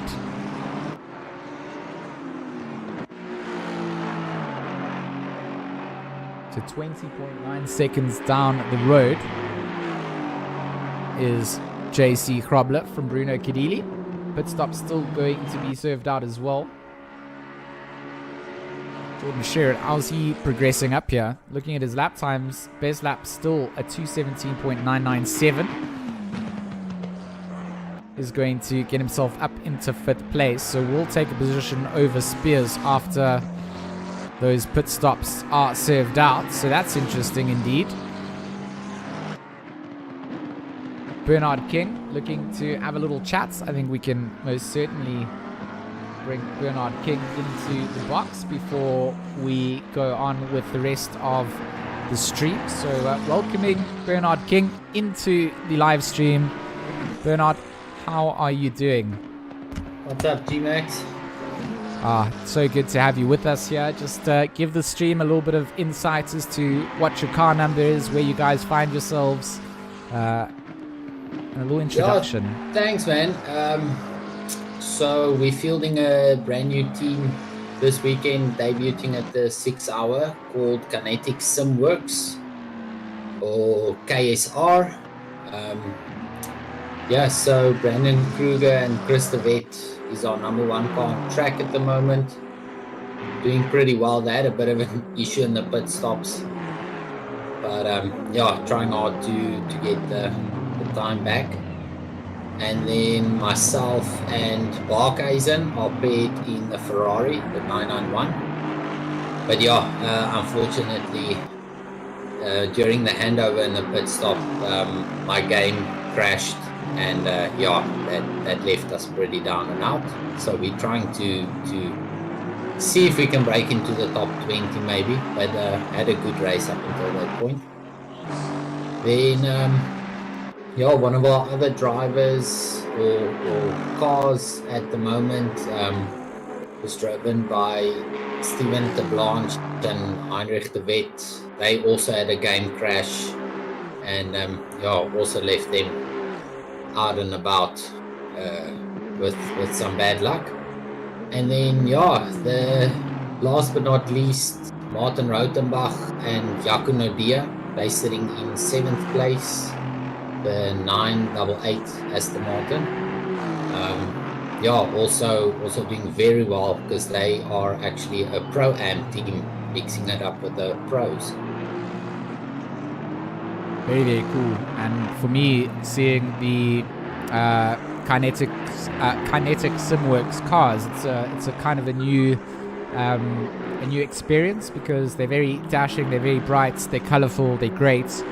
And I just want to hear a little bit more about how this team sort of formed up. Is it formed up by friends just saying let's field a couple of cars, or is there a bigger picture behind the org? I think it's a bit of both.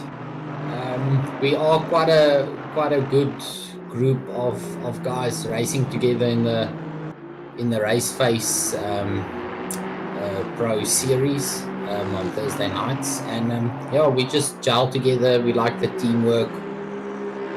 Also invited a few new guys, and then rebranded the Rad Racers.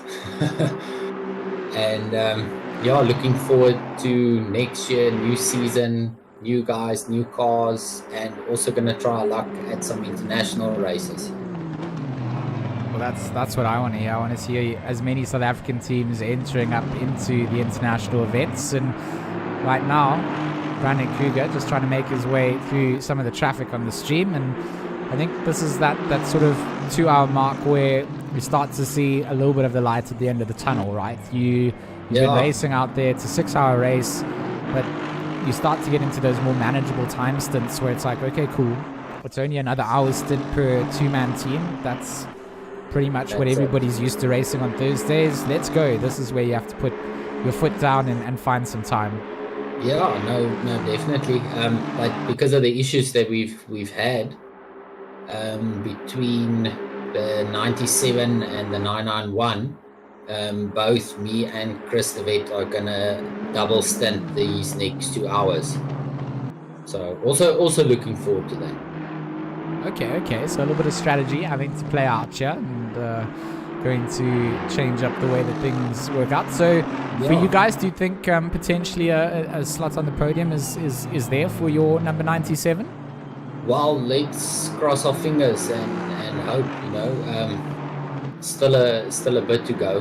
Bad luck strikes us all when we least expect it or want it. So never count your chickens until they've hatched. Exactly that. I mean, you gotta be a little bit humble. You gotta sort of hope for the best for the team. And for me, I hope that you guys get a good result out here.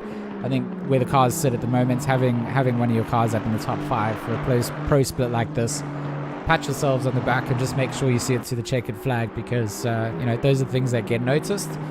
Yeah, for sure. Thanks, man. Bernard, thanks so much for coming out and having a little chat to me. Awesome, we'll chat in the future. And yeah, and thanks for your awesome stream, man. Only a pleasure. You guys give me the great racing to be able to broadcast. So thanks so much, and all right, I'll check you on the flip side. Thanks, man. Cheers, bud. A little over 4 minutes to go before we go into our next immersion break, and then I'll be bringing on Kyle Petzner to join me for the next hour in the commentary box and keep me a little bit entertained. I might be losing my own mind, having broadcasted since 12 o'clock, and we're now just over 4 hours in. It's we're just short of 4 hours, but I've been preparing before that for about, I don't know, since 8 o'clock we've been getting things ready. So it's been a crazy broadcast day. I'm just stoked that everything has lined up. Very, very humbled by the viewer numbers that we've got as well. So big shout out to all of you guys for joining us in the stream. If you are in the chat and you've been participating, love to interact with you guys. And to our drivers who have fielded these cars and made this all possible, big shout out to them. Of course, this is the Mettlestate Republic of Gamers 6 hour of Spa. This endurance race, 6 hours long, 10,000 Rand prize pool, 4,000 Rand up for grabs for the winners of this pro split. And as things stand at the moment, the WRG Cross Coach Dave Academy team looking very, very good up at the top. JC Grobler and Rinaldi Racing looking to try and chase them and hunt them down, but that time deficit keeps increasing there. Harry Spears only has one more mandatory pit stop to serve up to still go for Kedili, Grobler, Rowe and Kruger. So I'm interested to see if that's going to play a big difference in how this race ends up.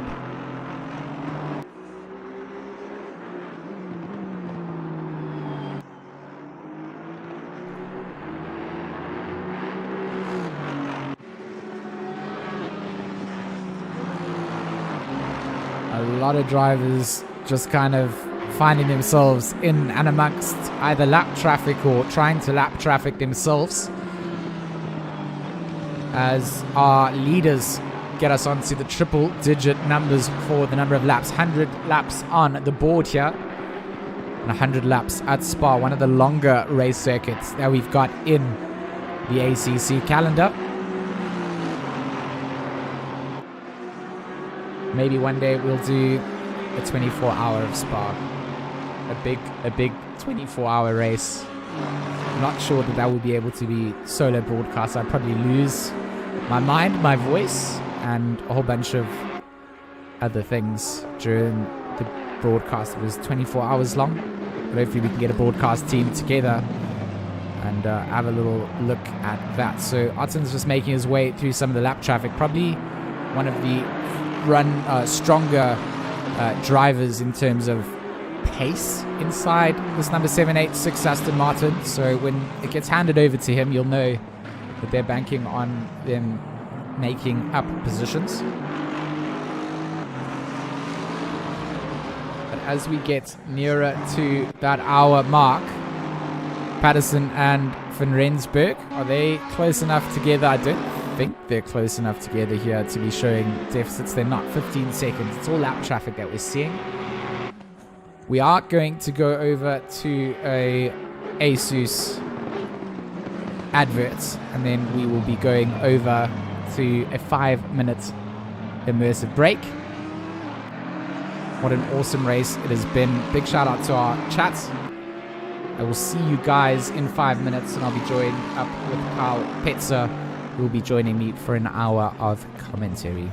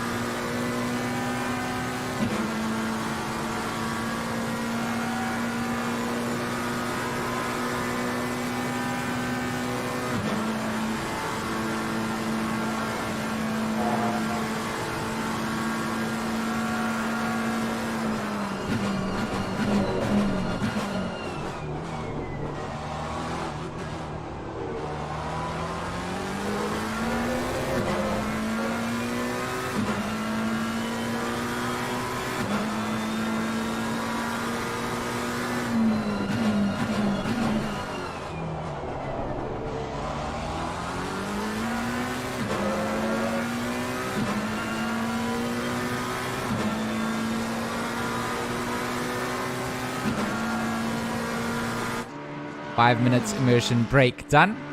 Drinks refueled and ready to go for the next 2-hour stints. This next hour, I'm going to be joined up by Kyle Petzer. Kyle, it's really nice to have you joining me up here again. Thanks so much, George. It's actually, beating like 12, but it's all worth it. But seeing all the action that has happened so far, it's very insane, especially with the AMP as well. What has happened there, it's crazy. So, I mean, that's exactly it. We've been doing this out since 12 o'clock at the moment. We've seen some changes for position from some of the big teams up towards the front. And we've seen Jordan Sherritt having to really make his way back through the field. He was put down the order after serving a pit stop that was very much out of his strategy. And since then, he's been trying to get himself up towards the front of the order again. So it's really down to watching the chase that Jordan can bring down. He's passed Harry Spears, who was his rival for first and second early on in the race. And at this stage, we kind of just tracking to see if Jordan has what it takes to be able to catch up to Daniel Rowe. They are on the same lap at this point, and essentially should be probably on about the same strategy. No, well, I mean, I think if Sherritt keeps pushing as far as he is, he might be able to catch Rowe, but I mean, guess we'll have to wait and see on that one. But it also depends on where on track Daniel Rowe is. I mean, even though they're on the same lap, Daniel Rowe might be coming up towards bus stop, and that is a big game changer as well. Well, I can update you on that as well. It's only 7 seconds between them, so Rowe is going to be coming down into Les Fagnus, the little chicane, as Jordan will be taking Puan behind him. So there really isn't too much time behind them. You might even see Jordan in shot of a couple of these. So, I mean, Daniel Rowe is not far ahead of Jordan. And in terms of lap times that they've been doing, Daniel Rowe's last lap at 2:21.2 and Jordan Sherritt dropping at 2:18.6. So quite a couple of seconds between the two of them on their last lap. So Daniel might have had some traffic or maybe a little bit of a scary moment that he's had to recover from. Hansi Myberg, that's going to be a big one for the team Tryhard 515. They've just picked up a drive-through penalty for track limits. Yeah, I mean, especially in this kind of track, a drive-through, it takes you 1 minute and 2 seconds to get out that pit lane from the pit entry to the pit exit, and a drive-through will cost you big time, especially on this track. It is one of the longer pit lanes in the entire calendar, and having to do that on the pit limit speed whilst everyone else can really use the downhill out of the exit of La Source all the way up the hill and down Kemmel. You then exit the pits going a lot slower coming down, and you don't have any of the same grip levels that you had. You've pretty much cooled off your tires, and you then have to spend the next couple of corners and apexes really just getting everything back up to race temperature. Yeah, I mean, like when you come out the pits, your tires, after getting them up to temp for so long, and now you have to drop them back down and then work your way up again with your tires, especially with these apexes on some of these corners. If your tires are way too cold, your car is not going to like it very much.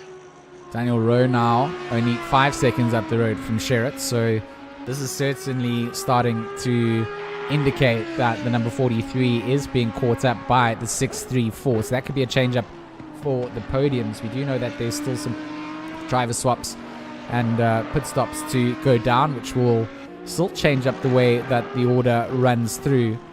But for a lot of these teams, they seem to be switching pretty much like clockwork, not really making too many adaptations. We know that some of the teams have pulled some of the work over, but right now, Jordan Sherritt is certainly starting to pull some finger out, and these lap times that he's bringing now are certainly competitive.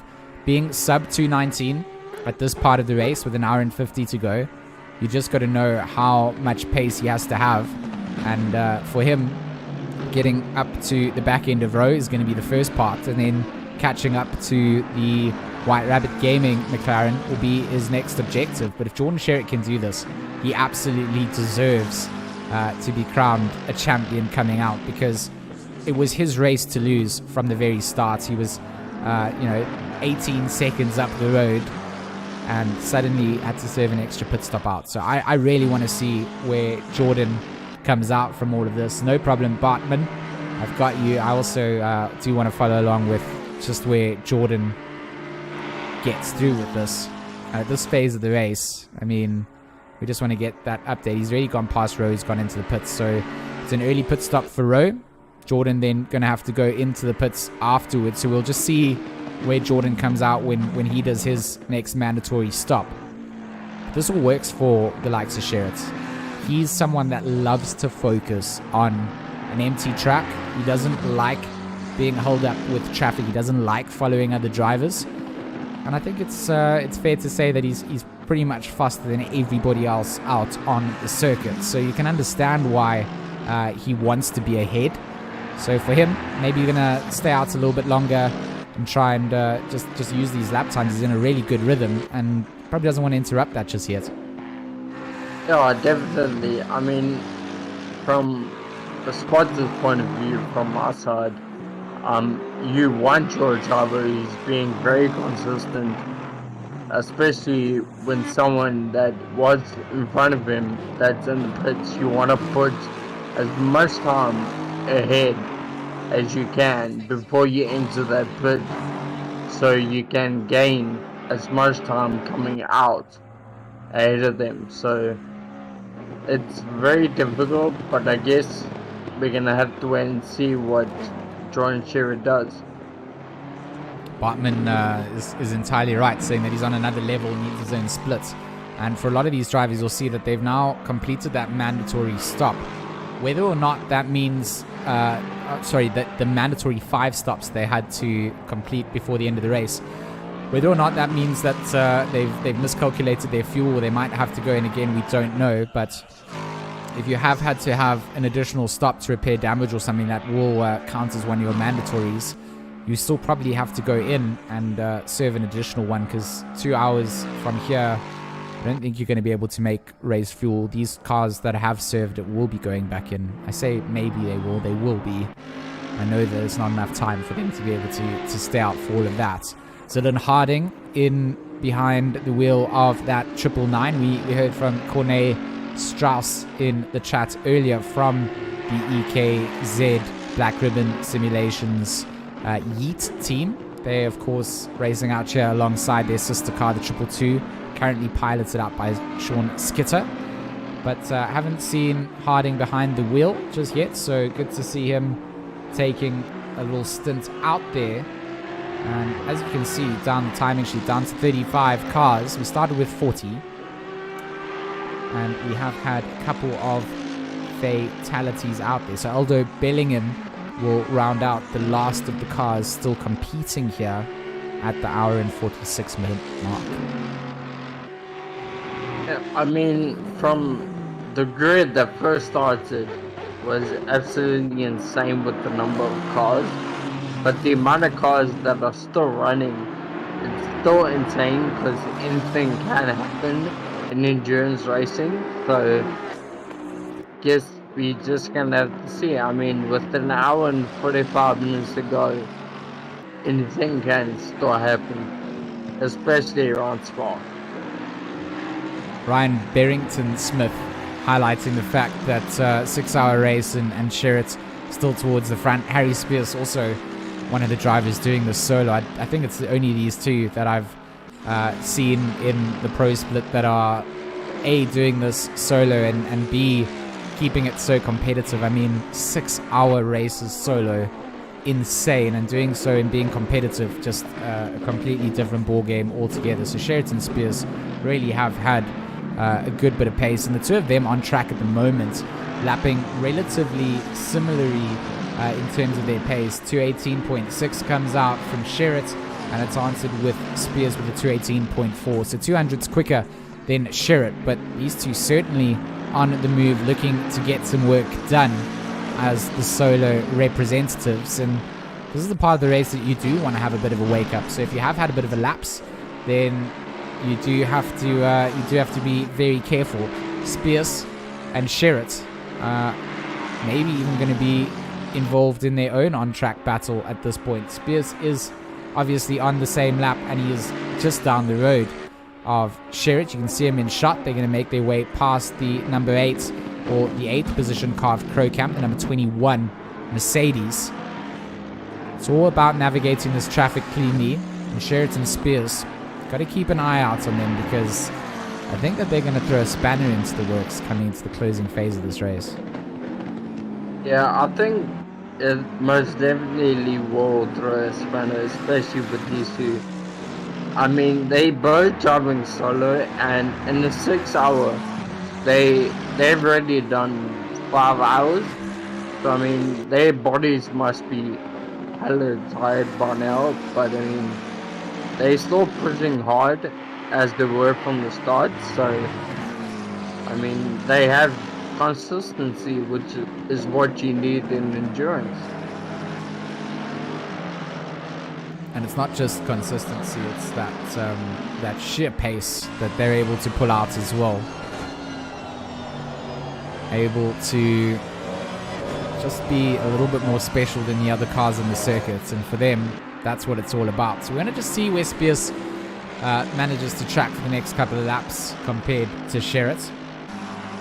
It does look like Sherritt's starting to get a little bit of a move on himself. He is going to get caught up with some more traffic in front, and that's all going to work out for Harry Spears in this situation. So the Fordzilla versus GTWR battle certainly going to be here for second and third, and then possibly even going to go all the way up to rival that first position spot. At the moment, Kadili is going to be very happy if Sherritt and Spears start to really battle it out between the two of them. But if they work together and they just bring the 218s, those 218s are going to be incredibly destructive to the gap that Kadili has currently got. 219.8 the last lap from Kadili, 218.9 from Sherritt, so second quicker, and then a 219.2, so 6/10 off of Kadili's pace from Spears. So Spears on that last lap, not quite able to answer back to Jordan. Yeah, I mean, these times that the top 3 pull out, it's absolutely insane, especially around Spa where there's, I'd say, 2-3 fast corners from what I've driven and seen. But I mean, those times, I mean, the 218, 219s, that is absolutely insane. Especially considering this is just the top 3. I mean, lots of the split here having dipped into those 218s for their cars and for their individual drivers. Some 220s you only start to find if you look down from 15th onwards.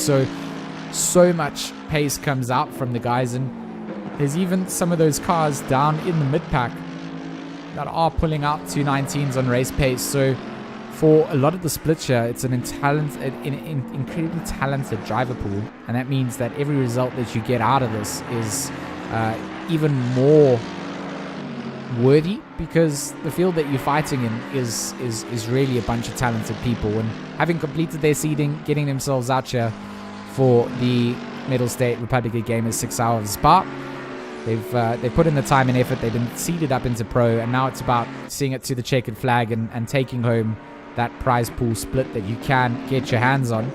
The top 3 are going to be wanting to change that up, because being able to win some more money always going to be the name of the game. Yeah, but I mean, like you said, like the top 15 is pulling out those times. But I mean, the thing But- is with Sorry, Carl. Bartman was just asking us if P1 is a whole lap ahead of P2 and 3. No, they're all on lap 109, and they're essentially this is the catch up to the lead if they all continue on this trajectory.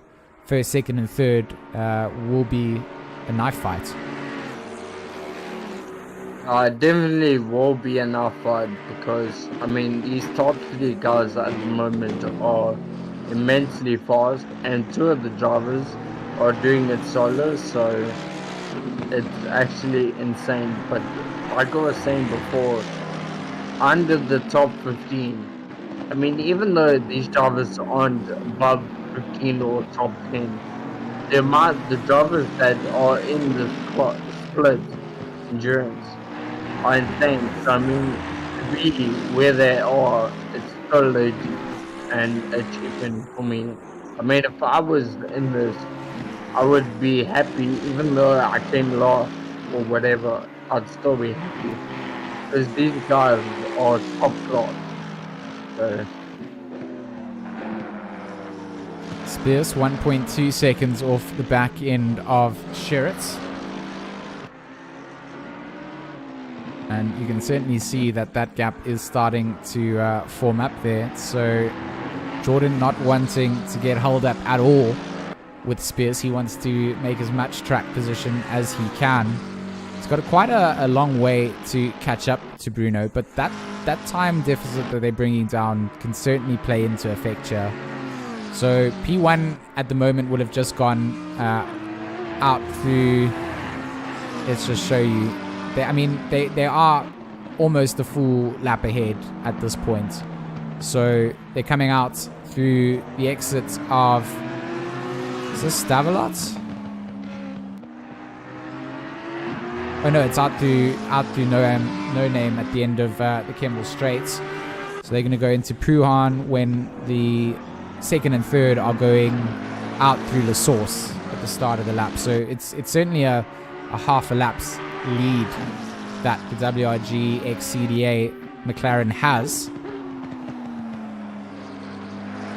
So what do we call that? A half a lap, and they're doing 2:19s, so that's 80 seconds, so maybe a 40-second gap between the two of them. I can't quite see it on our timing sheet. I'd say it's a 40-second gap, so I mean, but 40 seconds can easily become 1 second with just one mistake. So I mean, it can be 40 seconds now for 3 laps, and one mistake can end everything.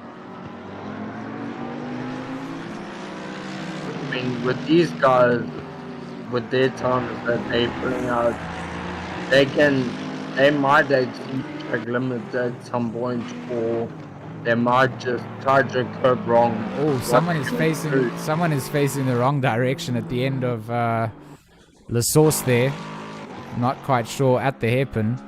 So we saw Charles Wilkin coming past that. He's got a fair gap to, I thought Montiero was getting close, but it looked like someone just facing the wrong direction out of La Source. Not quite sure who that was, but this is going to be a tight fight towards the end for a lot of these drivers. I mean, for first, second, and third, they've got quite a big battle to make that first, second, and third a fight for first. But for a lot of these drivers, 6 seconds, 2 seconds, 5 seconds, that is a tiny little gap between two cars with an hour and 36 minutes of racing remaining. So just bear that in mind, that throughout this field, there's cars that are a lot closer than what you would understand. Right now, it looks like Reinhard Graber for CNM going to just be letting through that 10th position car of Leslie Oliphant. They're just trying to preserve themselves to the end. You do not want to take yourselves out as a back marker on a front running car, or put yourself in a position where you're not even battling for a position and putting yourself at risk. Yeah, I mean, putting yourself at risk, especially now, can really affect everything that you've worked so hard for, especially up to this point. And fighting someone that's quicker than you, it's not really advisable, especially in this situation. So, yeah.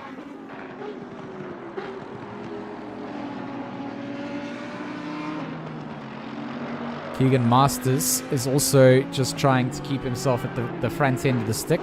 I apologize for the overlay getting unlocked there.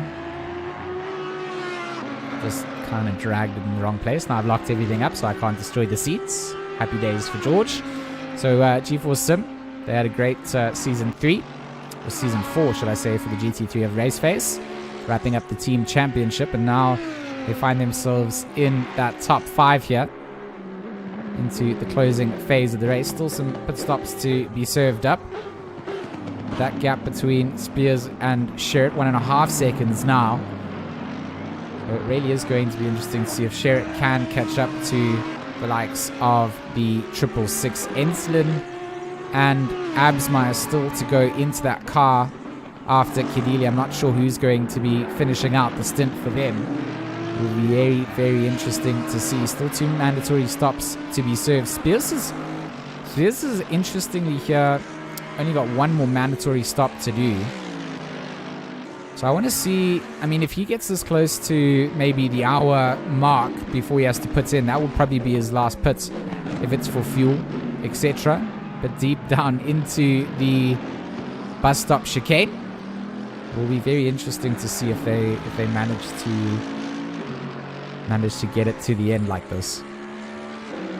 Yeah, definitely will. I mean, that last hour, all the fuel you've been working out throughout this whole endurance race will have to lead up to the last hour, because some of these guys are going to push more than what they were, which means more fuel being used per lap. So they're going to have to probably chuck in more fuel, which is going to wear the car down just so they can get around to finishing. So yes, we'll have to see what they do. I mean, it's going to be interesting to see just what the last couple of fuel stops are going to be for these drivers.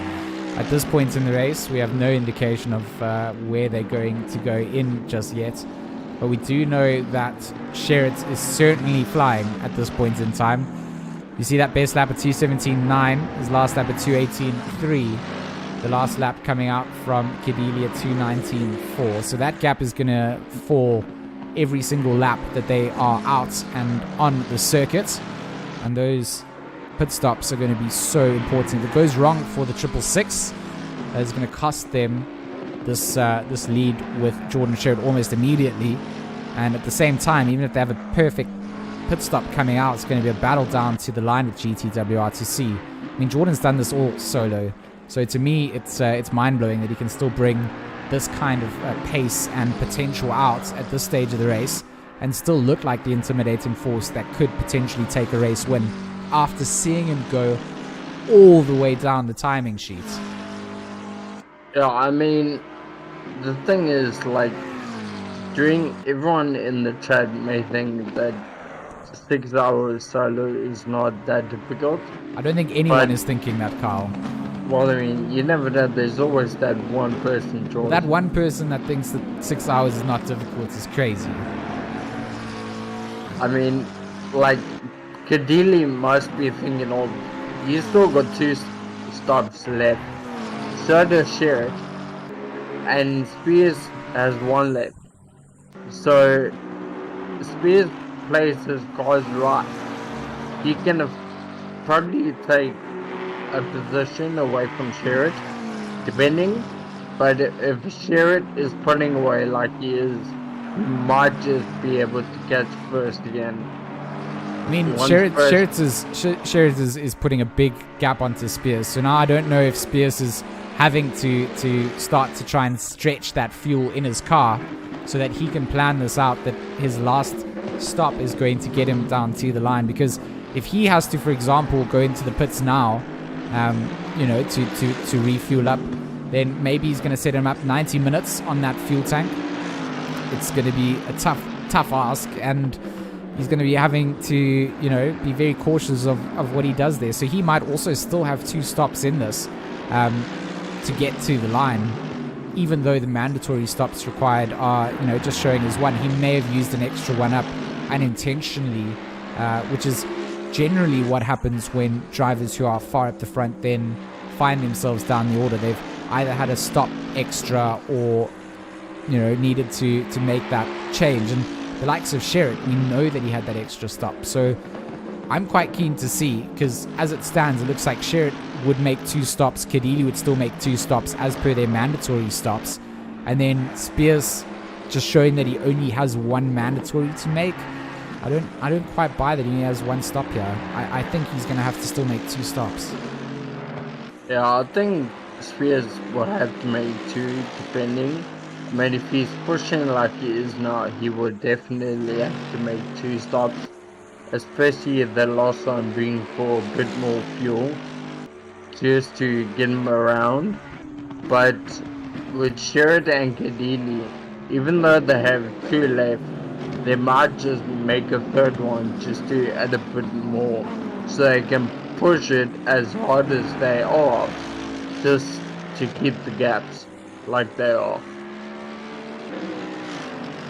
It's all about just managing the pace, managing the tires, managing the fuel at this stage. And that gap is certainly changing up. So I feel like Spears has dialed this car back into a different engine mode setting at this point. He wants to try and see if he can get this to the line with 1 more stop and a fuel. I'm telling you right now, that's what he's planning to do here. He's now dropped to 219.4s. Certainly off the pace of what he was able to do before.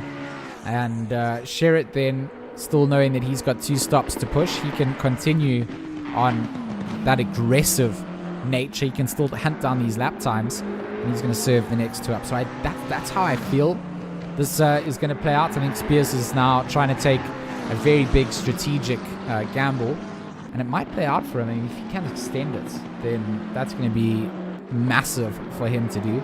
Just another shout out to our viewers, of course. Almost 57 viewers just been hanging out and just watching this for the entire duration of the race. 31 likes on the stream. If we can get that up to, you know, 40 likes by the close of this next hour, you got 27 minutes. That would be amazing if we could get it up there. So thanks for all the support. If you guys haven't left a cheeky like on the stream, please do so. If you feel like you hate it and we're absolute rubbish, then you're welcome to leave a dislike as well. Engagement is engagement. I'll take likes or dislikes, whichever you guys want to give us. A shout out to Mettlestate and Asus, the Republic of Gamers, of course, for sponsoring up this entire event and providing the prize pools that are available to the drivers. And then, of course, RaceFace and the RaceFace Speed Labs driver coaching. If you guys want to get as fast as Jordan Sherritt, go and book some lessons with him or Bruno Kadili. So right now, both Speed Labs instructors sitting in the Enduro in 1st and 2nd. And I know it's a team effort for that 666 car, but for Jordan Sherritt, he's done this all solo. And if you're in touch with what I do, the Racing Club International folk, they've got a discount code that you can use to get yourselves some discounted Speed Lab sessions. So most certainly go check out the Racing Club International Discord, get the discount code, and then use it for Speed Labs to get yourselves some good driver coaching. An hour and 26 minutes left on the clock. We've still got a couple of driver interviews lined up as well.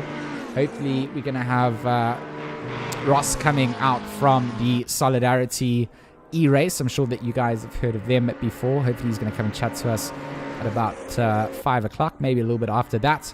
We've also got the man behind RaceFace joining us too. That would be Bertus Hugo. For once he's not driving, he's not busy doing too many other things. He's going to be able to come through and have a little chat with us as well. So that's what's lined up. We've also got some mandatory stops to go down before we get into the last hour of racing. My name is George Smith, also known as G-Max. I've been bringing you the race action. I am joined in this hour up until 5 o'clock with the good homie Carl Petzer, who has decided that it's his ambition to get more involved in the commentary side. So we're giving him as many opportunities as we can for him to enjoy the racing with us. So Carl, thank you so much for joining me and continuing on, enjoying the commentary journey. For me, it's an honor to help people through the process, and I know for you, these were things that you wanted to tick off the list. The pleasure is all you. I mean, it's all yours, George. I mean, if it wasn't for me getting into this, like I think it was beginning of the year, I don't think I would be sitting here doing this, which is an absolute honor to be with you as well. But I think also, like with some of the viewers, I think they need to go and give a like to the AM server video as well. I mean, those guys are also pushing really hard, so go give the stream some love as well. Absolutely. I mean, we haven't stopped plugging the fact that we've got that second stream running. The AM tier being broadcast out by Alan Patterson, heading things up. And of course, his son racing out in the pro split here for their race team, Patterson Works Racing, alongside Leslie Oliphant. So they currently find themselves in the top 10. So a good day for the Pattersons. Alan doing a great job over in the comms for AM, and his son doing a great job driving for their team in that 101 Lexus, currently in 10th place. Jordan Sherritt still finding some quick lap times. That last one, not as quick as what we thought he was going to bring out. Just dips outside of the 2.9 or the 2.18s, goes and does a 2.19 dead.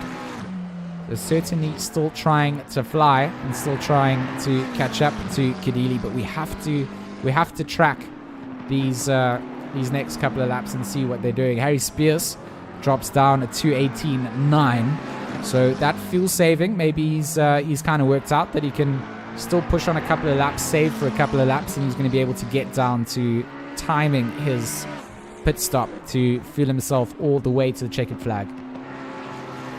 Yeah, I mean, I think at this point he's probably realized he needs to slow it down a bit.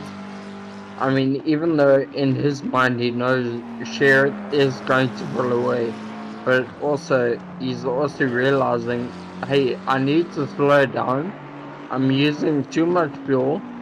I have maybe 1 or 2 stops left, and I can't go a third stop for fuel, so let me just back off and see where it goes. I think for Spears, it's 1 or 2 stops. There's no third stop potential. You're stopping a third time here, you're finding yourself tumbling down the water. So for him, it's all about whether he can extend this final mandatory stop that he needs to make into the last hour. And he's certainly getting closer to be able to maybe get that underway. But we'll have to wait and see as to where his timing comes in. I do want to see Sherritt is going to go into the pits. So this will hand over a spot to Spears. But it's that mandatory stop for Sherritt that we predicted would come down. And he has done a good job out on circuit to keep those lap times nice and consistently bunched under the 2.19s. Kadili up at the front here will be going in to hand over the reins as well himself. I'm not sure if it is going to be a hand over the reins or a double final stint. We'll have to wait and see. But there's still 2 stops for them to serve up, so probably maybe have an extra stint and then have someone finishing out. Not 100% sure. Let's look down the order a little bit more. Just see where some of the other battles on track are. You can see not too many are a 10th or so like there have been during some phase of the race. That's endurance racing for you, though. You have the ebb and flow. Van Vuren in 23rd. He's a second behind Gaber. That's pretty close for those 2 drivers there. Looking down the field a little bit further, Sean Buck and Neil 1.9 seconds away from De Villiers. This mid-pack here all trying to just see it to the line for sure. And that number 50 Audi rounding things out in 35th. So still 35 cars remain. Just over 18 minutes of this race remain before we crown our victors. On Iwasaki, he's going to jump ahead of Sherritt after these first stops. So I do think Sherritt is a pit stop down on a lot of these cars. So for him, he's going to be struggling to make up, and he has to make up for an entire pit stop that he had to go in, which is a lot of time. I mean, you can have insane lap times out there. You can be 5 seconds a lap faster than someone, but that doesn't amount to, let's say, spending an hour and 30 seconds just driving through in the pits unnecessarily. So I do have the honor of welcoming Batis Hugo into the stream for the drivers, well, not even a driver's interview at this stage. A driver's interview. Yeah, I mean, an owner's I wish interview. I could drive. An owner's interview. I mean, those that can't drive commentate, and then those who don't do the commentary then just own RaceFace, I suppose. Yeah. I mean, you get to sit back and watch the race this time. Yeah, like if you get driver, and then you get commentator, and then you get steward, and then you get general admin, and then you get the owner. He's right at the bottom of the pile, slowest guy on the track. So it's the only job I have. So. Definitely not the slowest car on the track. I've seen him get himself around a couple of times, get into the top 10s of pro tier races that I've broadcast. So Bats is always going to be a little bit more humble than what he lets on. Doesn't always get the time to practice, and I think that's where it always catches us off guard. But Bats is, so far this race has been really good. We've had some interesting changes in events. Jordan, who was leading out this race for a long period of time, had that extra stop, which I still not quite sure what happened there. I'd love to know, and I think I'll only find out a little bit later, so it will be a mystery until then.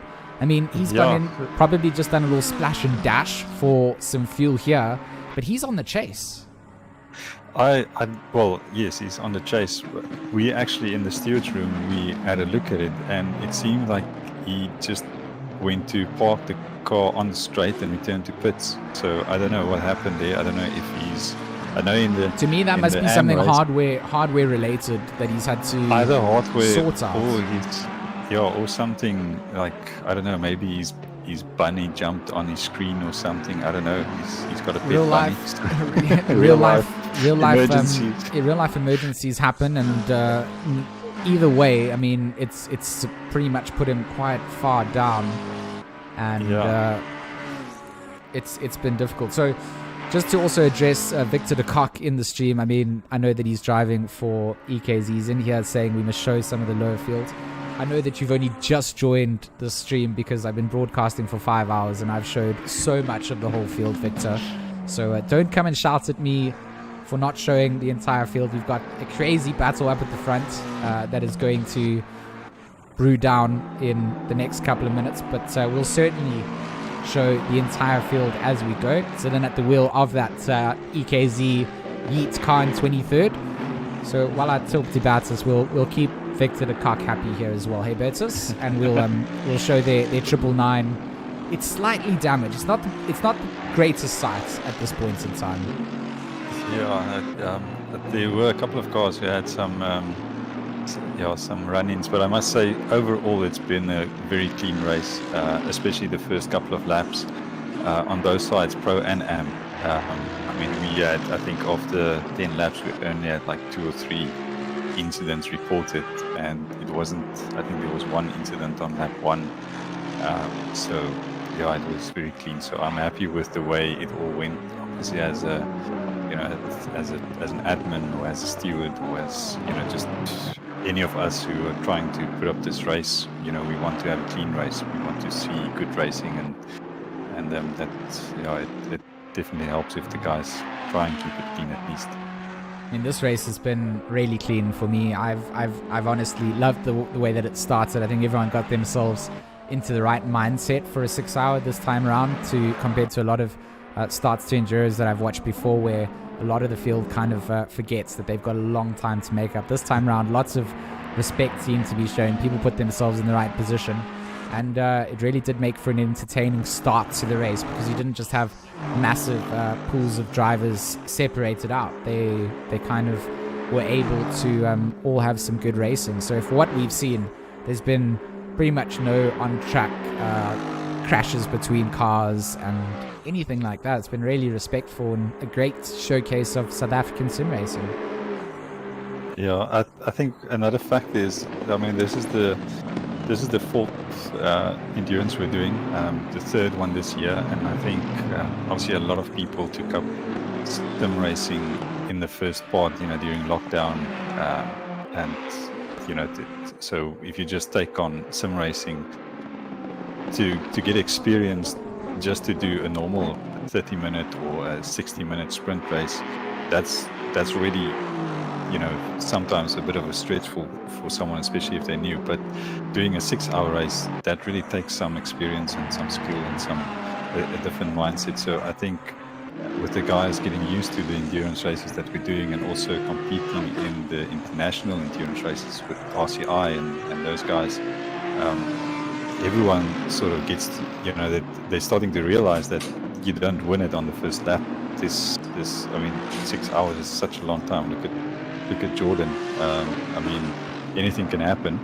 And he was down in 23rd at a point, and then now he's back into 4th. So there's a lot of time to get back into it if you make a mistake, or if you, I think guys realize that the key is to not make mistakes, not get contact or damage, not going to the pits unnecessarily, don't get penalties. So they are much more careful this time around than in previous races we've seen. I mean, even the fact that the drive-through track limits really haven't been a huge factor. I mean, a couple of cars, I've certainly got them, but I mean, I'm sure that there's a lot of cars sitting on the last couple of those limits at this point in time. So, I mean, right now, difficult situation for a lot of these drivers to just see it to the line. I'm sure just managing those track limits as well.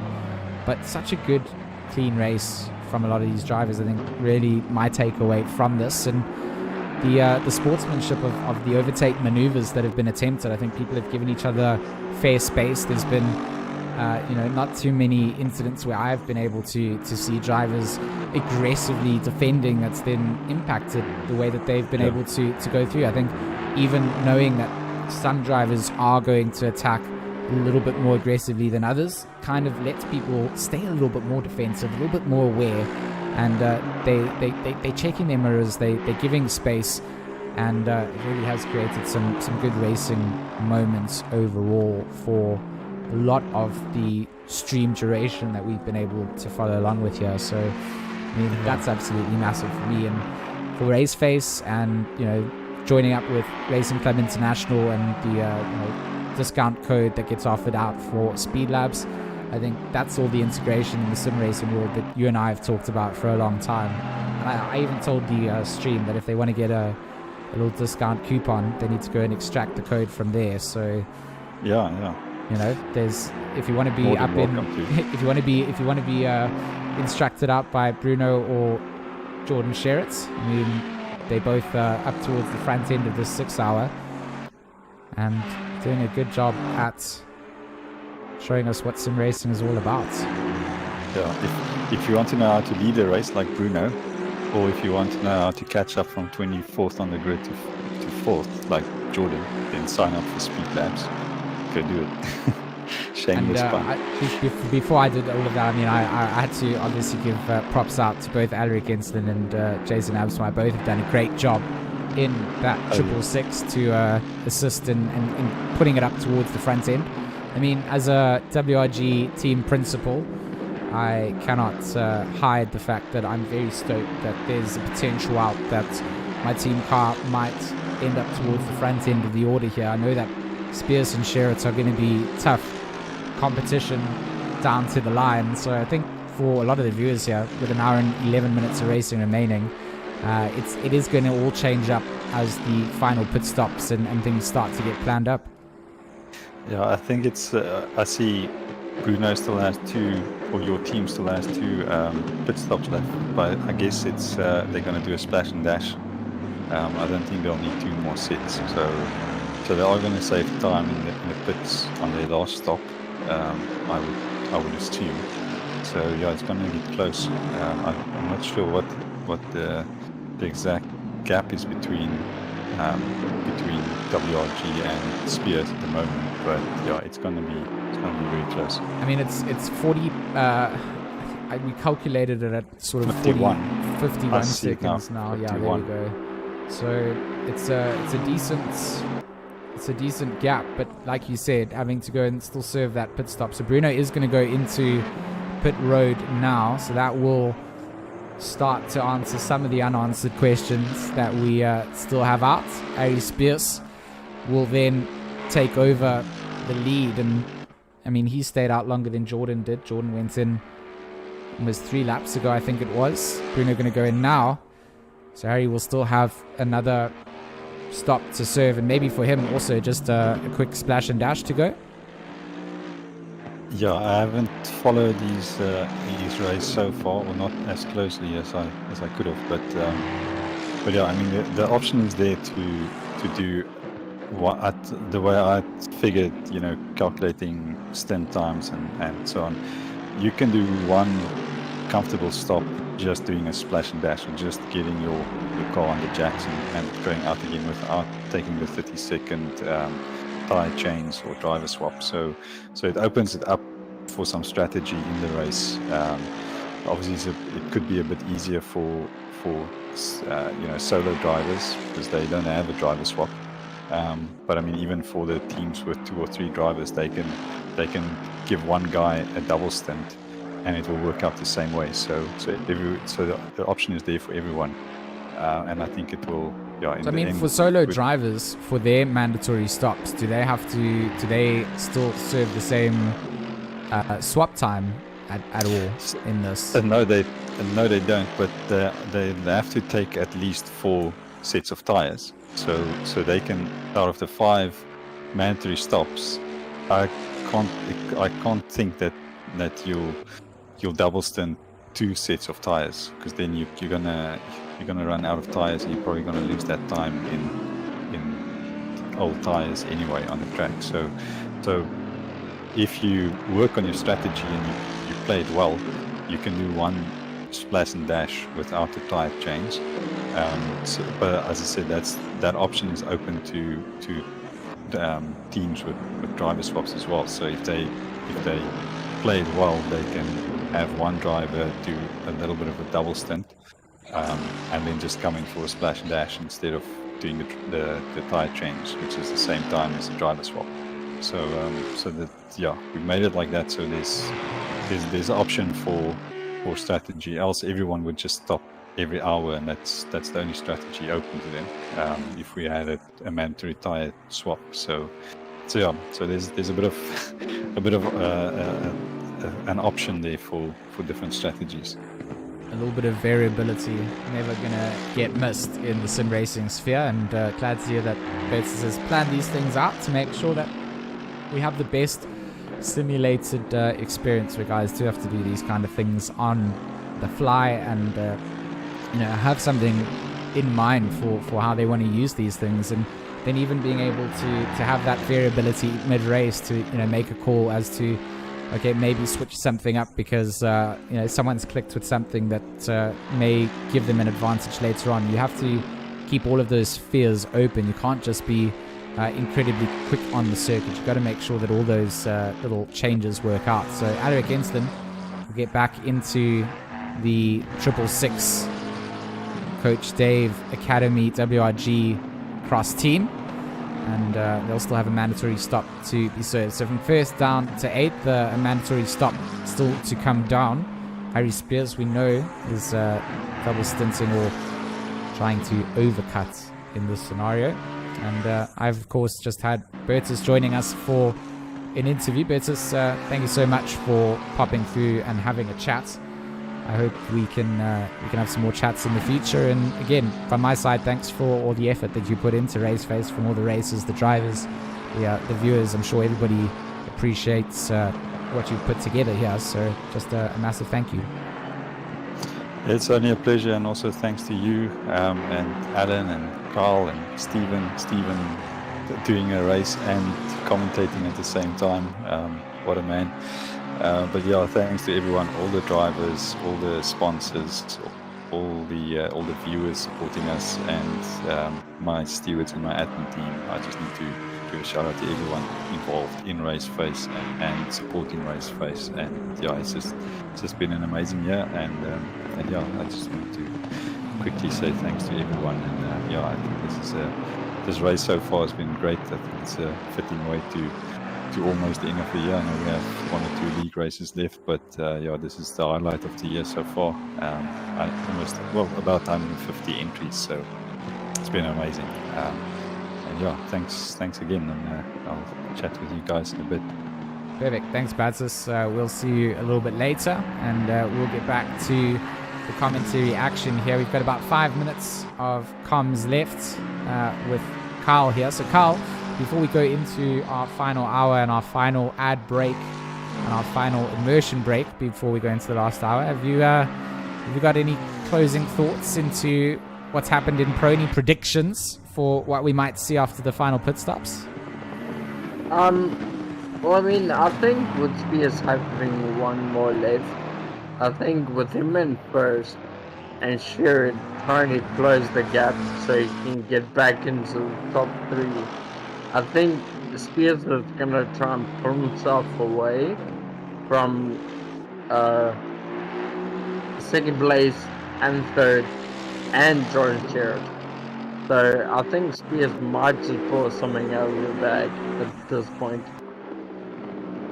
I don't think it's a bad call at all. I think a lot of people keeping their eyes out on both Sherrod and the likes of Ari Spears. Looking down the order here at Hendricks, he's closing down the gap towards Diervelt Null in that number 9 Bentley. You see them coming out through Les Fagnes on the way down to campus.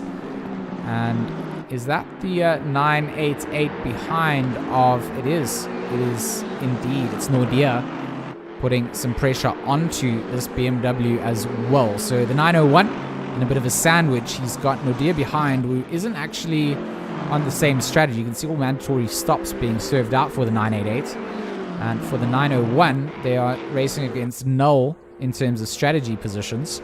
So it will be interesting to see if these drivers manage to switch some things up. Looking down the timing sheet as well, a little bit further down. Let's see if we've got any other big breaks coming down. We see a drive-through coming out for Clue as that BMW goes into the pits. Kirstein, he's currently got William Wentworth putting some pressure on in that 555.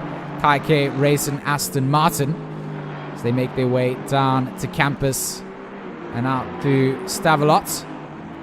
Kirstein going to have to do some good work to keep William Wentworth behind. Driver with a lot of promise that's been showing a lot of pace on the circuit in recent days. And it looks like maybe Neil Berger got some pressure behind. That is going to be... Oh no, that's going to be Jason Isherwood, I believe, coming to take an extra lap. So going to be lapping out. Leaves the space, does Neil Berger in that number 76. I mean, the one thing is now the guys are starting to realize it's going into the last hour. Let's try to push as hard as we can and see where we end up. But I think also the thing is when you start pushing as hard as you weren't doing before is where you start making a lot of mistakes. Absolutely, looking for time where their time wasn't before, and like with Clue, getting a drive-through penalty is not what you want to do. So with 1 minute and 30 seconds left before we go to our Asus Republic of Gamers advert break and then our immersion for 5 minutes, I would just like to shout out to you guys for getting our stream up to 38 likes, almost 40 likes in that hour. We had a little goal of 40. Maybe if we don't get to 40, we aren't going to come back for commentary after the immersion break. Maybe that's how I'll sulk and get free YouTube. I'm kidding. We absolutely won't. 38 likes on the clock. You guys are phenomenal. And in the next minute or so, we will be heading out to our Asus advert. And we've had plenty of Asus adverts just to show off the hardware that Asus provides out. They, of course, sponsored us up here. So got some cool adverts to show out. And for you guys. Hopefully the stream and the broadcast has been as much fun as it has been for me. So before we go over to that advert, let me just take the time to thank Kyle Petzer for joining me here. It's been great to have him in the last hour, and I hope that him and I can do some more work in the future. Kyle, any closing words that you want to say before we head out to our adverts? I think if you take a look at the likes and dislikes, we just reached 41 in the space of a few seconds, but I think we're gonna have a really good battle in the top 5, or should I say top 4, for this pro race. So it is that's going gonna be really interesting. It is going to be good. Guys, we will see you after our ad breaks and our immersion break. We'll be riding on board with our lead car again when we come back, and then I'll see you in the next 5 minutes.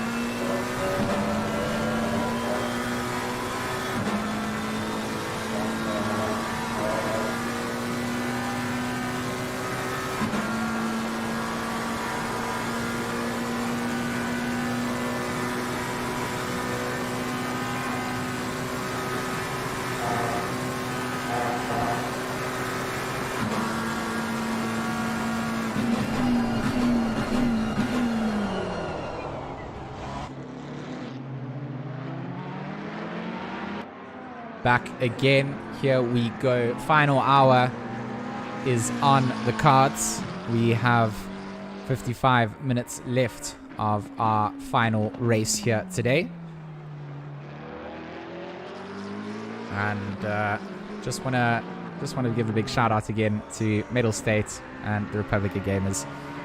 So the advert that we had earlier on, of course, if you're wondering why, Asus, Republic of Gamers sponsoring up the stream, providing out the prize money out for Mettlestate to make this all possible, and a big combination effort from RaceFace to get everything managed on the server side and facilitate the grading processes. So it's been a big team effort. My name is George Smith. I've been your broadcaster for this 6 hour, and what a 6 hour it has been. I have not done a... Have I done a solo 6 hour? I probably have done... What is our Kyle Army? Was that a 6 hour? I think it was a 6 hour. Either way, I've done some long broadcasts. This one certainly has been a great one for myself. I have loved the storylines that Sheraton Spears have brought through. I mean, these guys have been driving this solo from the start. I know how tired I get just talking throughout the entire duration of a race, and I've got the honor and privilege of being able to take those little immersion breaks so I can just go and refuel myself and make sure that I can hit up for the next stint of commentary work. So you guys in the stream, you guys have been absolutely mega. Loved doing this with you. 44 likes on the stream, and for us as broadcasters, that's the biggest honor that you can ask for is for people to enjoy what you're doing, and it brings me joy being able to broadcast these kind of races. So let's get a little timetable view up there. Let me just run through the order and where things stand. So the 666 up at the top, Insulin, Absma and Kedili ahead of the 634 McLaren of Jordan Sherritt. Harry Spears in that 199 sitting in third. Krobler and Versace in fourth place in the number 94. The number 97 then sits in fifth. Crowcamp and Bartle in sixth place in that number 21. Seventh currently for Daniel Rowe and Keegan Masters from G4 Sim in the number 43. Eighth place for Van Rooyen, Ottens and Malorto in the 786. Nordier and Rotenbach in ninth, and then rounding out the top 10, Van Rensburg and Wilkin in their Lexus. Patterson and Olifant in 11th. 12th for Lewis and Grayling. Pratt and Montiero sitting in 13th place. 14th for Null and von Mansberg. Van der Volt and Stradum in 15th. Goslet and Hendricks in 16th. The number 515 Lamborghini Huracan in 17th, belonging to Krobler, Gaber and Myberg. Aiton and Adam sitting in 18th place in the Chicken Wing. It's not even the Chicken Wing, it's the Chicken Licken. Is it even the Chicken Licken? It's the Zinger Wing. The 19th position belonging to Barkhuizen and King. 20th for Isherwood and Buerta. Clue and Van Vaken 21st. 22nd for Van der Mave and Janssen van Vuren. 23rd for Strauss, Harding and De Kock. 24th for Kirstein, Gaber and Vogel.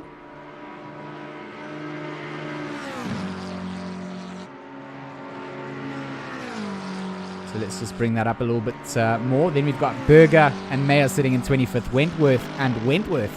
The brothers Wentworth in 26th. Gaber and Brits in 27th. 28th for Deploy and Fenter. And then we've got De Villiers and Mole in 29th. Hunter, Briet and Menar in 30th. Null and Buck in 31st. 32nd for Ferreira, Delport and Muton.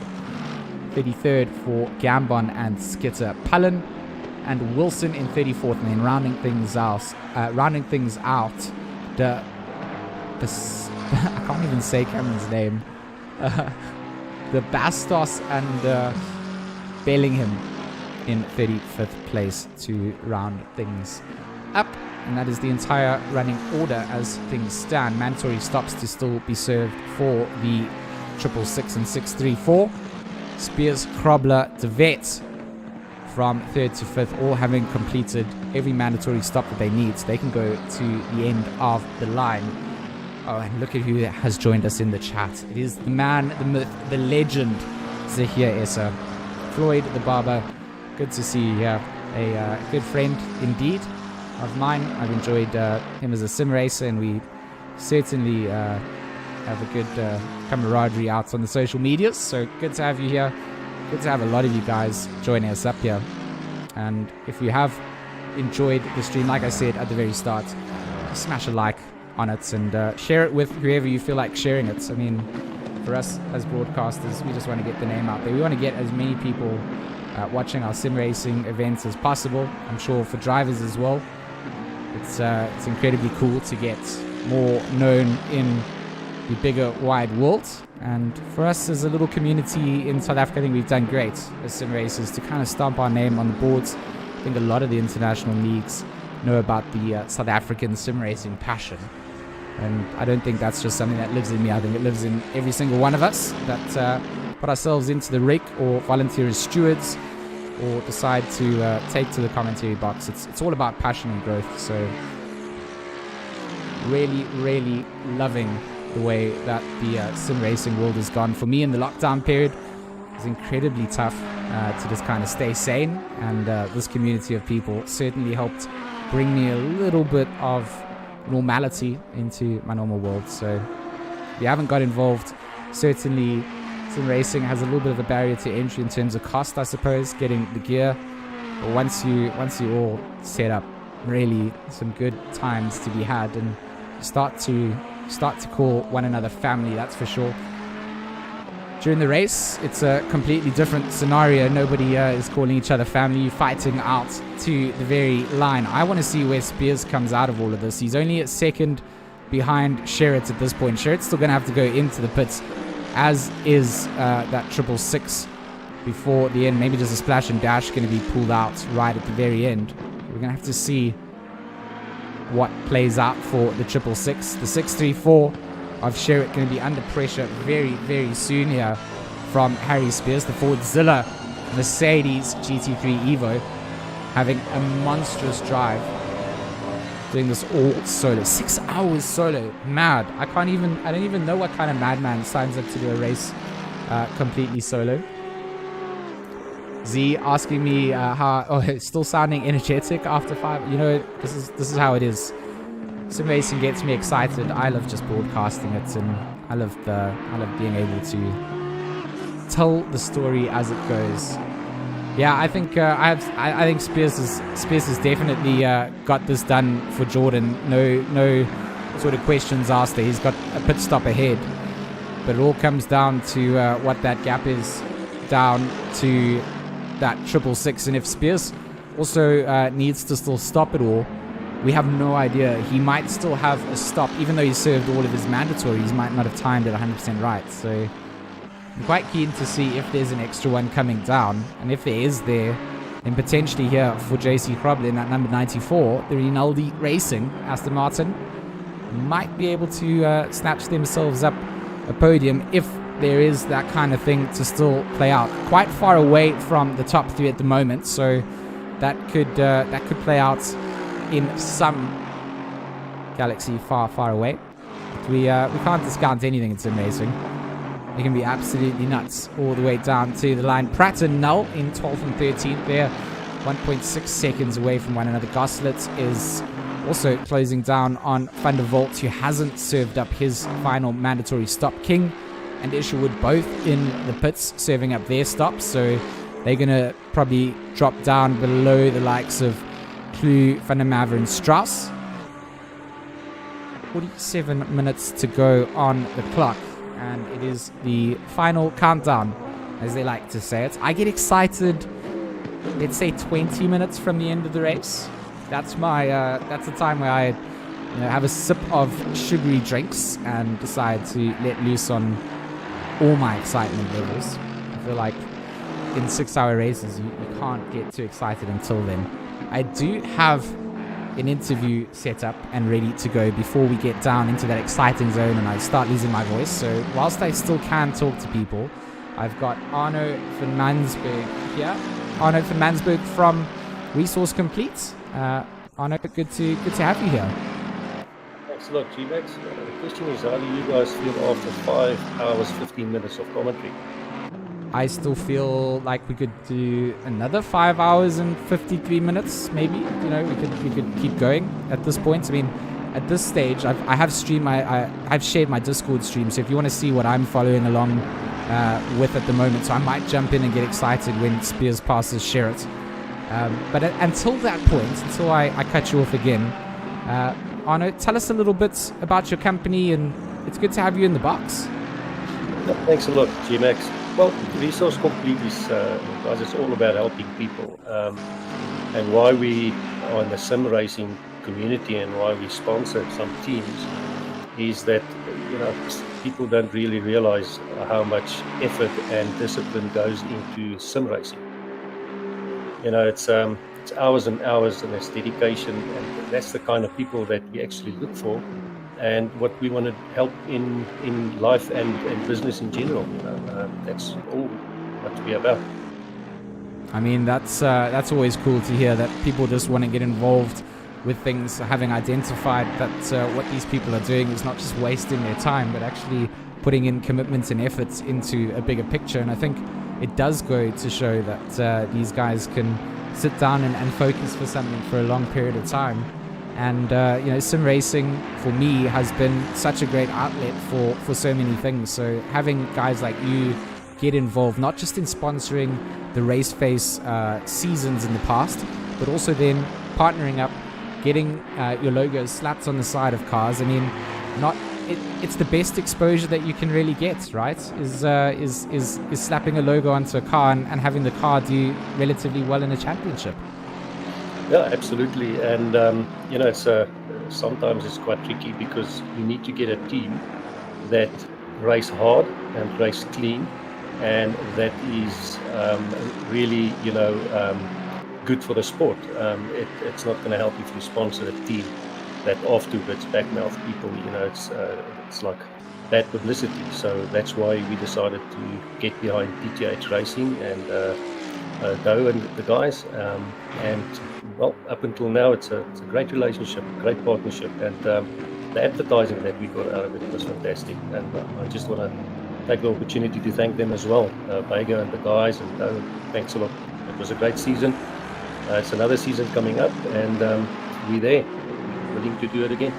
Oh, I mean, it literally sends goosebumps down my arms when you know, you hear these kind of relationships. Obviously, I chatted to Doe, and he had equally good things to say about his relationship with you guys. So, I mean, it's a win-win situation when your sponsors are happy, the guys that you're sponsoring are happy, and you know, like you guys said, you guys have picked up a great bunch of drivers with Team Tryharder, a mature bunch of guys that see the holistic, bigger picture of sim racing. They know that they don't just represent themselves, they've got a brand behind them. And I think that goes as a big lesson to a lot of the drivers out there that are looking to take their teams to the next level at this point. Sure, you form up a fun little friendly bunch of people, you start to take it a little bit more seriously, but then you start to open your eyes up and you see that there are sponsors looking to get involved. And you have to make sure that the ethics and the morals that you represent as your org are something that is going to attract sponsors. So keeping your nose neat and tidy, not having bad things to say about people, not having a bad rep, all goes a long way in the profile that you create. And I mean, when it's in sim racing, that isn't necessarily assigned to a team. I feel it comes down to the drivers within that team. So certain drivers will build up a bad reputation. If those drivers go to certain teams, then suddenly it's the team that gets dragged down. So everybody has to keep their nose tidy and help to grow this thing a little bit. Absolutely. And you know, let's face it, it's the youngsters that's going to make the sport in any case, you know, the e-sport and the sim racing.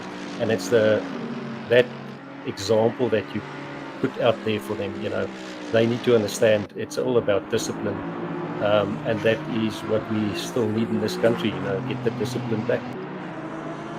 Absolutely. And the youngsters, the new bloods, that's certainly who we try and encourage. I think the barrier to entry in sim racing is a little bit more expensive than a lot of the other traditional esports that just need a keyboard and mouse. But I mean, I say that I've seen people be competitive on game pads and all kinds of things. So the younger you can get into it, the more time that you can really develop the skill sets. And for a lot of these guys, I mean, it's done as a hobby, right? And for esports to grow, you need to be able to have people that are able to eventually do something like this full time.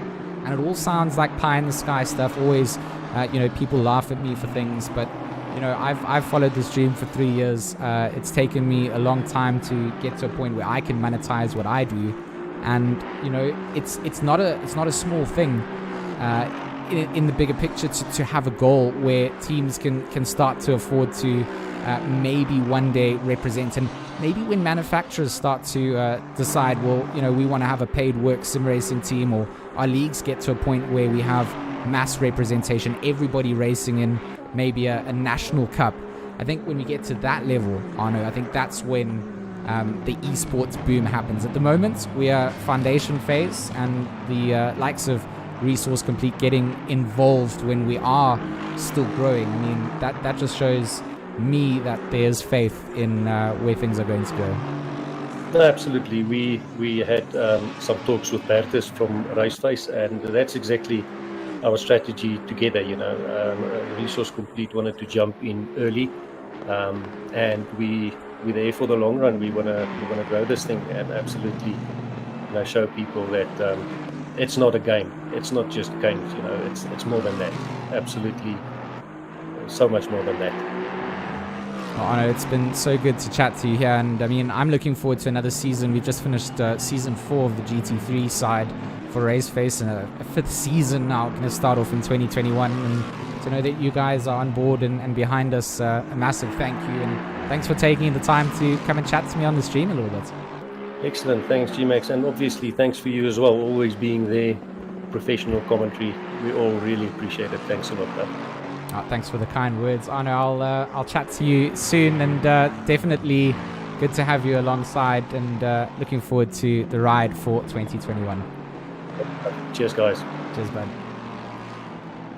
Always good to hear from the likes of our sponsors and people getting involved. I don't think we have Barry here from Mettlestate to come and have a chat to us, but it would be cool to have him involved if he was here as well. But you know, I'd be able to summarize what I know Barry would say. He's glad to see the sim racing side getting to the levels that it's getting to, and good to be able to cross paths again with Mettlestate. For those that don't know, I was involved with a lot of the Counter-Strike side, some Dota 2, some PUBG during the days when Mettlestate was forming out, and then I decided to maybe head out towards the racing side, and that's where the journey has taken me. But right now, Jordan Sherritt and Harry Spears, they are still fighting it out for 2nd and 3rd.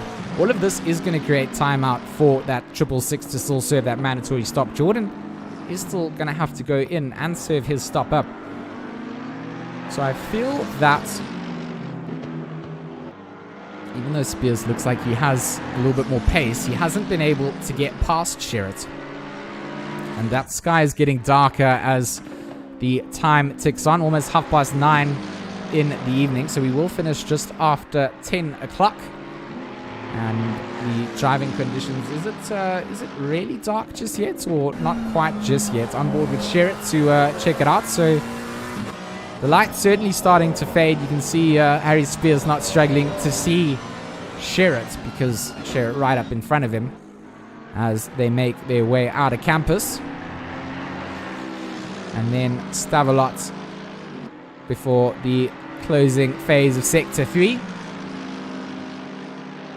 And that exit from Jordan Sherritt certainly worked out. He is going to have to come into the pits at some stage. It'll be interesting to see where he does come out. Ruan Brisley still here, still shouting out for car number 9, Deervolt Null, currently in 12th place, and trying to hold off the gap that he's got. 2.8 seconds up the road from Dean Pratt in that number 444.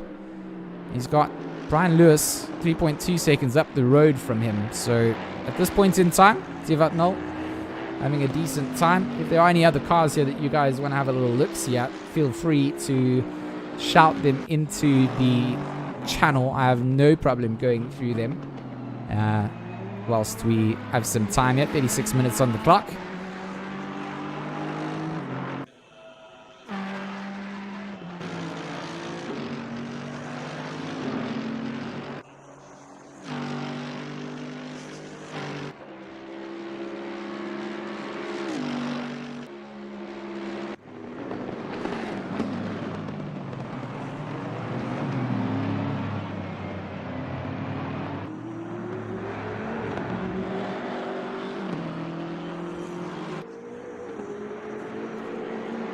So we got Johan Null, that number 110, sitting in 30th place, down towards the bottom of the order. Let's just have a little recap as to who rounds out the bottom of this pack 2.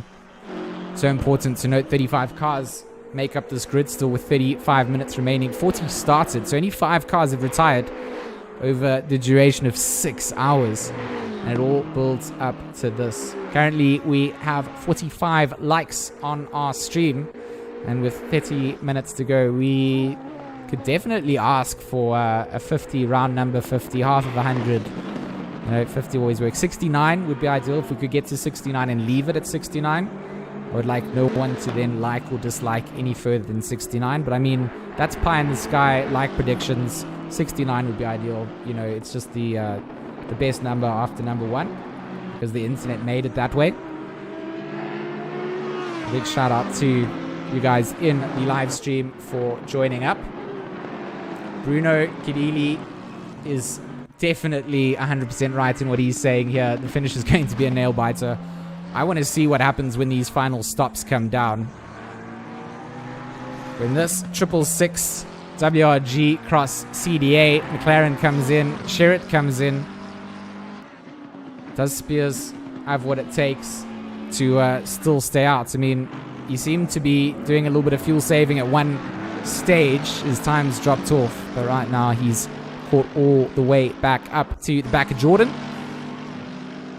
Jordan still has to go in for a mandatory stop. So Spears will definitely pass Sherritt there. But then does Spears still have to go into serve a pit stop? We have no idea. Just the 2 mandatories of the 666 and 634 pretty known. Bartel and Van Rooyen in 6th and 8th.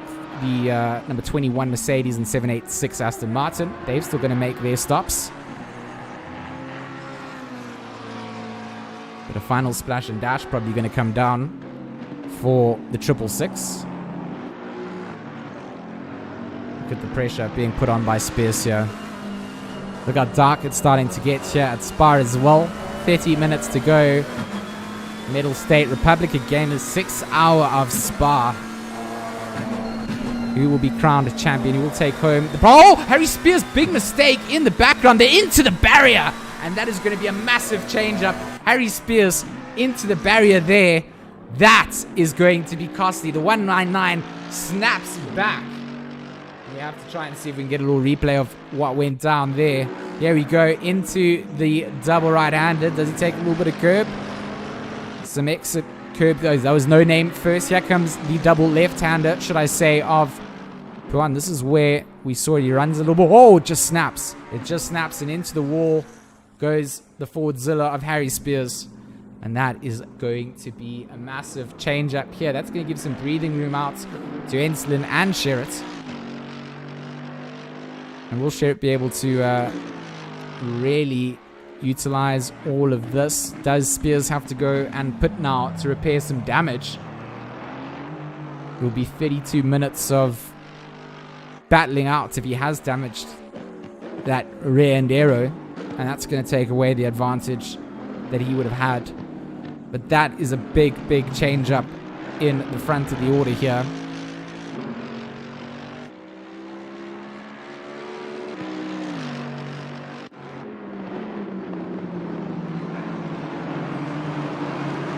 Goslet catching up to Rotenbach here in the battle for 14th place. Quite a couple of cars in shot as well. And then Goslet struggling a little bit with some oversteer in that M6. Really does look very beautiful. The Boston Guinean Racing livery. I'm a fan. 31 minutes tick-tock on the clock. Look at the sights coming out. Spa is beautiful. Then we get a little bit of nighttime coming down as well. Leader's going to stay out. How did Harry Spears' lap times look after he shook hands with that barrier? We're going to have to wait and see. Does this work into Krubler's hands? I don't think he was quite close enough to be able to capitalize on that specifically.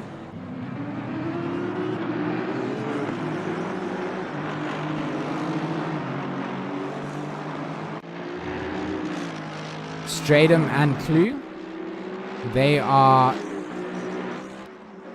How close are they together? Is it half a second between the two of them? Looks like a much bigger gap than that. Yeah, timing sheet going absolutely mad at this point in the race. Masters is being passed out by some traffic on the side, not for position that. And the GeForce Sim Audi looking to get themselves a top 10 here. 30 minutes to go. Where do our race leaders go in? Where does Jordan Sherritt go in? Does Harry Spears still have to stop in this? All the questions that will be answered before the end of this broadcast.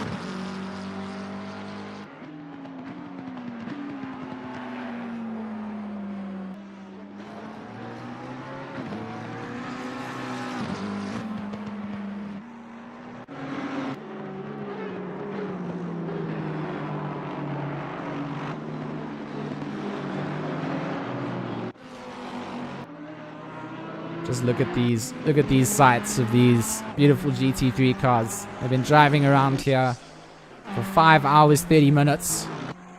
Some of them have survived the wars. Some of them have had to repair from the wars, but all of them have made it up to this point. See a little bit of damage on some. See a lot of black rubber marbling all up the paintwork.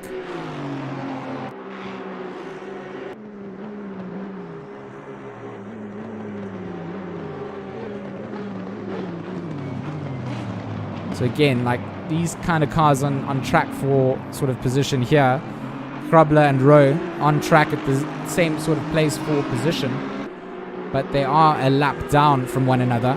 So right now, our race lead is on 139 laps, from 5th down to 7th on 138 laps, and then from 8th down to 15th on 137 laps, and then 16th down to 19th on 136 laps. So you can see there are a couple of lap differences as a lot of these front runners. So Alaric Ensign stays out for another lap.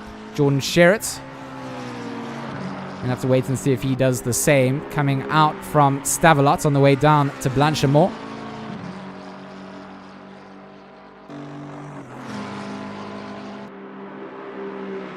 And this is the sort of lighting that I start to enjoy. It starts to just go dark. You really need to use the headlights. And the focus can quickly disappear. So closing 30 minutes of this race is going to be incredibly tight. Jordan Sherritt going to stay out. And how have these times affected Spears? They have affected him quite big. 220.1 going to be the last lap that we saw him do. Just bear in mind he's capable of doing 218. So that's 2 seconds slower. What does he do on this lap out? This is where he's now recovered and adapted to the damage. So 219.9 will come down. That's actually going to be about 5/10 slower than Enslin's last lap. And 5/10, also half a second off of Jordan Sherritt. So Spears has certainly been damaged up here. He's got 12 seconds up to Sherritt. It was looking like it was going to be a real battle between Spears up to the very end. We still have no idea if he still has to go into the pits for another time. We do know that Ross Bartle will have to still go and serve a mandatory stop. So positions for Rowe and Van Rensburg on the cards. Mettlestate, Republic of Gaming, 6 hour of Spa. This is what it all comes down to. They've all put the cars in the right place for the entire duration. That's the checkered flag that you're chasing. The points, the money, the pride, it's all there. This is where a lot of people are going to be knowing that a small mistake can be oh so costly.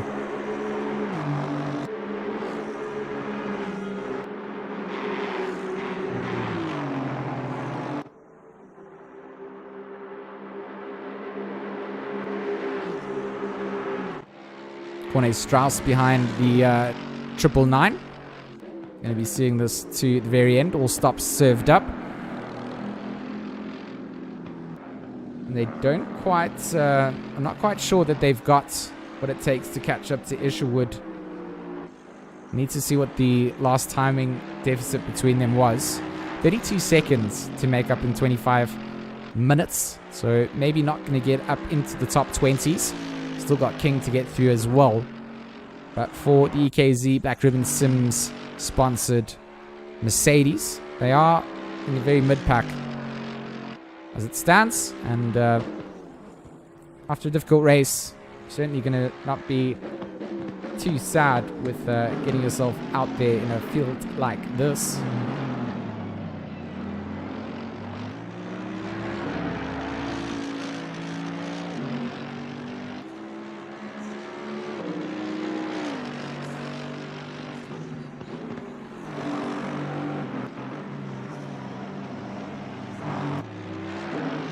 Michael Van Rooyen behind the Kaike Racing 786. They're going to be looking to try and get themselves into the top 10. Lewis 6 seconds up the road, so that's something that you can accomplish in 24 minutes if you've got the power and the pace.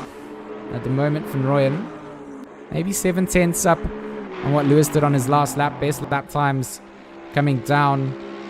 Lewis certainly has the ability to go a little bit quicker than Van Rooyen, so it'll be hard for Van Rooyen to catch up. Lewis will have to make some mistakes there. Might be holding up and rounding out the top 10. 23 minutes to go. Enslin will still stay out in the 666 White Rabbit Gaming Cross Coach Dave Academy.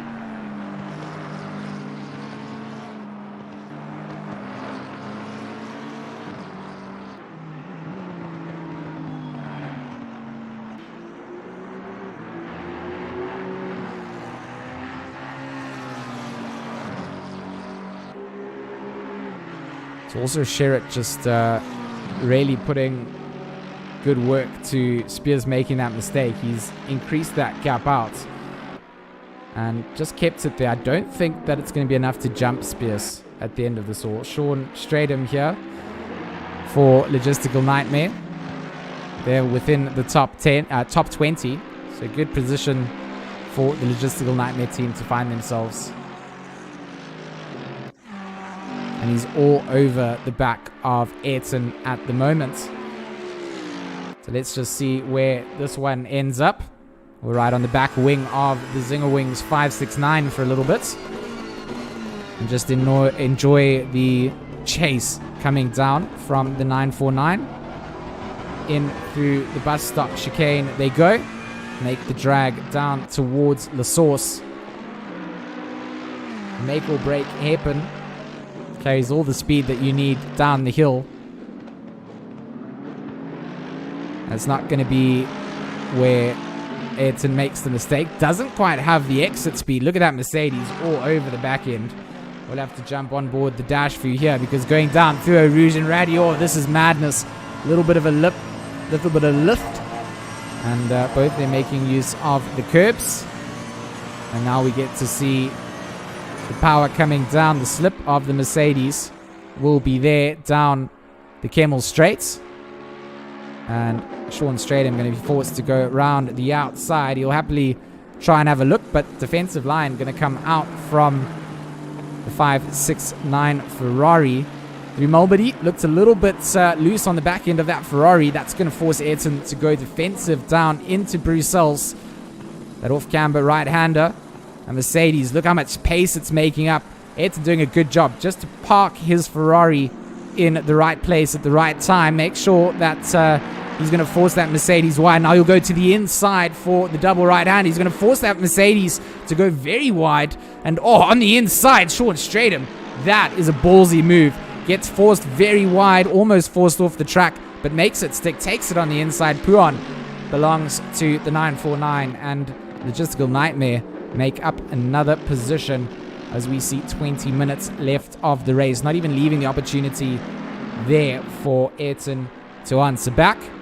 And Ayrton not 100% happy with where that Mercedes put himself. Feels a little bit endangered, but it looks like a crazy ballsy move, and I loved it. I mean, you gotta plan those kind of things out, and you had the run out of No Name. He chose the inside line, and he stuck to it. So that was absolutely crazy coming down. You can flash your lights as much as you like. That was a great move. Patterson also still in the top 10. He's taken over from Leslie Oliphant in the 101. He's got Bartel in front of him, Lewis behind him. We've seen Lewis pull out some great race pace during the GT3 season. Will he be able to find something here to match up to Kieran Patterson? We don't know quite yet. But that gap to Sherritt between Spears now 13.4 seconds. So I think that the damage that Spears encountered on the snapback through Puan has resulted in him losing a lot of that rear end downforce. And as the temperature starts to drop here, you are going to be struggling with your grip, especially if you're on one of your tire sets that you've kind of tried to push to the limits. It's all about planning, and I guess in that sense, lack of planning sometimes doesn't mean that you're going to find yourself in an ideal position. Not saying that it was an old tire set that caused it, but was certainly pushing, was in the dirty air of Jordan Sherritt. You know that these GT3s have that car length behind them where it's filthy from the aero variation, and can just catch you off guard. And it looks exactly kind of what happened. Was following closely, got into the snap, and just got sent round. But that's certainly going to change up how second and third fight out. See if Martin Rotenbach is also making some positions through. Not really making positions, just driving out with a bunch of traffic behind him. So plenty of action coming down as Alvain Fenter joins in the chat. I know he's been watching for a while. Good to have you here. Alvain, the owner of White Rabbit Gaming, or one of the top guys that I have to always report to. Alvain, I'm on my best behavior here. Good to have you here. And for Alvain, you'll be happy to see the White Rabbit Gaming 666 sitting right up at the top. Still got a mandatory stop to be served out, so it'll be interesting to see where these pits will put Enslin and Sherritt. I don't think it's going to be enough for Spears to catch Enslin, but I do think that Spears will jump Sherritt in all of this. So I think it will then be a final dash down to the line. First, the 666, the 199 second, then Jordan Sherritt in the 634 in third place. That's obviously, unless... going back there, someone was definitely going through some disaster. Can't even catch up to that car, but someone is going for a big drifty boy out the outside. And that is certainly not the way that we wanted things to go. 49 likes. We're so close to the 50 like goal. I told you guys before, if we get to 69, you're not allowed to like it any further. So you guys still have to like it up until 69. But then no one must make it 70 or 68. And let's just keep it on 69 likes. Thank you. That's a request from upper management. They actually asked for that. So we see that Aston Martin running very wide and off track. Corne Strauss caught up in some traffic here. Not quite a battle for position. But our timing sheet after 6 hours kind of feels how I feel. A little bit tongue-tied and twisted up. It doesn't know who is where relative to whom at this stage, because guys have done 145 laps up at the front and then down towards the tail end of the order, 135 laps. So 10 laps separate first and 35th. It's an incredibly big differential, and the timing sheet goes absolutely nuts every time someone goes past somebody in the pits, and we just have to keep looking our way through. I can pull up a timing sheet of where everyone stands though, and we can just have a little pan through that. First to 24th on the top, and then we'll slide that down slowly and show everybody where everybody else stands. You can see the total number of laps on the right side as well.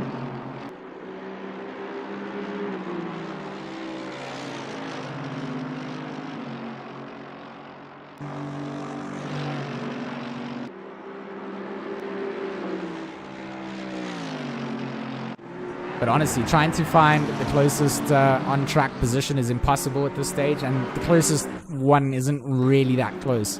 You know, when you sub a second, that's incredibly close. When you're 2 or 3 seconds, it's not close enough that the racing looks intense. But as a driver, you know that 2 seconds is nothing. You can make that up in a couple of corners. I'll say a couple of corners, more like multiple corners in a couple of laps. And GT3 Tin Tops, no push to pass, and all about putting some pressure on up the front. Alaric still gonna hold up the front of the order. Will be going in to serve that last mandatory stop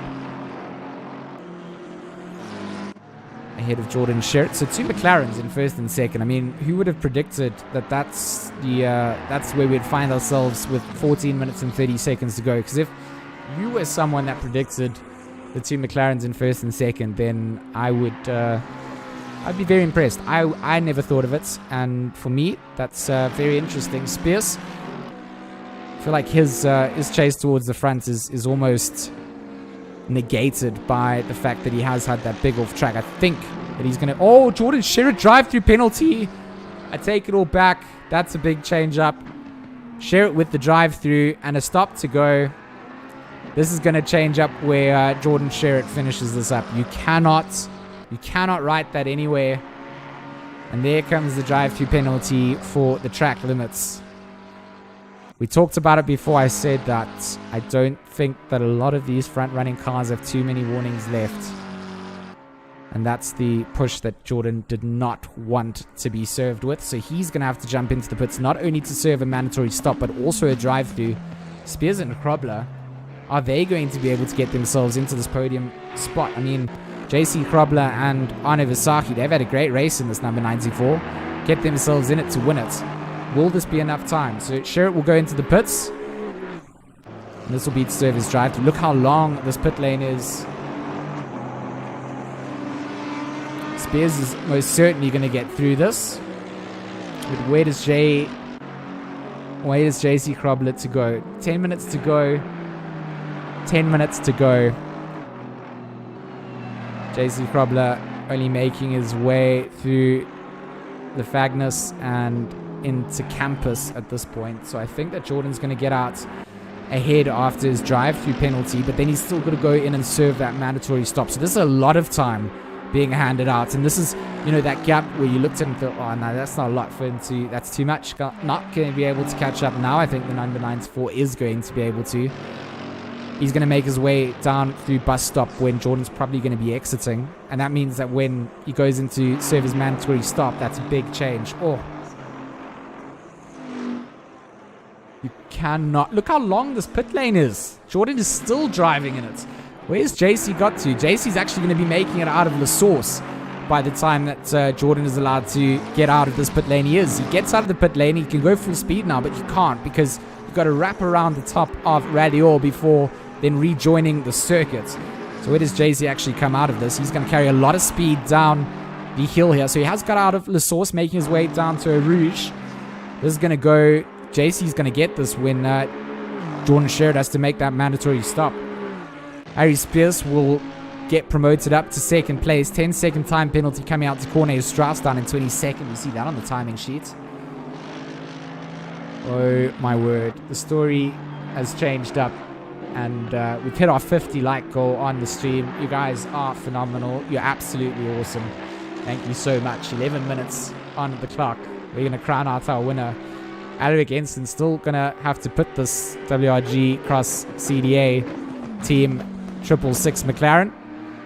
He's leaving it right until the last minute, it looks like, to do so. Harry Spears. Quite a long way down from this. I don't think it's going to take a massive bad pit stop for the 666 to get knocked down here, or a big drive-through penalty like we saw handed out to Sherritt. So Spears is just going to keep this pedal to the metal, hoping that something up towards the front changes up. Bartle and Patterson, pit stops all served out. 1.2 seconds between them for 9th and 10th. That's extremely close too. King chasing Clue. One second between Clue and King. So this is going to be an incredibly tight finish for a lot of this field.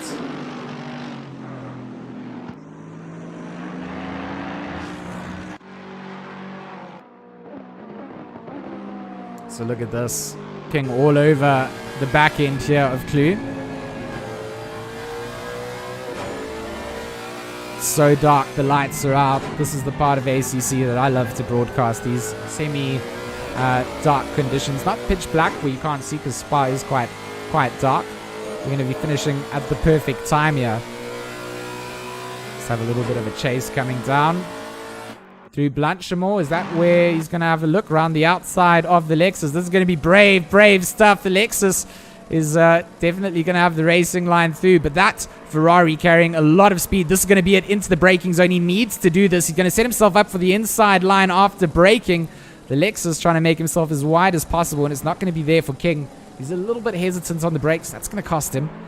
But he'll know for next time that he can't do such things. Going to have to really take some risks into those braking zones, especially if you're so close out to Blanchamore. And saw Clue trying to maybe crowd that Ferrari to the outside. That maybe forced King to be hesitant on the brakes. Either way, it worked out because that was the braking zone that he should have been able to make that move coming down.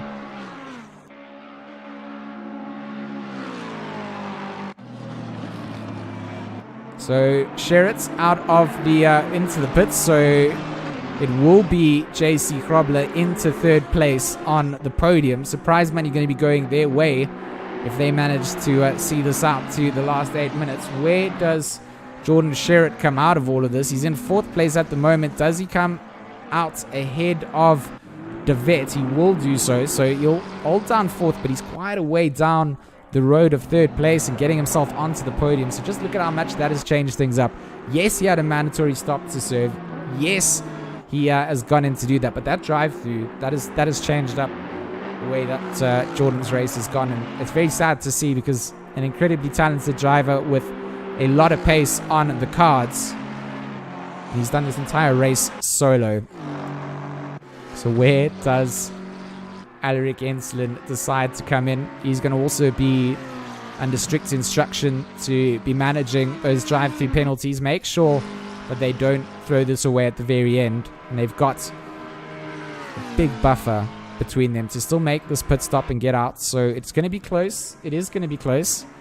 We know how long that pit stop or the pit lane is here at Spa. And there we go. Enslin is going to go into the pits. Now we are going to follow along with Ari Spears in second place to see where he comes out through all of this. He's only making his way through the double right-hander just before Lefegnis, and it's going to be a long way for him to try and make this up. So Enslin into the pits. He's going to stop the car. They need everything to go right, the 666. Spears going to be coming out through Campus. And then Stavelot. And there's no touching the brakes from here up until the bus stop. So it is a movement going down for the 666. They're off the jacks and they're driving themselves out. They cannot get a speeding infringement here either, so they need to be careful. They need to time. The Spear's going to be coming down to bus stop. I think the 666 is just going to get ahead of this Fordzilla number 199. The 199 caught up in a little bit of traffic as well. Isherwood going to have to make some space out. And Enslin making his way down. Look how close this is going to be, guys. This is going to be incredibly close. Down La Source comes Ari Spears. He's going to be carrying a lot of speed as well. Alaric Enslin not quite out of the pit lane. I think that Ari Spears is going to maybe potentially take this. He's going to have the speed through Kemmel.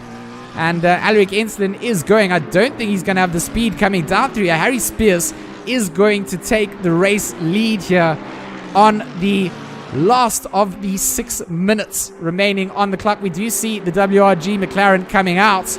And he is going to be stuck behind a little bit of traffic. So Harry Spears from Fordzilla, what a race coming down, will take over the race lead for the closing 5 minutes. Now, does he have enough fuel to make it to the line?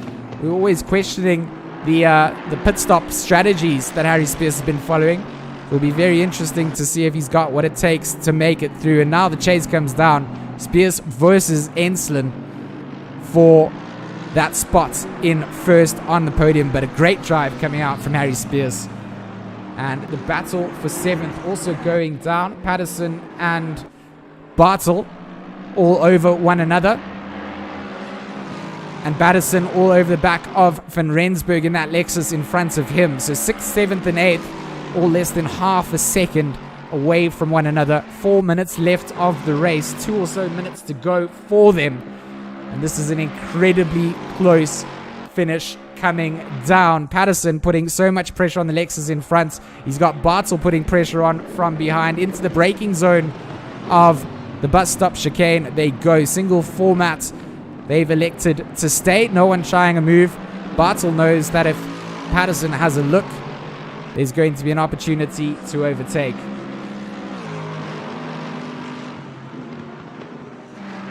Ryan Barrington-Smith also pointing out that Spears probably picking up some of that damage in the earlier crash. Might not have the pace for the 666.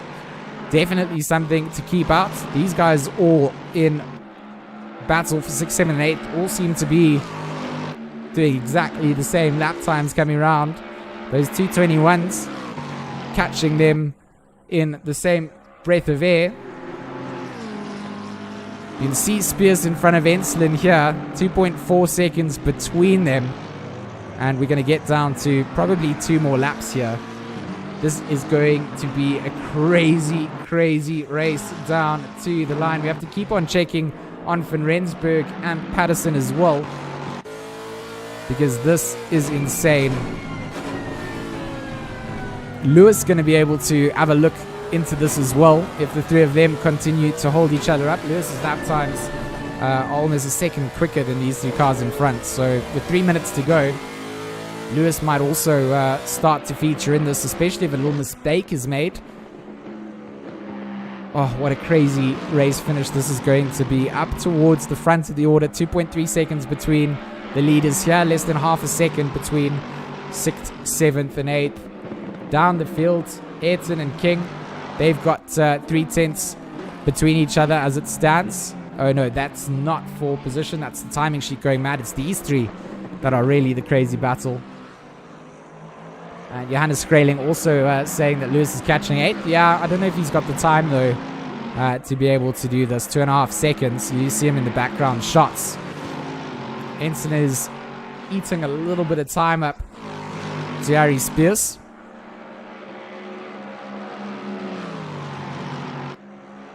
Just look at this. Look at this. Patterson and Bartel. They're not easing up on the pressure. Mark van Rensburg from Sarko is having to stay so defensive. That 3rd place spot in these situations just gets such a good read as to what's happening in front. And it's not a bad 1.9 seconds between Spears and Enslin now, with 1 minute and 40 left on the clock. Can Enslin catch up to Spears here? It's certainly going to be interesting into the bus stop chicane. They will go. This will probably be the final lap coming down. The Fordzilla 199 will begin our final lap here. Confirmation coming in from the race director. That is exactly where we find ourselves. One small mistake here could prove detrimental. Van Rensburg, Patterson, Bartel. They're also going to be fighting this out to try and get things wrapped up.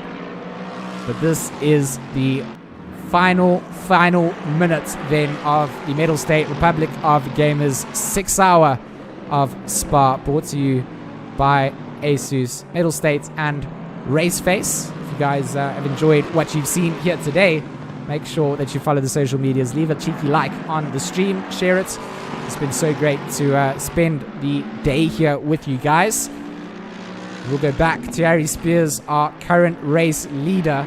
2.1 seconds to incident, so he's pulled up a little bit of something And that McLaren doesn't seem to be able to get the work done. Out through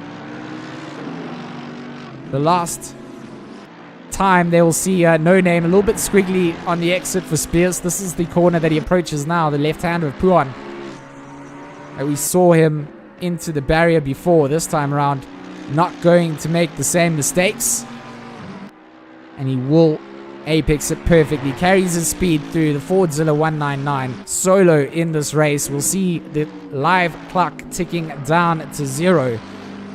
And that battle between Van Rensburg, Patterson, and Bartel still continues. I want to stick up with our race leaders here. After 6 hours, it's the least that we can do.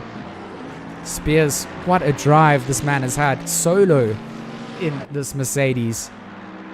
And all the way down to the line, he's going to be trying to make it work out.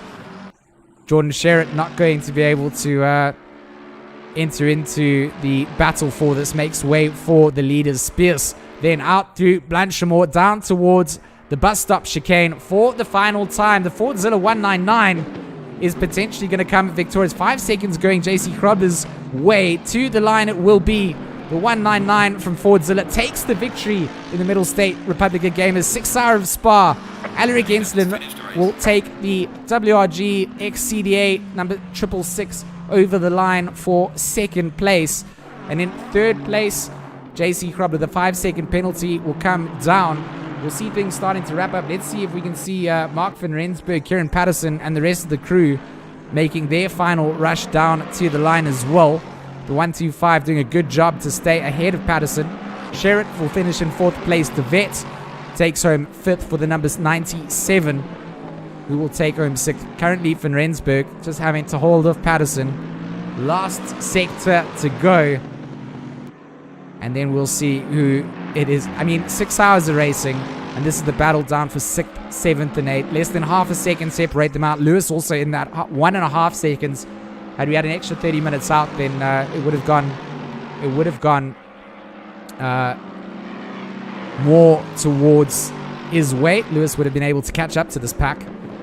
But I don't think Mark van Rensburg definitely finding a little bit of something coming down into the Fagnus. Look at Bartel all over the back end of Patterson. Pressure starting to come through. This is the final time that they're going to be able to fight on track for position. And that Mercedes wants to get ahead of at least one of these Lexus drivers. He's been following them through. And down to the line will follow along.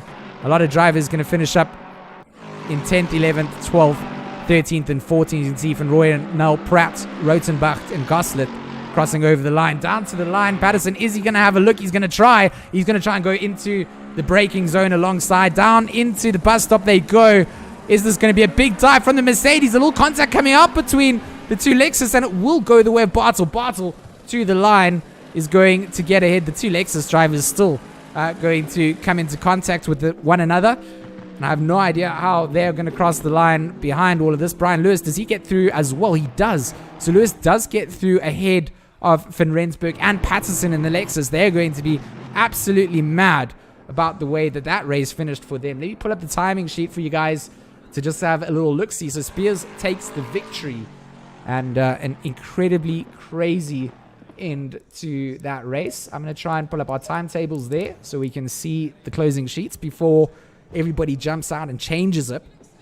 That was incredibly mad coming down. And I'd just like to thank out all of our drivers, all of our viewers, and of course our lovely sponsors getting involved and making all of this possible. Mettlestate Republic of Gamers 6 hour of Spa coming to its conclusion. And from the pro side of things, it's been an absolute pleasure to have you guys here. I'm going to switch back to my webcam. My hair's definitely gone a little bit crazy. I feel like I've lost a little bit of my sanity because that was an absolute knife fight to the very end. From myself, George Smith, also known as G-Max, a massive thank you to everybody for joining up. That was so good. I can't wait for the next one. I'll probably see you guys more than likely doing more Enduros in 2021. We do have the mixed multi-class GT3, GT4 final round taking place on Wednesday here on the RaceFace channel. If you guys haven't gone and given the AM stream a like and a little thanks for doing so, please head over, give Alan some juice. I'm sure he's going to have some drivers interviews as well.